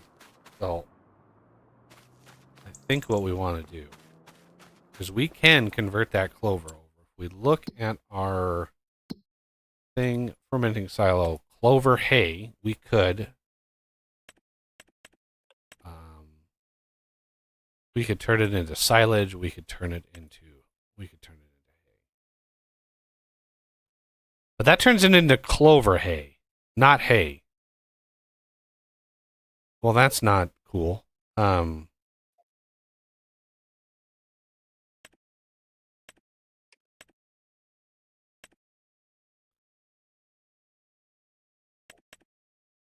Clover silage digestate would be probably what I would do with that.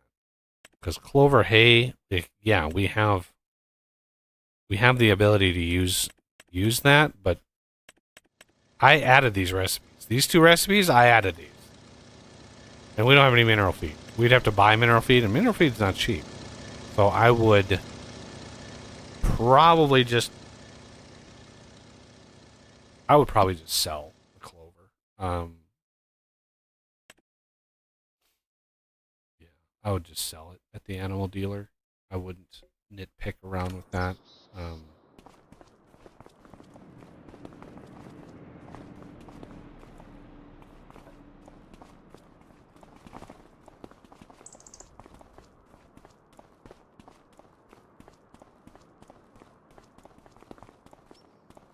And what we could do is we could get a smaller mower.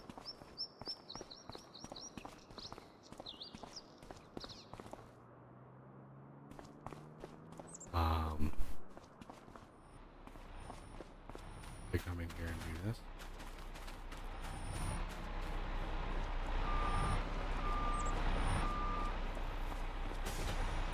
Let's see.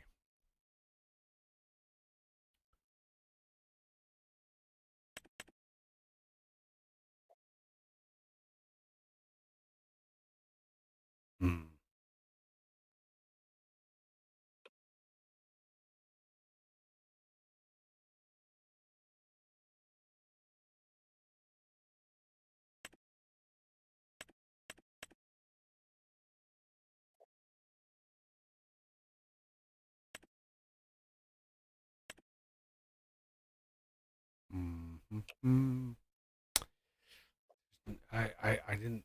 I thought we had a little mower, but I guess I haven't grabbed one of those.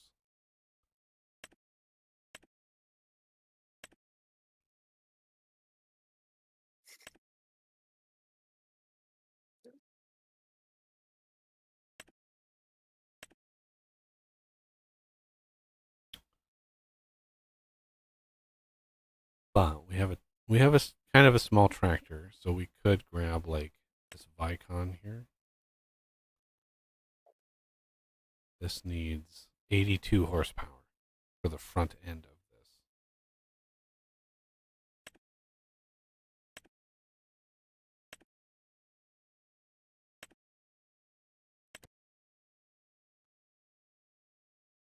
Yeah, I guess I don't really.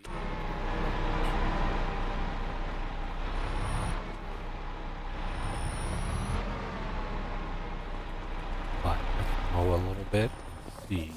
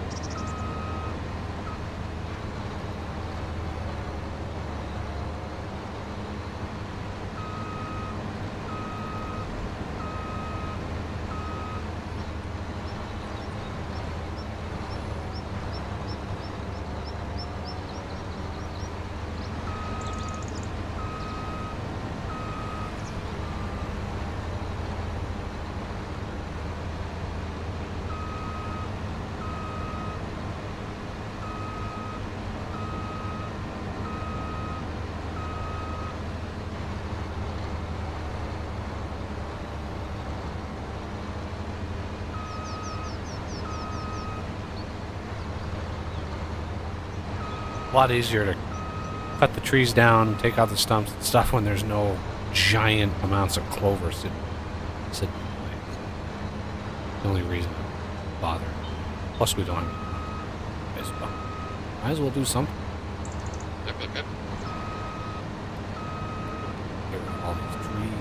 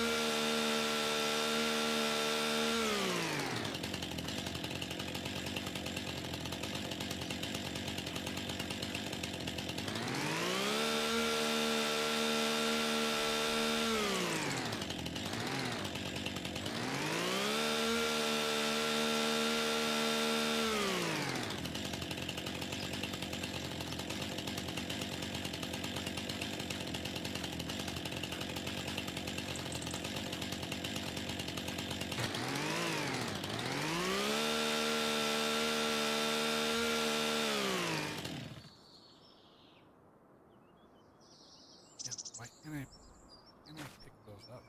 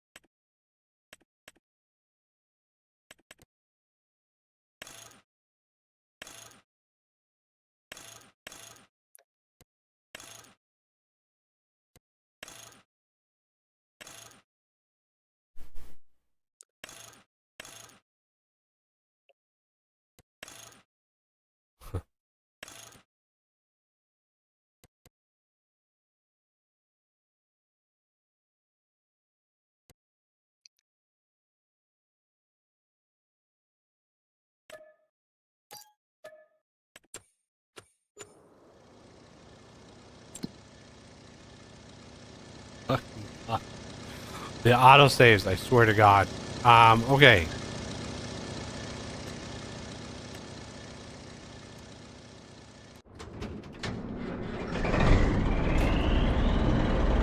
There's a small design flaw with these timber trailers. They're too low. Can't, like, they're too low to the ground.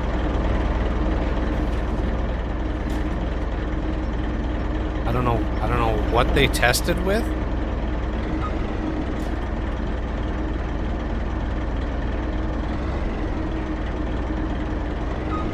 Come on. You're close enough. Jesus.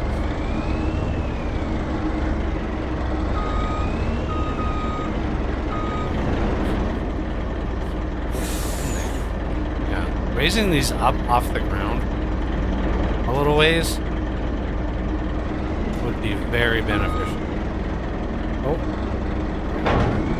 I don't know why they built it like that, but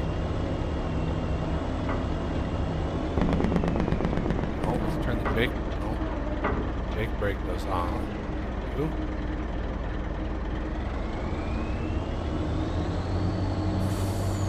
Come on, move it, move it.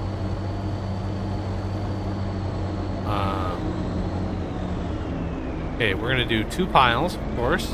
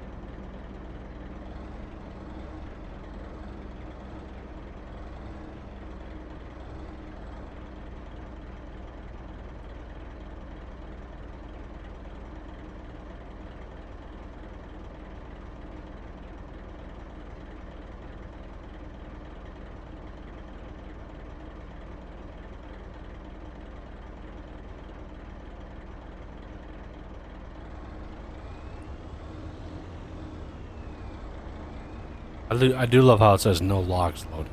Like, really? No logs loaded.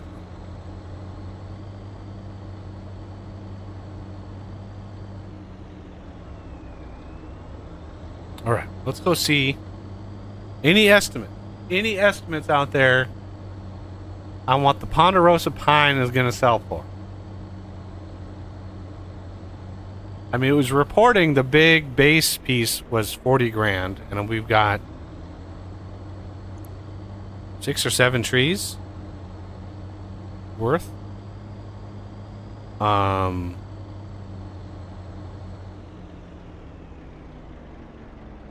Of just that log. So we're gonna look at least like $600,000-$700,000, and that's considering the estimates. I think it's gonna be a lot more. I think we're gonna look at another like game-breaking 2 or 3 million. Honestly, well, it's definitely more than 120K, Jay. Well, definitely more than that.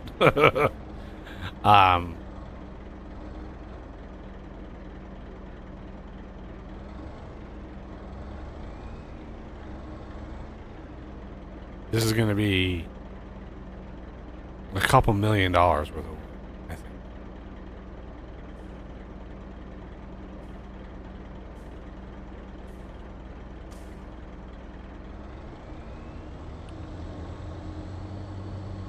Conservative, yeah. Quite conservative. Yeah, the cost of wood, depending on what you're buying, right? So, like, if you're buying particle board, well, that's cheap and easy to make. You know, and so it's like, that's cheap.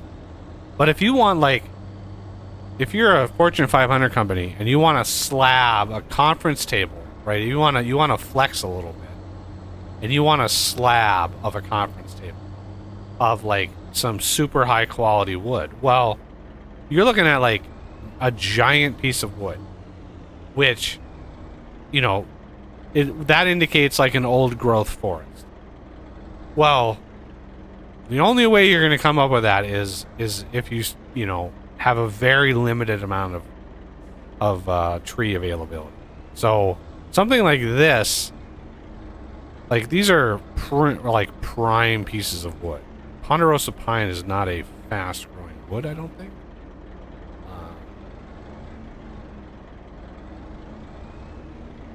Yeah, this is going to be...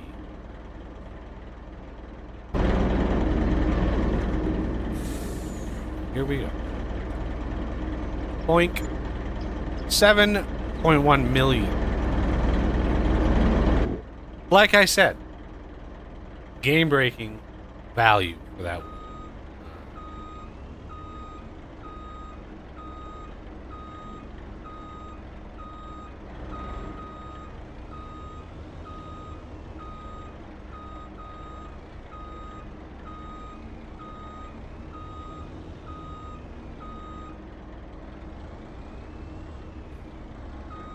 That is why I wait.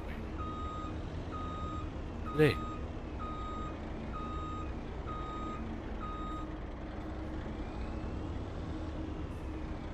Straight out. I can't pull forward, there's not enough space. DJ Modding, the guy who made this map, really wanted to challenge people.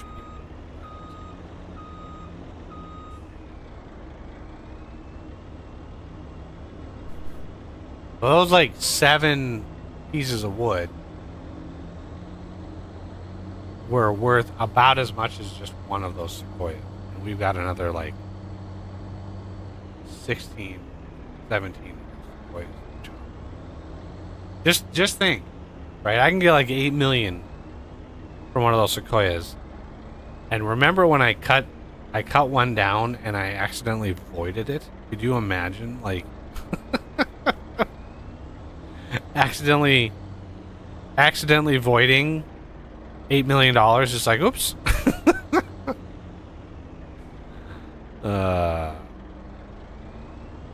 I originally planted those trees because I was like, I didn't think it was going to be worth that much, right? I just didn't. So I might have to rebalance. I might have to rebalance that mod because it's one of my mods that's doing literally like tree rebalance. So I might have to update that for the next playthrough, for the next map, because I'd like to play on a map that's I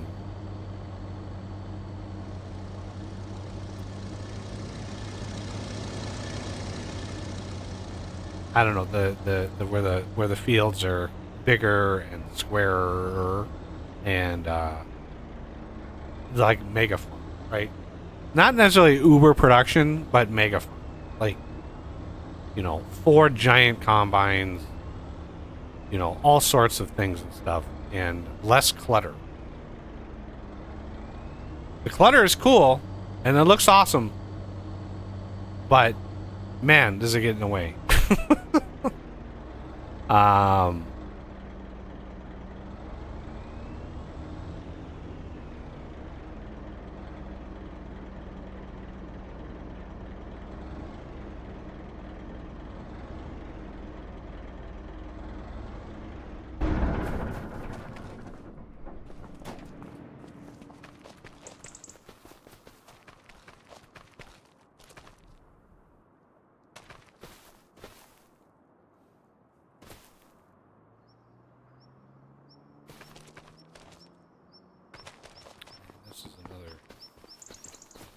Customized. What I did when I customized the chipper is I increased the speed of the discharge. You're able to feed it, just constantly feed it rather than waiting for it to discharge. Because there's no actual, like, there is a fill unit in there, for the wood chips, but there's no size. And I don't know how the game manages. It's just like whatever size it needs, I guess. I don't know if it forgets, because you put one piece in there, right, and it would fill the fill unit. But the fill unit inside of this thing, when I looked at the XML file, there wasn't a size specified, right, capacity. So I was like, okay, where does it get the capacity? And it's like, okay, well, if you put a piece of wood through this, the capacity is whatever it needs to, because it doesn't report the capacity. But the discharge thing will just sit and discharge. I was worried that when you put another log in and ground that it might like forget what was already in there and not discharge that, but just reset it.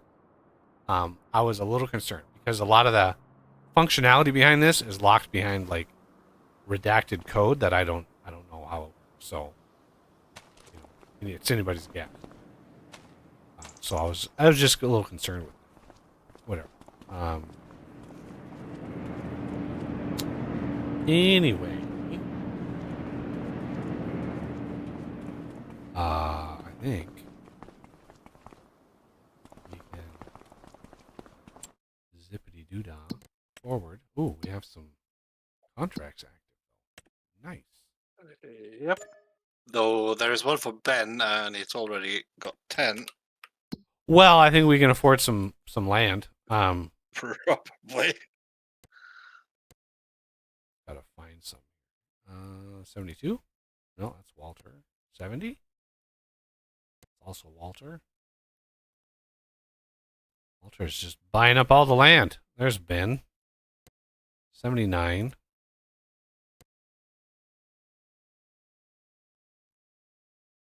Yeah, we can buy this one. All right. Cool.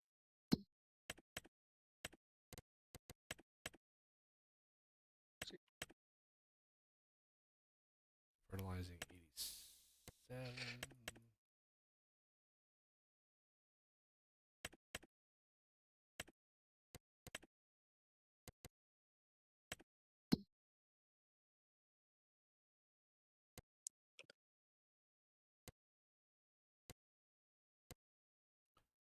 Wow. Yeah, the person who is hardest to do contracts for is Noah. Like that is, they rarely come up for contracts.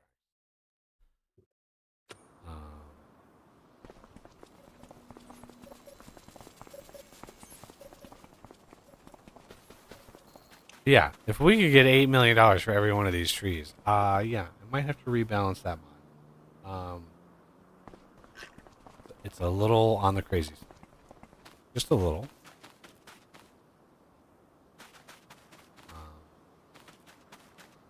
Yeah, there's a bunch more.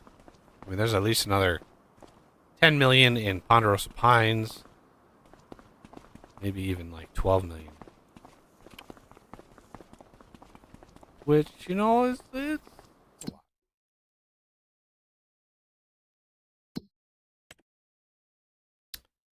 Probably hop in the other fertilizer. Knock out 14.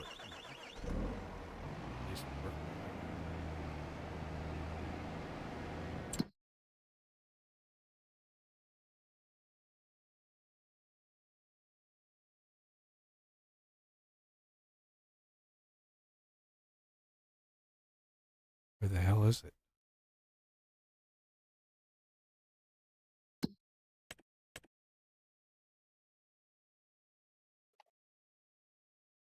Okay.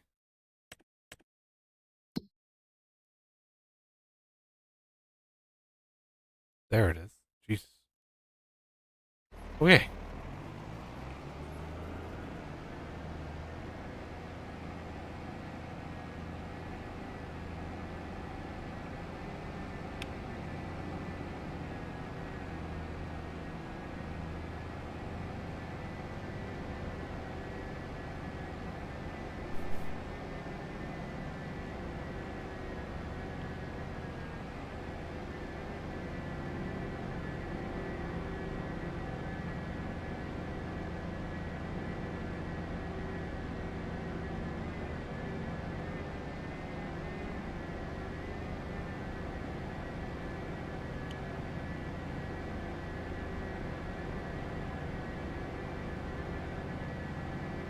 Yeah, my ideal map would be the farm land, like, is centrally located right next to, like, the animal and vehicle dealership.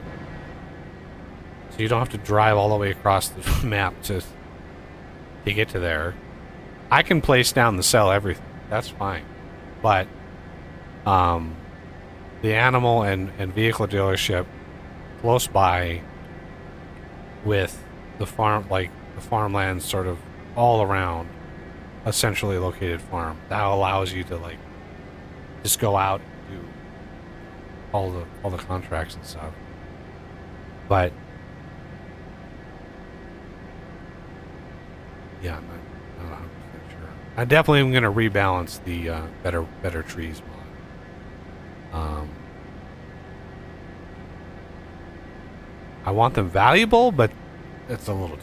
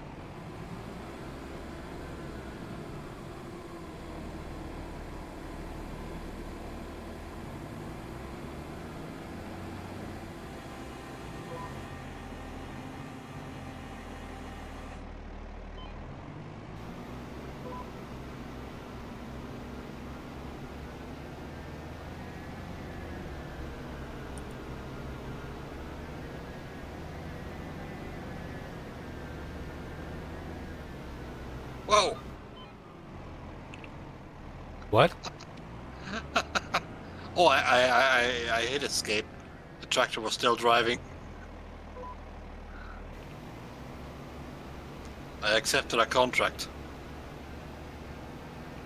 So I did run into a building. Hmm. So where is that one? Hopefully your insurance covers. Yep. Okay, what's that?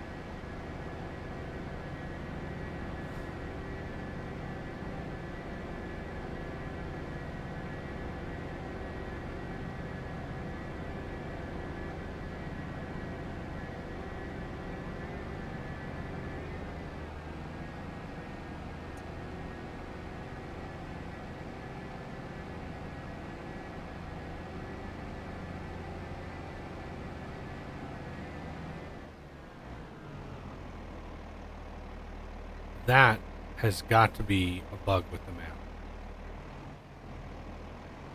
The fact that that's not the first time that's happened either. There's some invisible collision that's happening right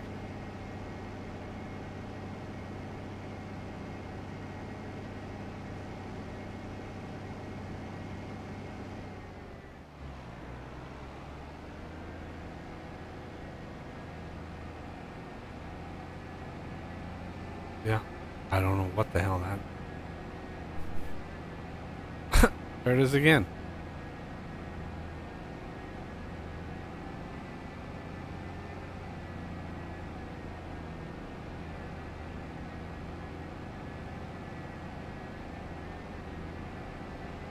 And there's one right up here too. Boink. Yeah.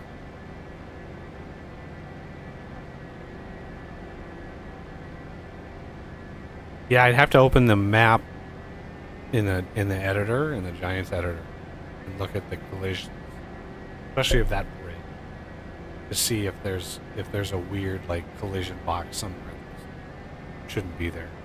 That's what causes that.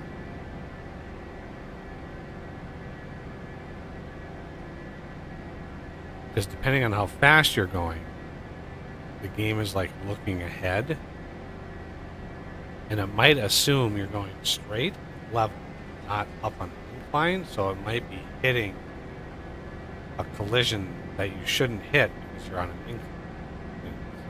Follow my reasoning on that. That could be what it is, but I just...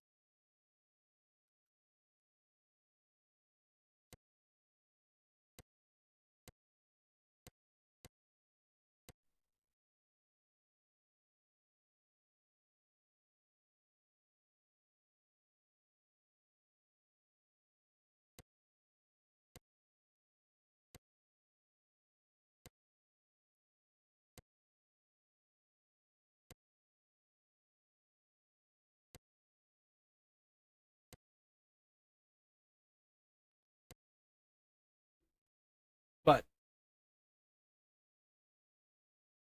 what's the ironic thing was, right, Coffee had told me that he prefers like irregular fields. This is one of the main reasons why we're on this map. He hasn't really joined at all on these streams. So it's like, if there's going to be no coffee, I would rather play on maps that I would enjoy, which is the big mega farm style play, right? That's what I want to enjoy is you know, big contracts, big equipment, just going into the fields. You know, it might be laggy, it might be whatever, but that's what I want to play. And so I think what I'm going to try to do in the next few days is, I don't know, I doubt I'm going to be able to get a 16x map. Like, I would love to get that to work, but you know, Z is already having some weird syncing issues and stuff, so I'm sure a 16x map would massively increase that. I don't know. Because I've never played on one before. I've never like tried to host one. I don't know how bad it would be, but I'm sure that we could find a 4X map out there somewhere. Whether it's a survival map or whatever. Yeah, I'm hopeful. I'm hopeful I can find something. Because if I could look at what I have right now, so I have a Dakota 16X, Forest River, the Huron County, Forest River. How big is this one? It's a 4X.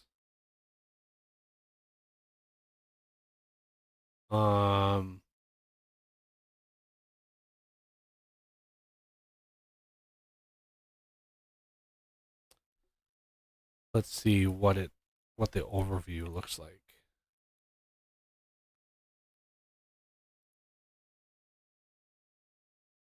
Nope, that's not what I'm looking for. Where is config?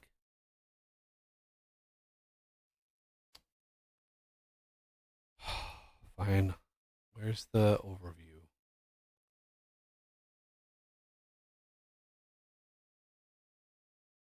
Maps US, textures UI overview. Textures UI overview. So this is not all these people in their realistic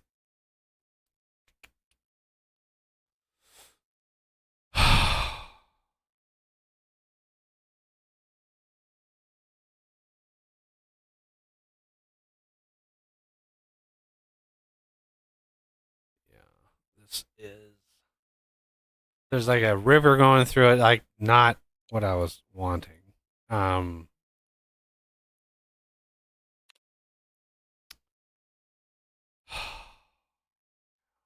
We might have to go like no contracts, but like survival 4X. I do know that I saw a survival 4X out there.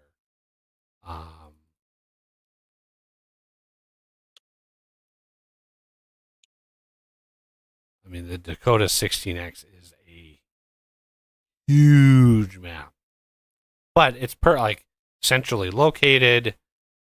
The only thing I don't like about it is these like water features and stuff. Like why? Just trying to break up the land, I guess. There's just arbitrary angles and stuff, and I'm like, no, I don't. We don't need that. I do have a. Yeah, I have a 16X like flat blank survival like no man's land. But it needs a lot of work. It needs a lot of work. The person that made it, he just spit it out. He literally named the map. They made me do it. That's what he named the map. They made me do it. And yeah, that's the one that has like 50,000 trees on it, like right in the middle. Like the outside of the map, it's a 16X map. The outside of the map, no trees. The very middle, like huge area in the middle, is just nothing but trees, and it's just ugly. But the amount of trees in it, like you cut all those trees down and sell them, even if they're crappy trees, you're gonna make huge amount of money on that. Like, what's the point?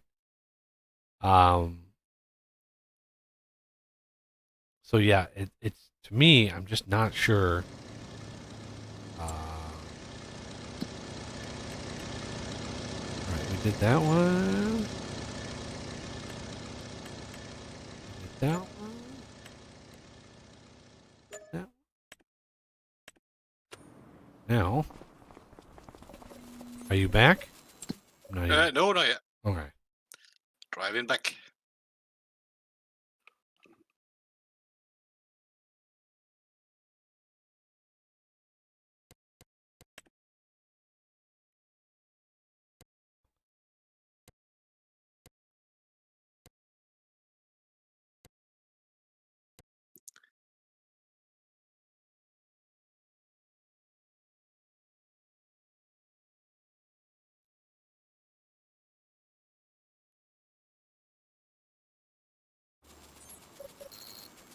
So like, it all depends on how fast we want to get into things, what people want to watch, what they're interested in. There's a lot of the early game, it doesn't really change all that much, right? If you're starting in a survival, you have to start with like cutting grass and skipping ahead like multiple, like many times, just because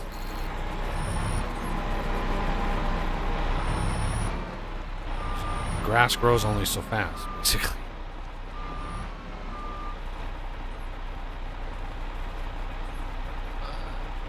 Just fill that up. It was getting a bit low.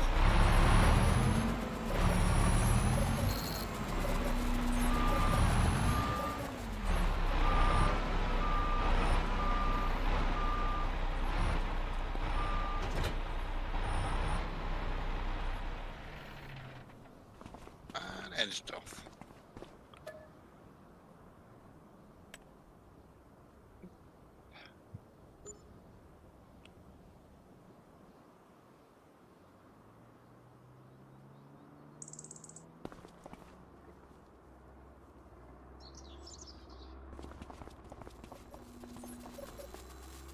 Oh, there's the lag. Yep. The whole map has to go up, and it has to update all of the growth stages of all of the fields, which is, it can take a hot minute.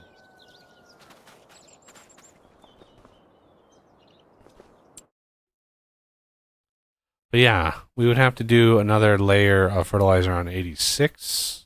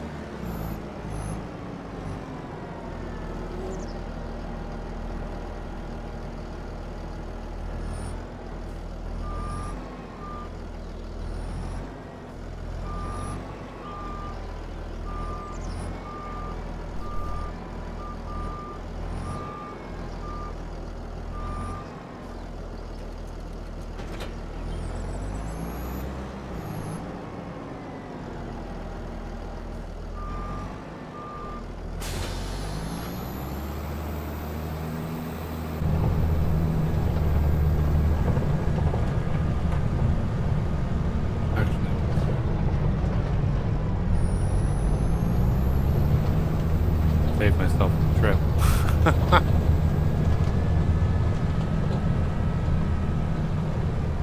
Don't get, a little bit less for what I would do.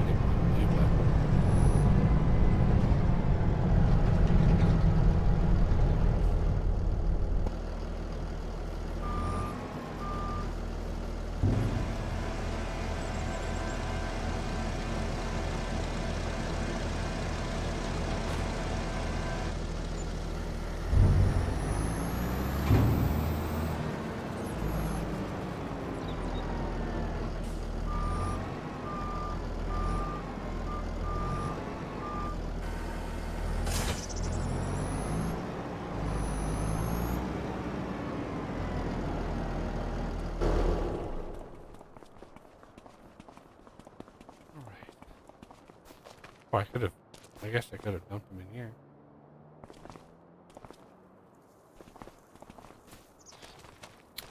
Could have put the wood in here too.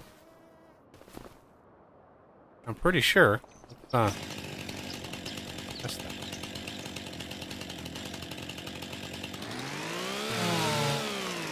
I completely forgot I had to sell everything.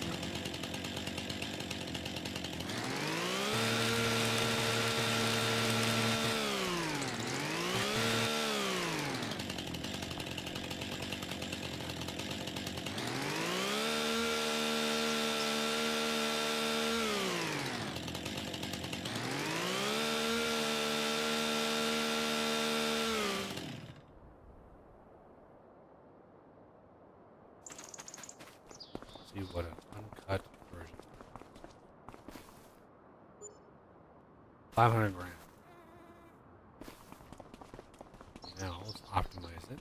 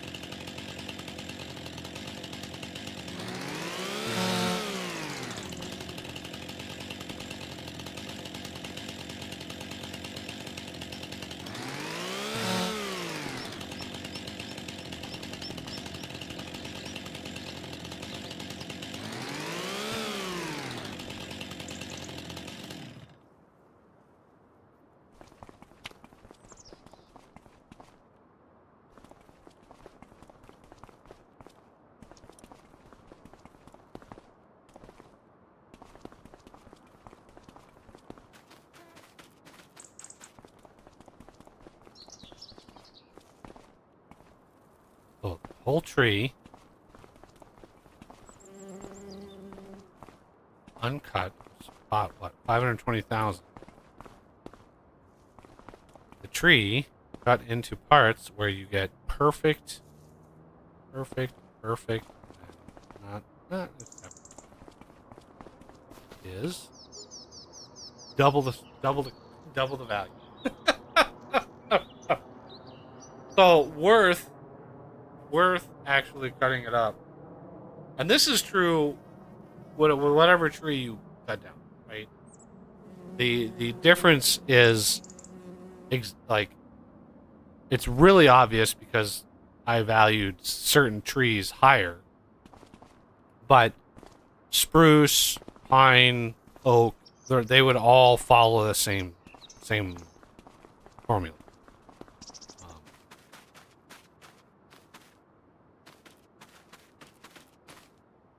There's probably a log in here, but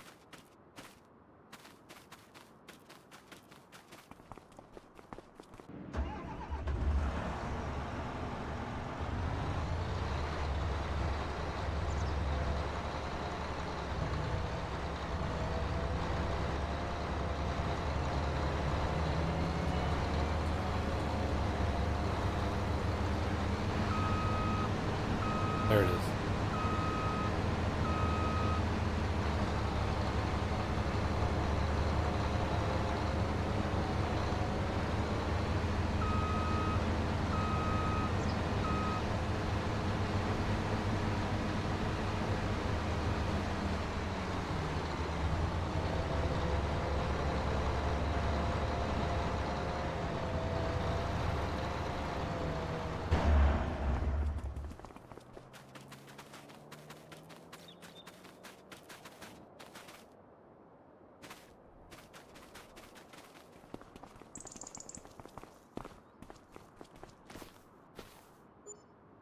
$100. Got a little sliver.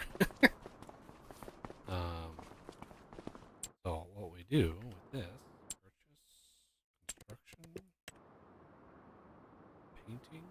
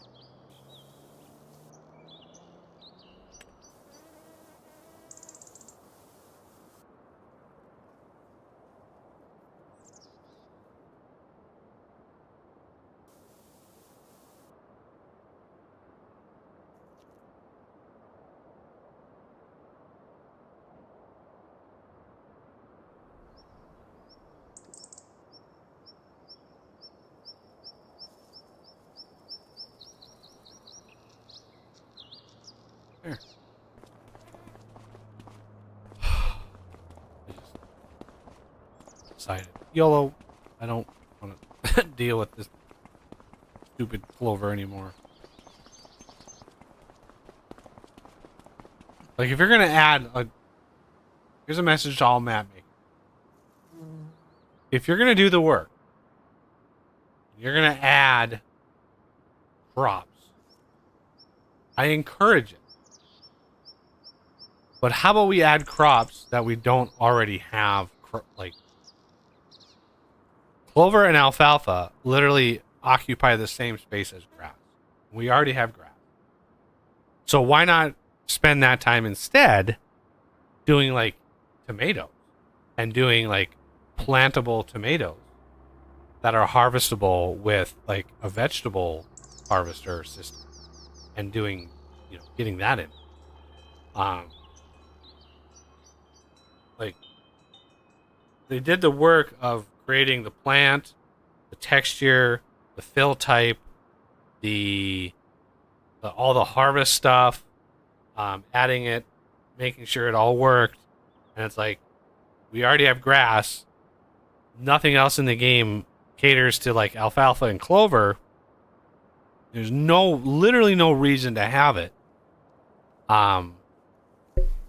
as a crop, because a lot of the like placeable mods for factories don't include that in their list of recipes. And there was no built-in way of converting it, which I thought about after we started this mod or this map. I thought, oh, that would have been the smart thing to do, would be able to convert. Like, if you like make alfalfa and clover, the benefit of one or the other. What I tried to do with this map is, and it was a little too late before we started, but make you decide, like, if you wanted grass would be the most versatile. So grass, you can TED into hay, you can use in all the machines and all the productions and stuff like that. What I thought of after the fact, after we started, was having alfalfa and clover occupy space where the yields would be different, right? So like alfalfa, the yield would per acreage yield would be more for alfalfa.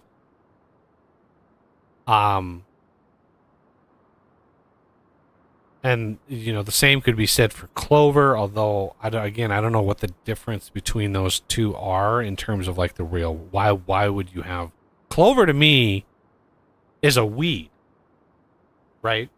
We would spray our yard to get rid of the little clover thing, right? So alfalfa, though, I know is grown it's a very common hayed material.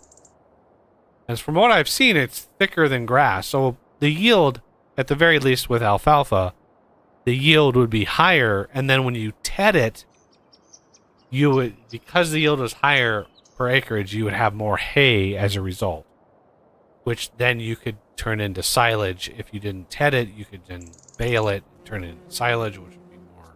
So you could do that as a benefit, but why not do tomatoes? Strawberries. Like, why not make those actually plantable and harvestable in the field rather than just a generic greenhouse, as I mentioned? Or introduce another one. I know there's a mod out there, or there's a map, I mean. I was looking at it the other day, and it adds like 7 new crops. Most of which are grains. But, at least there are people out there experimenting, trying. Now, what could you do with that? Again, the tough part is the fact that there's no productions really that do it. Is there a difference between the two? Would people just default to planting and harvesting the thing that gets them the most money? That's the really hard part, is by default, somebody is going to come in here after the autosave, because, of course, right in the middle of my point. coming in here and going to prices and just running down this and going, oh, what gives me the most money? And just planting that over and over and over. Right? The same like when oats were the thing to, like, everybody planted oats and harvested oats because it was hands down the best thing to plant. And then when 25 initially came out, like, no crop could hold a candle to grass. So everybody they just, as far as I saw, like, people were just planting and harvesting grass over and over and over again. Because you didn't have to plant it more than once. Like, it was, you just fertilize it, let it grow, harvest it, do it over and over and over again. Which is one of the reasons why I, like, went through and rebalanced all of these to real world values, because it was like, hey, if anything is going to help rebalance this, it's just pulling real world per liter values from everything. And that way, you know, sunflowers, even though the yield is a little low, it's automatically balanced out, and, you know, you're going to have to decide. And then what it comes down to is what productions you want to go into. Do you have animals? Like, if you go the animal route, that's a different choice, and that's going to require food. That's going to require infrastructure and certain things to feed those, you know, feed the animals. Like, if you have a bunch of chickens, well, you're going to need a lot of grain, especially if you have super chickens. But anyway, so for me, like, the game itself it's fun, it's relaxing, it's enjoyable. And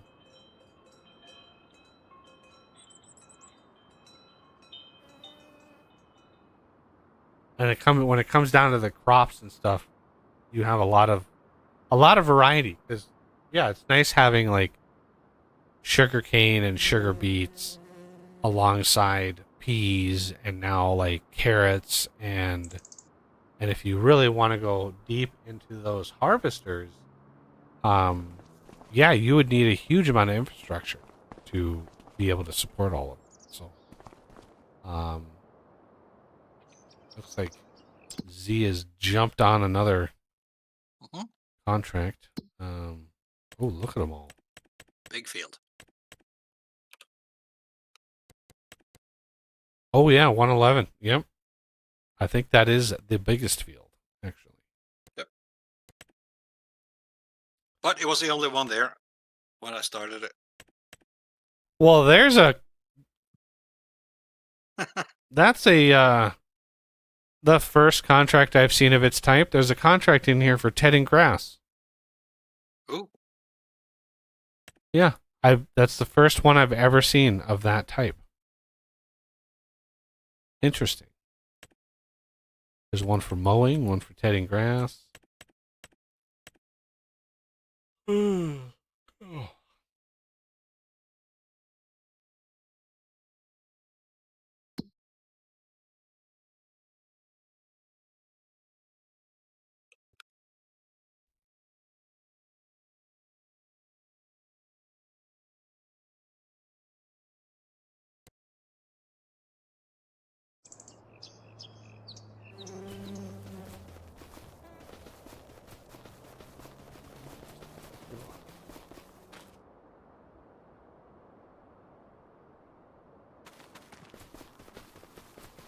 The other thing we haven't tried yet, that I really want to try, but I don't know if this map would be good for that, is the new rice stuff. I haven't ever tried any of the rice. And as far as I know, purchase, construction. Isn't there a way?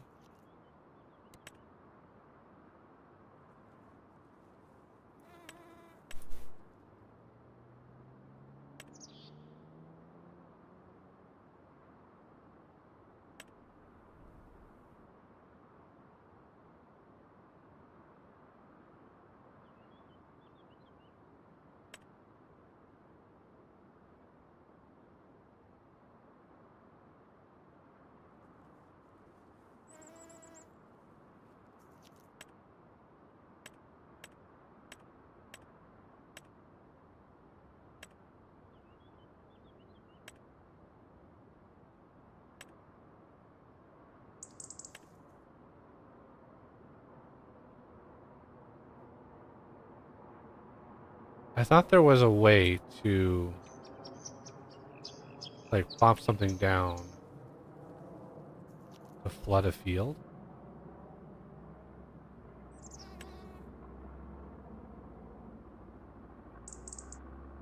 Is that a mod that I need?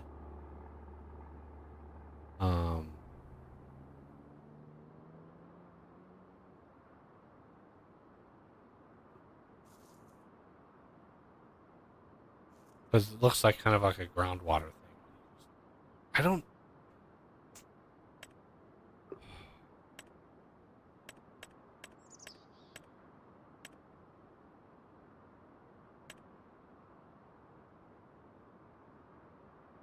Factories.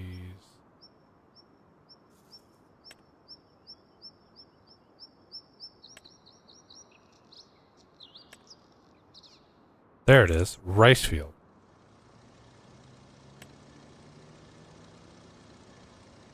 What do you have?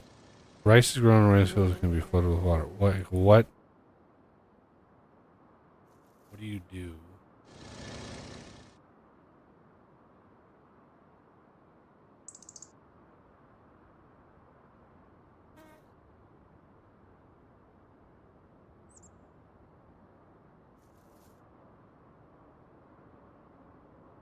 I don't honestly know what you do with it. What is rice? Start new field. Is it a click and drag thing?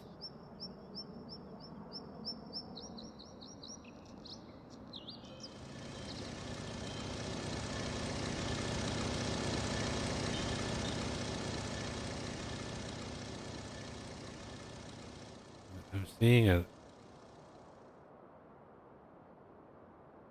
It looks like you, yeah, it looks like you have to like define the field.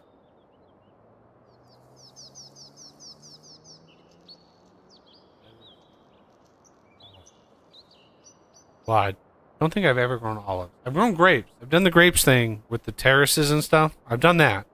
This here. This I haven't. This I have. So this, yeah, I guess.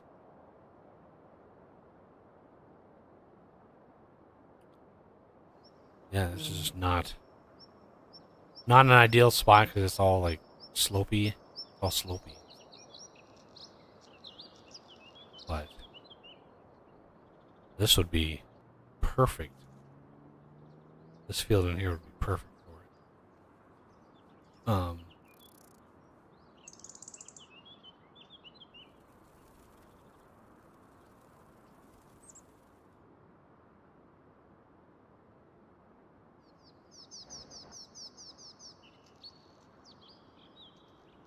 Because it's level, it's contained, it's even got a ridge around it.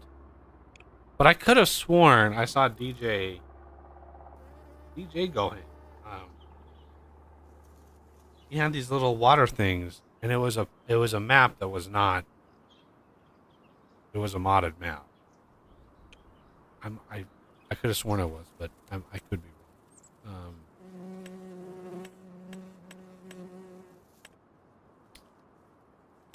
I guess I'll have to.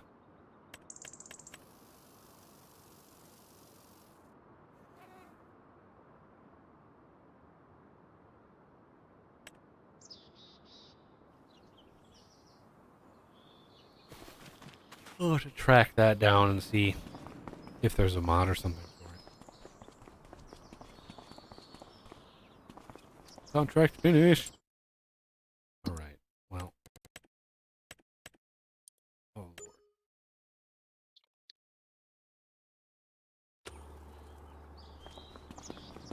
Lord. Oh.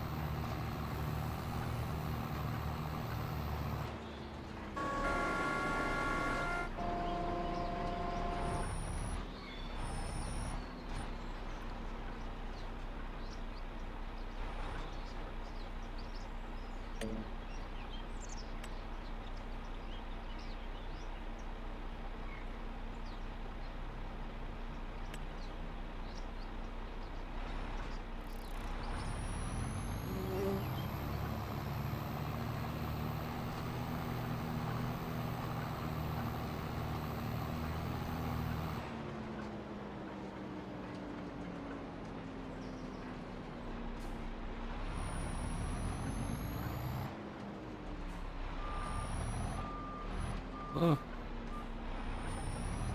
on. Break it out. I don't know.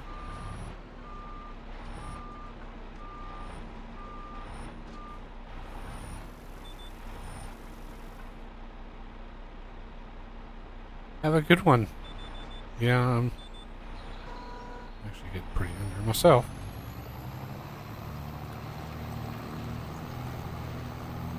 What is this? Over.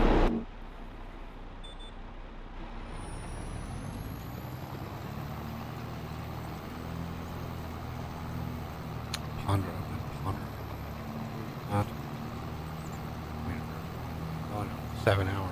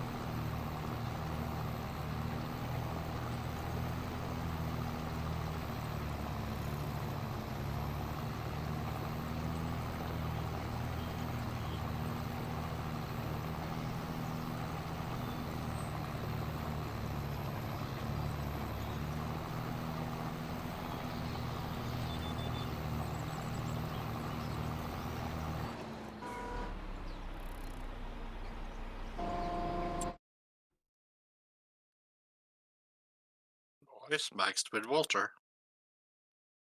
Yeah.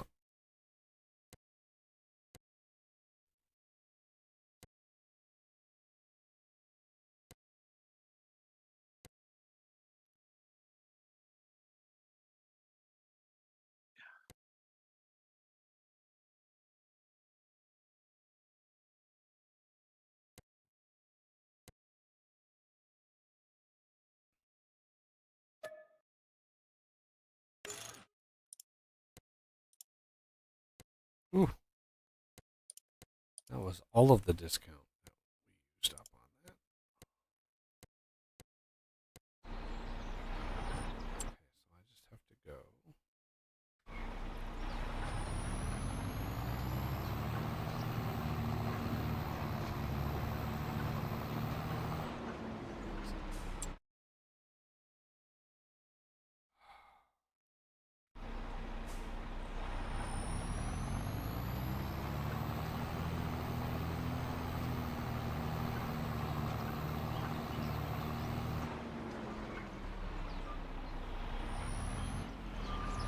Oh, just happened to be a box right there. Place that I decided to go.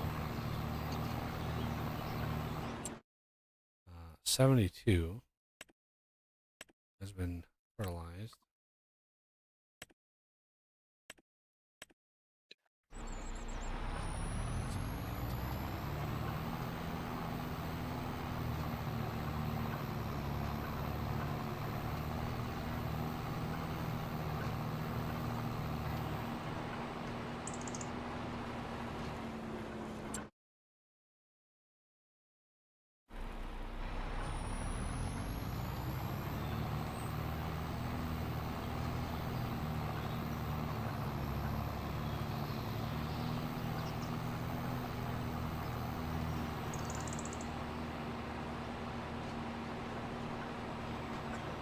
Oh, crap.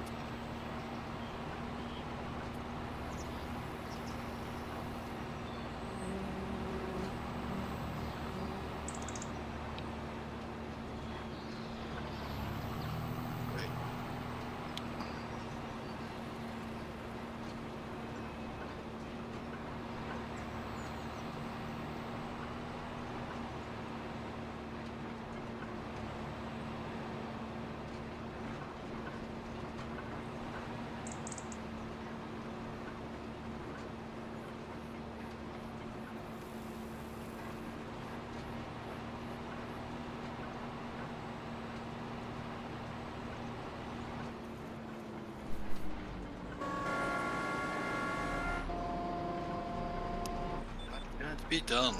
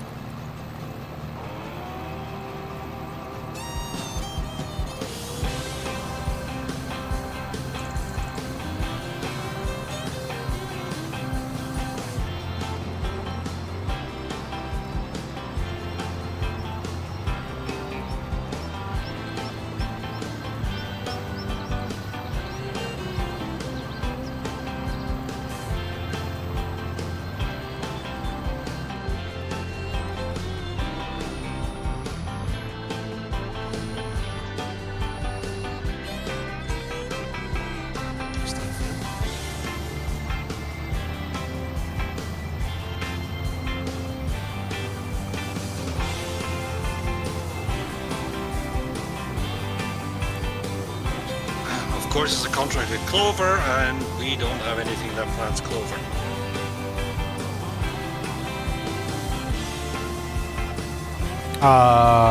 The planter we have doesn't. Nope. I thought for sure it did. How big is the field? It's number 52. What size is it?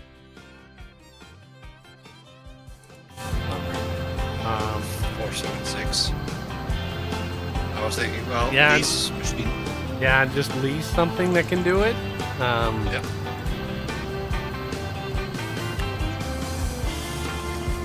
So cedars are smaller. Just buying a couple pallets of seed to fill it up. Like, Yep. 6.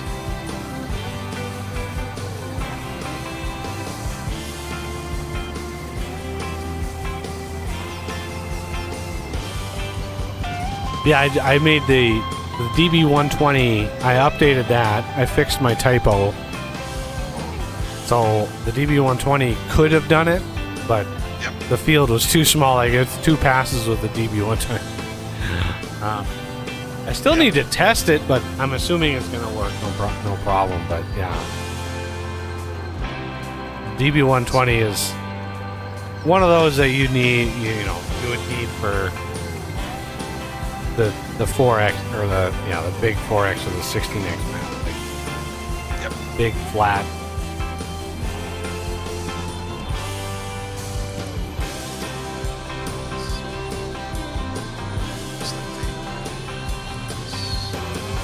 Oh, I don't have permission to release anything. Really? Nope.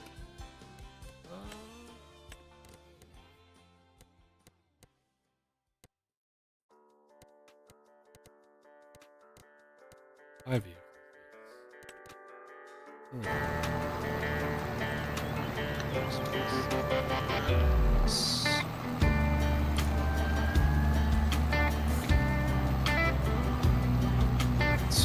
Seats.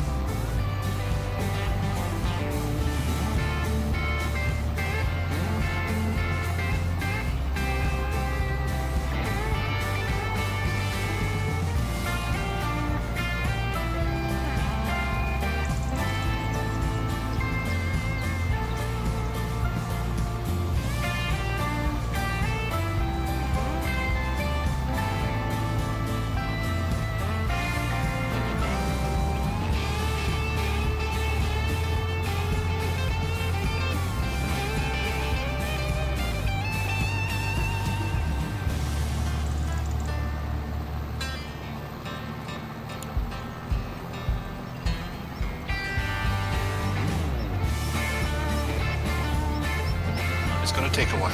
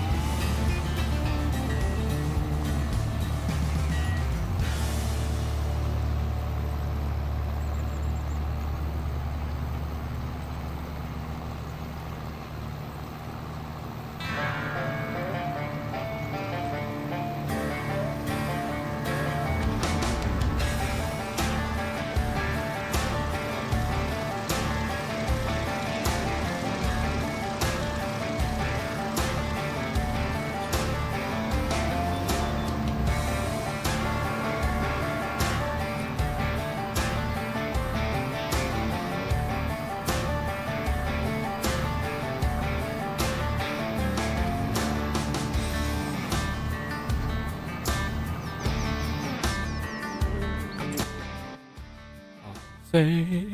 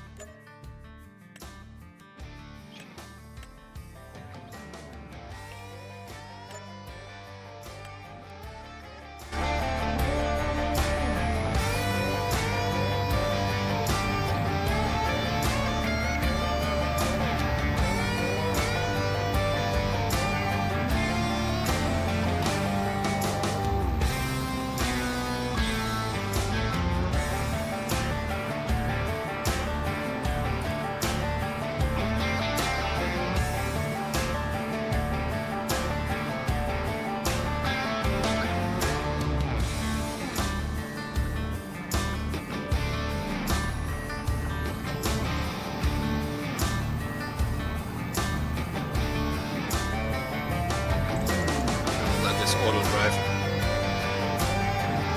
But that's going to take a while.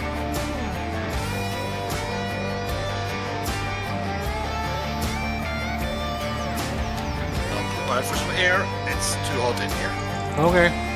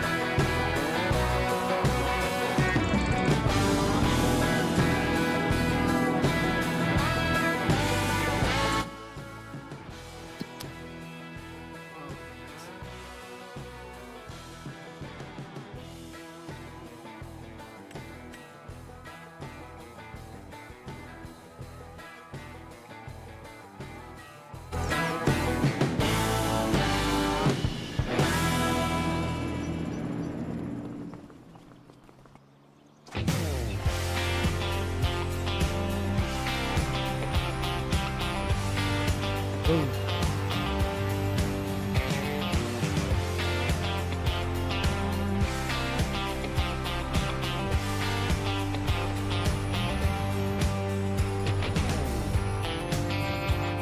We are going to see the liquid fertilizer. We have been banking like the digestate, fertilizer, and all of that stuff. Spent, you know, a few $1,000s on manure and all the things. And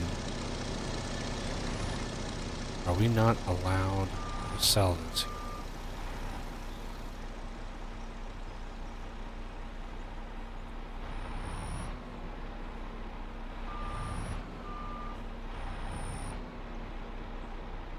There it is.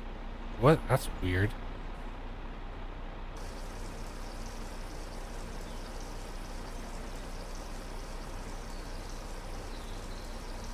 So probably a grand total, including all of the factory time and money, probably 100 grand, maybe 200 grand at most.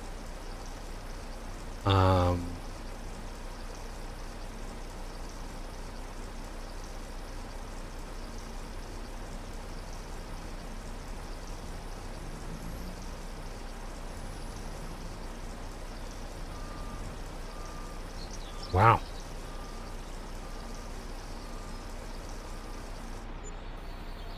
$5.4 million. Woo wee.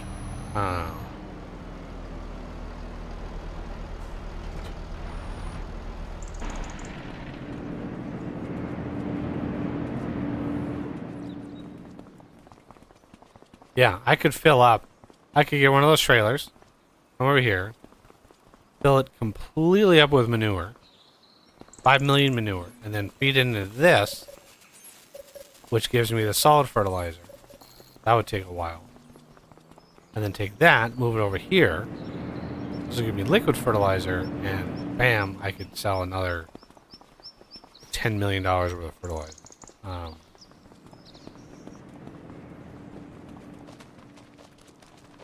I don't know how.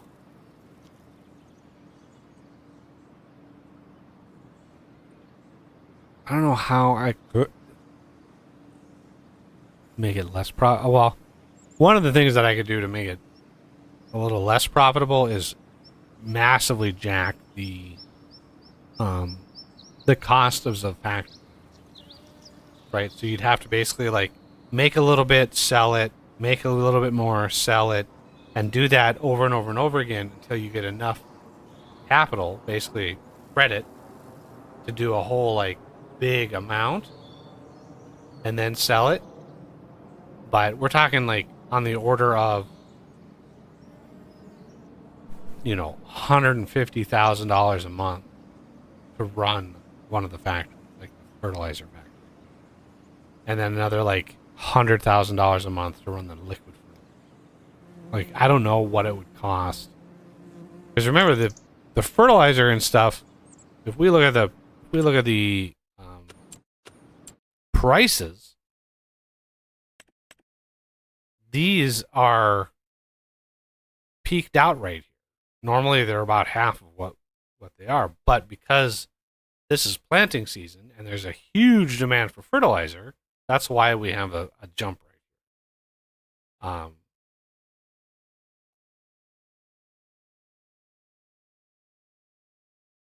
I'll have to double check for the new map and see, just double check fertilizer value, because it seems like it's per 1,000 liters. This is, I mean, is it $2 a liter, $3 a liter for fertilizer? I doubt it. So I'll have to double check the values for that. I may not have done this one, but I feel like I did. But I might have missed it. So yeah, that'll definitely be something that I look at. Because that was a lot. Who needs to farm when you can just make fertilizer from poo? Like,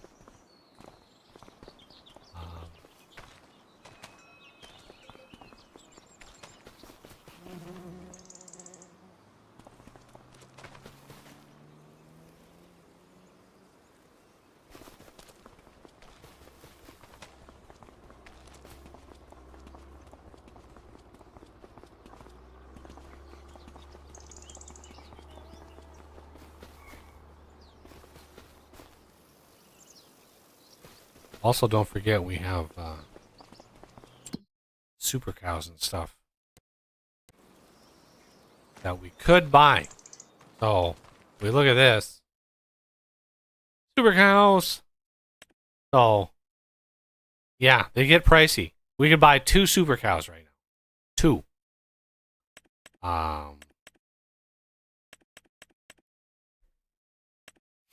And only 1 buffalo.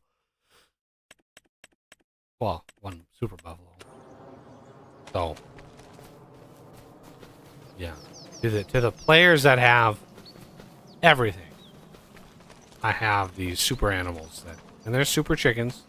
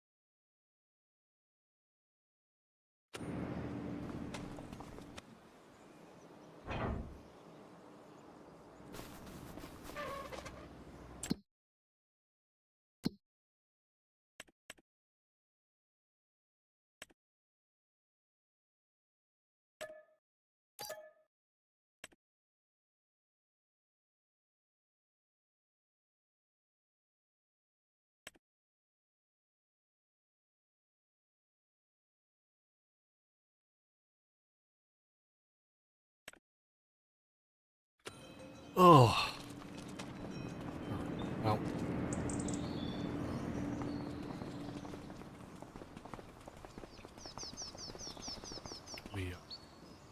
We started this map. Remember when we started? We had nothing. And we started with no land, no vehicles, not even a chainsaw to our name. I think we had a flashlight. I think you start with a flashlight. So we had one of those. But we started with contracts and borrowing the equipment and the little extra that we would get, finally able to buy Farmland 94 here. After at least one entire stream of contract work. And this was like 80 down, and we didn't have the discount mod at all at the time. And yeah, we bought this little piece of land right there. Actually not 94, it was this one. It was hiding under my vehicle. Yeah, 91 here. So it was $89,000 that we bought this one here. And it was a little bit, but we started doing more and more and more. And eventually, I mean, we'd probably still be grinding out with leased vehicles and everything right now, like just doing the grind if it wasn't for the tree. But the fertilizer would have also, like, I was building up to the fertilizer. Once we bought the land, I knew first thing I bought was the fermenting silos and the TMR. We got, I think that when I sold the 5 million TMR that we had built up over a very long period of time, that was like, I want to say like 180,000. And with that, I bought the fertilizer plants and then started doing the digestate from this over to there, and then the fertilizer from there into there. And I just sold that liquid fertilizer today that we had been building up and building up. So it's like, because when you're doing like fertilized contracts, if you can make your own fertilizer any way that you can, it's way better. And I think that might be one reason why I kept it a little bit more expensive. But I really wish there was a way, like, in the fill type menu, not in the like sell station, to define a different like buy price and sell price. because I think there needs to be a more drastic difference between those two. If you're buying fertilizer off the market, it should be dramatically more expensive than what you can sell it. And I did that. I tried to rebalance the silos, so my fill silos, it's no longer just a cheaty loop if you use my silo.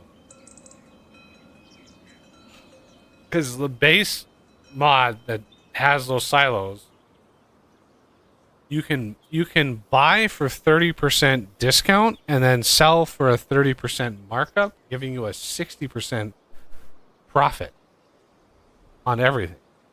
And that's insane.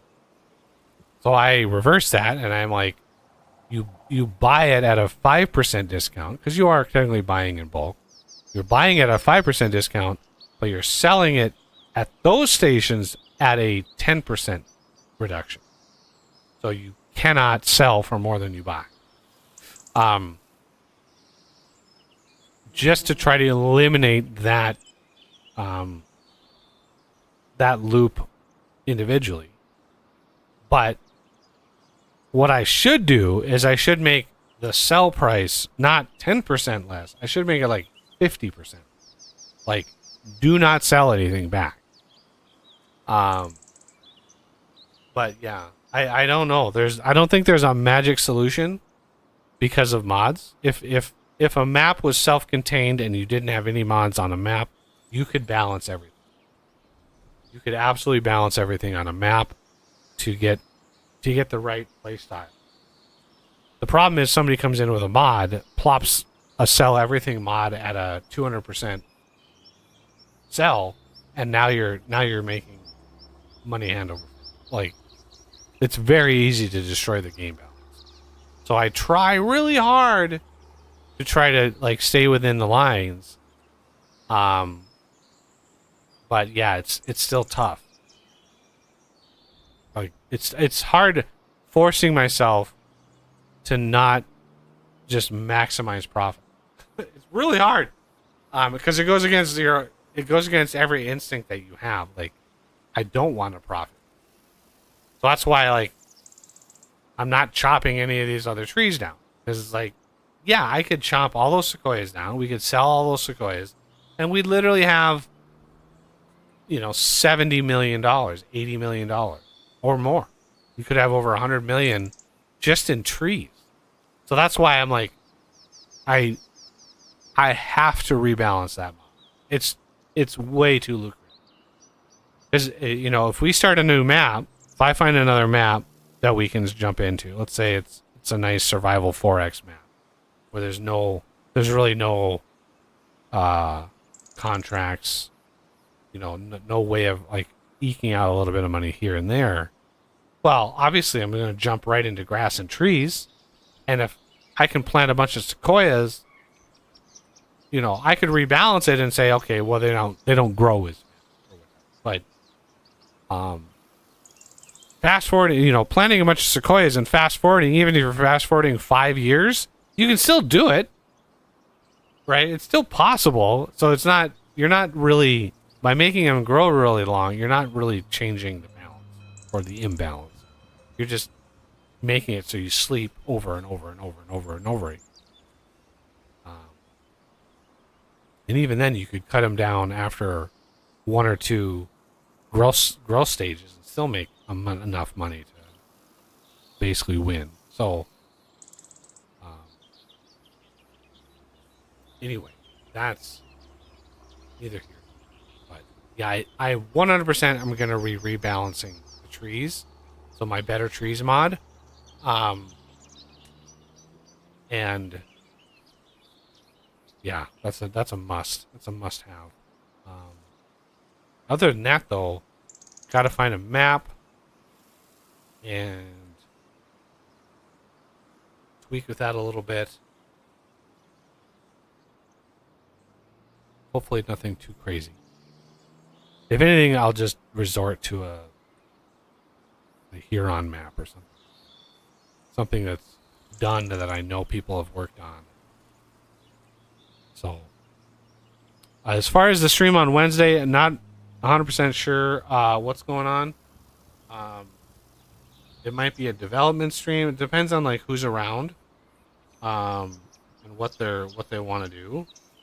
Um, my grandma's birthday on Thursday, and I don't know. I don't know if we have something planned for Thursday or if something is planned for that Sunday, next Sunday. Um, I'll find out. She's turning 92, so you know it is what it is. Kind of, you have to celebrate every year at this point. But so I don't know if it's like when it falls in, but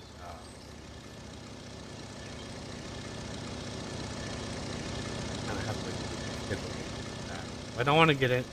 I don't want to like get it into anything too heavy.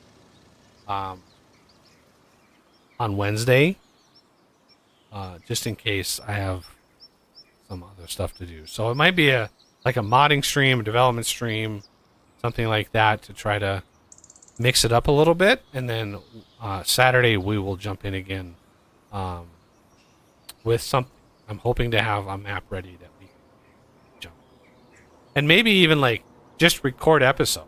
That's one of the things, like, because the style of play that I'm going for, the test series or two that I want, where I do like an intro and then I just do episodes. Like, I can stream that process and just record. I don't know what my computer will do if it's streaming and recording. Like, I haven't ever tried to do that. But like just recording like 1 hour blocks of time, and then just doing an intro. I can record the intro later because remember the footage is going to be fast forwarded. So, like, that's another option. I could just stream it and record it, and that way I can post process it later. But anyway, it's going to take another 600 hours for this field to get done. Yep. So I'm hungry. It's been 7.5 hours. I think that's pretty good. I'm just gonna let this finish. But yeah, I think we did a pretty good job. It didn't go exactly how I wanted it to go, but I've been kind of fighting this map and the distance, like not being in a central location and having just such long travel times between here, and then as cool as it is, the train tracks that bisected the map all over the place, just a nightmare. It just made traveling around just take that much longer.